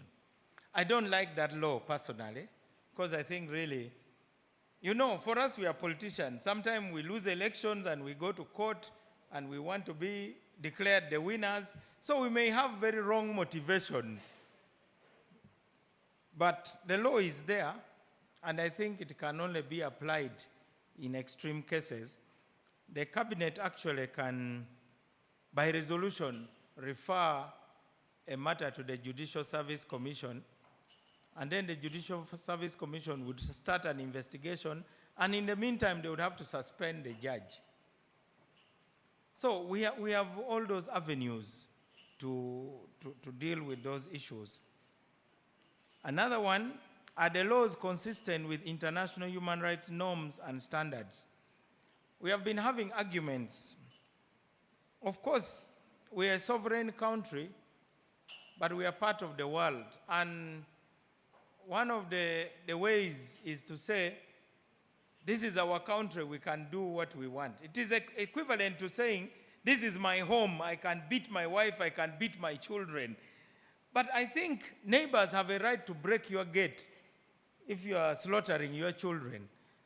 So, in the same way, our Constitution actually invites the international community to take an interest, because it says the derogation from fundamental human rights can only be those that are acceptable in a free and democratic society, which is an international standard.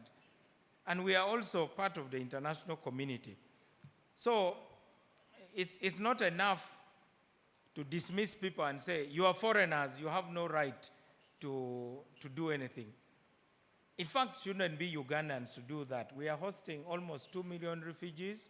They are running here because we provide them with security and so on. So we should actually be the ones to set a standard. So if we look at those 5 benchmarks, accountability to the law, public promulgation of the law, equal enforcement of the law, independent adjudication, and consistency with international human rights norms and standards. Now, these are the principles which should guide us next year. The law must be supreme. Is the law supreme? We have been having a debate, including with the President of Uganda, on bail. And the judiciary has been very firm, and they have said, well, the judiciary should continue to give bail in line with the law until the law is changed. Of course, the President has been militant in denouncing bail for those who cut people with machetes in villages and so on. It is understandable. But that is a campaign by the head of state. So this gathering should respond to that campaign. In the mind of our villagers, if a murderer gets bail and comes back to the village, the presumption is that the judge has been bribed. But the law says you can actually get bail if you are totally sick I remember in the case of this lady who is on trial, Katanga, her bail application was really discussed. It became a very, very difficult thing. But that's why we must choose the best people to go to the bench to make those tough decisions. So the only answer to this bail question is a speedy trial. And a speedy trial is actually the measure of a fair trial. And a fair trial is an entrenched provision in the Constitution. You can't remove the right to a fair trial without a referendum. The other one is the equality before the law. They call it Gambanogu in Runyankore. So, if a traffic officer stops you, then the person who has broken the law makes a call and say, officer, speak to this one, Gambanogu. This happens a lot. So then the person say, I am Honorable Mao. So-and-so is on a very important mission. And the law can be suspended for that mission. So this happens a lot in... there are discretions. A traffic officer can warn you there and then, can threaten you with arrest next time, because most of those who violate these laws actually keep repeating.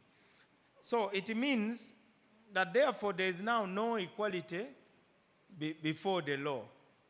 And it applies all across. All of you who are here, I'm sure some of you have received these kind of calls.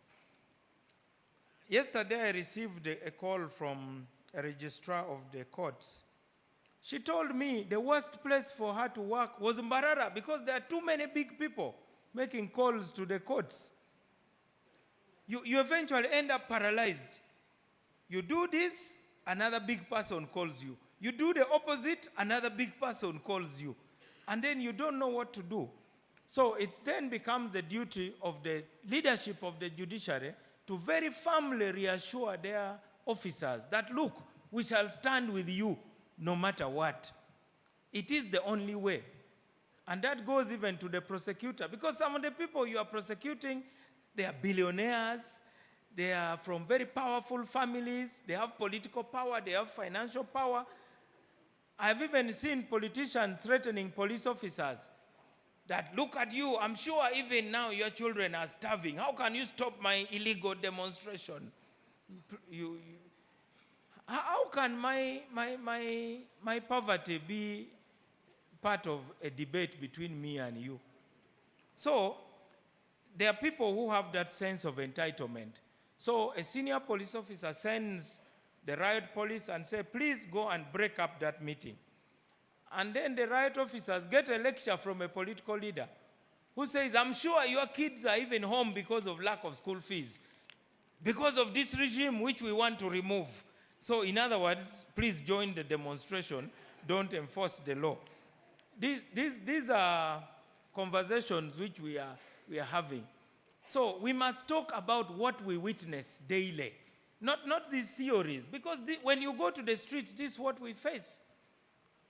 I have led demonstrations before, but I've always been preaching utmost respect to the men and women in uniform and not to use foul language. And if an officer says, accompany me to the police station, that's the end of my demonstration.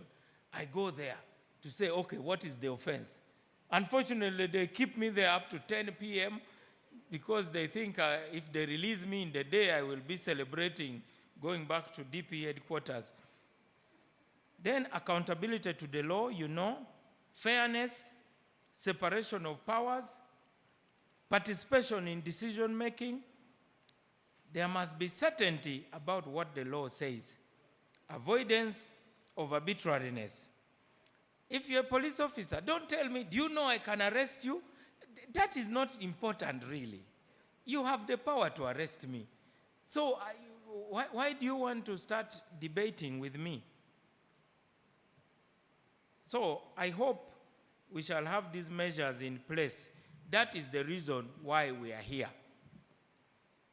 Finally, we welcome some of your suggestions. We have calculated that if we have only 4,000 suspects per day out of 45 to 46 million, that is 0.008%. But when you monitor social media, you can think everybody who has a different opinion from this government is in jail. So, I want to add my own suggestion. We must communicate better about the things we are doing. And our law enforcement officers, don't be apologetic. The law is the law. There's no need for you to apologize for doing your duty. Secondly, the victim and witness protection law proposed by Justice Abodo, I welcome it warmly. I think that is part of the president's campaign. The proposal for stories is very important. Let us have actual testimonies, good and bad, good testimonies about what have happened. The other day, the Prime Minister called me. An old woman had been thrown out of her land. She was arrested because her relative sold the land to a rich man in Masaka. The rich man came and said, since the other time the Prime Minister came and forced us to hand over the land back to you, now you must refund the money we paid. So they dumped her in jail. You know the Prime Minister's style. She said, I'm going to Masaka tomorrow. And you know what that means. A lot of stories in the newspaper, so I said, please, Right Honorable Prime Minister, don't do my job. The President gave me that job. Let me deal with it. You be the Prime Minister. Let me be the public face of justice. So I had to talk to the people in the system and tell them, what sort of judicial officer would arrest somebody for not refunding money she did not receive? But this happens in our judiciary. The old woman never touched any cash, but she was taken to jail as a judgment debtor. So these are the stories which need to appear. So now, in those cases, we intervene administratively. And then when I intervene, then the Law Society writes and saying the Minister of Justice is interfering. But I don't interfere in the merits of a case. I interfere in a supervisory capacity through the supervisors. That is what we do. It is an administrative measure. It is like if I call the Inspector General of Police and say, look, there is somebody who is rotting in jail. It doesn't mean that I don't want you to do your job. I'm only telling your supervisor. So we had to do that. So thank God the Prime Minister didn't go. You know, the last time she went there and they had a quarrel with the Chief Justice, the Attorney General had to intervene and we had a kind of matoput a reconciliation, because the Chief Justice also has to defend his territory, saying even if you are the Prime Minister, you can't sit on a magistrate's chair and you start swinging around as if you have overthrown the judicial system. So fortunately, she's now said whenever she has a problem, she will call me. I said, you have heavy footsteps. It will cause problems. I remember the case of Justice Stella Arach. She was saying she was going to storm the family court. How can we have a dead body for so many days? It should be buried immediately. So I asked her, so what are you going to do? Are you going to hear the case? So I had to tell her that, please, let me do my job. And it was my duty to call the judges and say, you now have an opportunity to settle the law. Is a dead body property? That's the question which was settled by Justice Katunguka. So that's our job. We don't tell the judge that do this, but we say there's a big opportunity here to lay down the law. So there will never be another fight over a dead body, because the court has now determined that it is not property until it is. Because some people were holding on to Justice Stella Arach's body as if it is property. So that law is settled unless somebody appeals. There's a proposal to remove committal proceedings. I understand there's a research. Nora has told me, so I wait to hear about that. And then how long should a prisoner stay in detention after committal? On the question of those who are having mental issues, with the cooperation of the prisons and the judiciary, we managed to clear the backlog. And now the question is, what do we do? Do we keep them endlessly in Butabika? I will ask the advice. One of the beauty, of course, of being a minister is that you have so many people who can give you advice. And you then, so that to make a stupid decision, you must really be stupid. Because you have so many intelligent people to advise you. So I want us to end on a very, very positive note. We promise that before the end of this financial year, which ends in end of June, myself and the Minister of Internal Affairs, we shall take the Transitional Justice Bill to Cabinet. General, yes? Yes, the Solicitor General knows that that is already an order. By the way, this one is the newest person, is the new Solicitor General in our ministry, is Pius Perry Biribonoha. I don't know whether DIGP Akena can pronounce Biribonoha. Maybe. But most importantly, he studied, he went to school. He was with us in Namilyango. And you are going to see his style. Because in Namilyango, we don't play these other games like cricket, which is played in Budo, where the Attorney General studied, and other people, like Ambassador Olaro Tuno and so on. For us, our sports is boxing and rugby. You are going to feel him. Our coach of boxing always said, fight one more round. Even if the roof of the boxing ring is rotating and your back is on the canvas, he says, fight one more round, just one. So we shall also fight one more round in this struggle of ours. We will not, even if our heads are bloodied. Number two, in rugby, the coach would tell us, hold on to the ball, no matter what is happening. Even if you feel your ribs are breaking and your teeth are falling, your only duty is to hold on to the ball, in the hope that somebody will come and get it, a friendly person. That is the purpose of the game, to make sure the enemy does not get the ball, or rather the opposing team. So we welcome you, Solicitor General. Before he joined the Ministry of Justice, he was the Chief Legal Counsel of the Parliament of Uganda.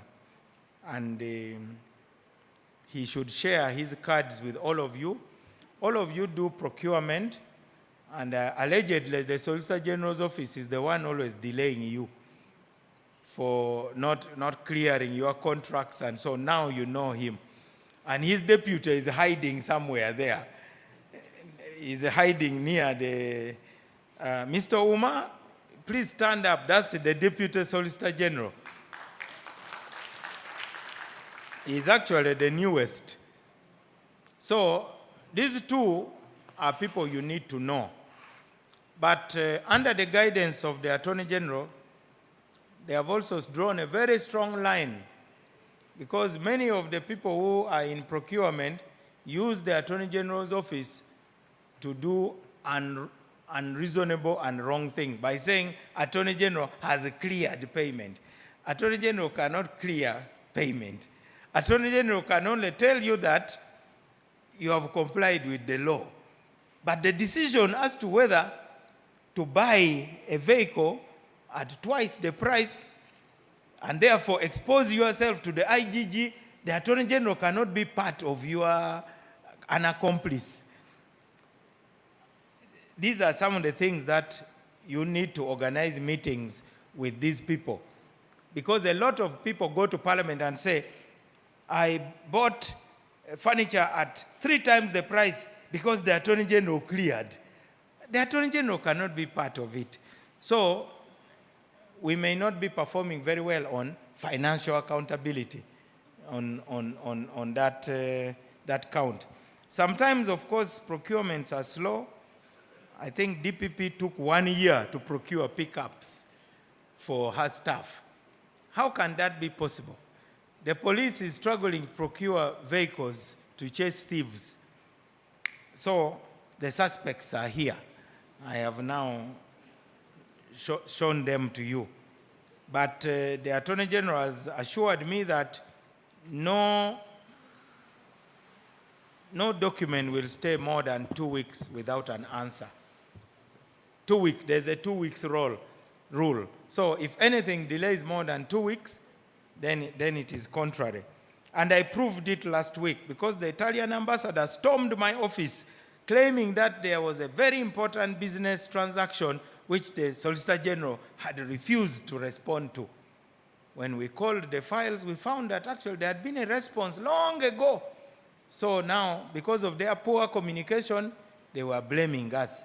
So sometimes we are also blamed wrongly. Nevertheless, let us also blow our own trumpets, because for the first time while I'm Minister of Justice, we are getting so many compliments. So I will take the credit. You know, the music conductor is the one who bows down when they are cheering after a good performance, but he doesn't play a single instrument. I saw him there. I saw him there with a little stick, waving it. He doesn't play the drum, doesn't play the flute. Of course, I'm sure he knows, but for purposes of getting out the music, he only knows how to make sure these people work as a team. So I want to promise, and I believe the Minister of Internal Affairs will associate himself with me, that our job is to ensure that all of us here work together the way you can have the police band playing music with prisons band. Can you imagine? I'm sure if UPDF band was here, they would even be playing the same music. So how come then that the Uganda government are always unable to play the same tune? Let us learn from the musicians. So we are not apologetic about the achievements. We welcome the compliments, and reminds me of the time Idi Amin attended a reception in London, and he made a speech, and he said, since Americans had gone to the moon, Uganda will now go to the sun. Because Uganda cannot be outdone by America. So they asked him, Your Excellency, given how hot the sun is, how will you do it? He said, we shall go at night. So he thought that the sun cools down at night. But he didn't stop there. When another guest said, Your Excellency, surely you know how to blow your own trumpet. He said, no, I also play accordion. So, ladies and gentlemen, not only do we know how to blow our own trumpets, we also play accordion in terms of appreciating ourselves if nobody is appreciating us. When the lizard fell off the tree, nobody cheered him, so he decided to nod his head in appreciation. So if nobody outside this room is appreciating us, let us give ourselves a big hand clap as we close this year's review. Thank you very much, ladies and gentlemen.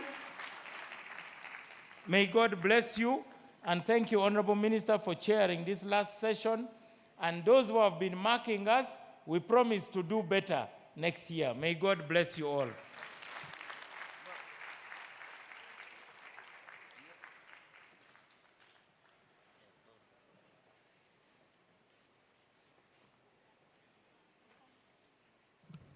This man kept me in prison for 2 weeks. And even transferred me from Luzira to Nakasongola at 4 a.m.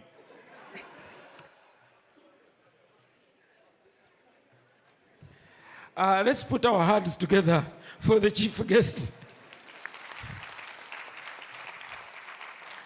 Life not examined is not worth living. If I couldn't do the good job, at least I did the bad one, because somebody had to do it. Anthems.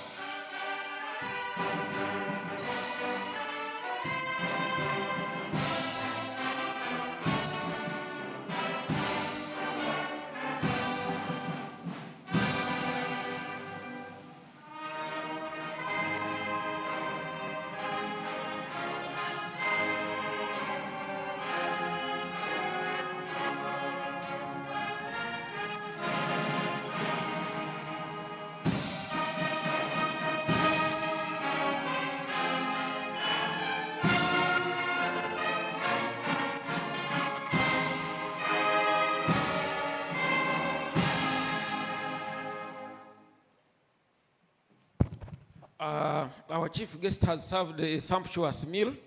It's on the same floor. When we go out, we turn to the left. The restaurant is called Sunset. Thank you so much for coming. And please, when we call you, come again and again. Thank you. Your moderator for today was Senior Commissioner of Prisons, Frank Baine.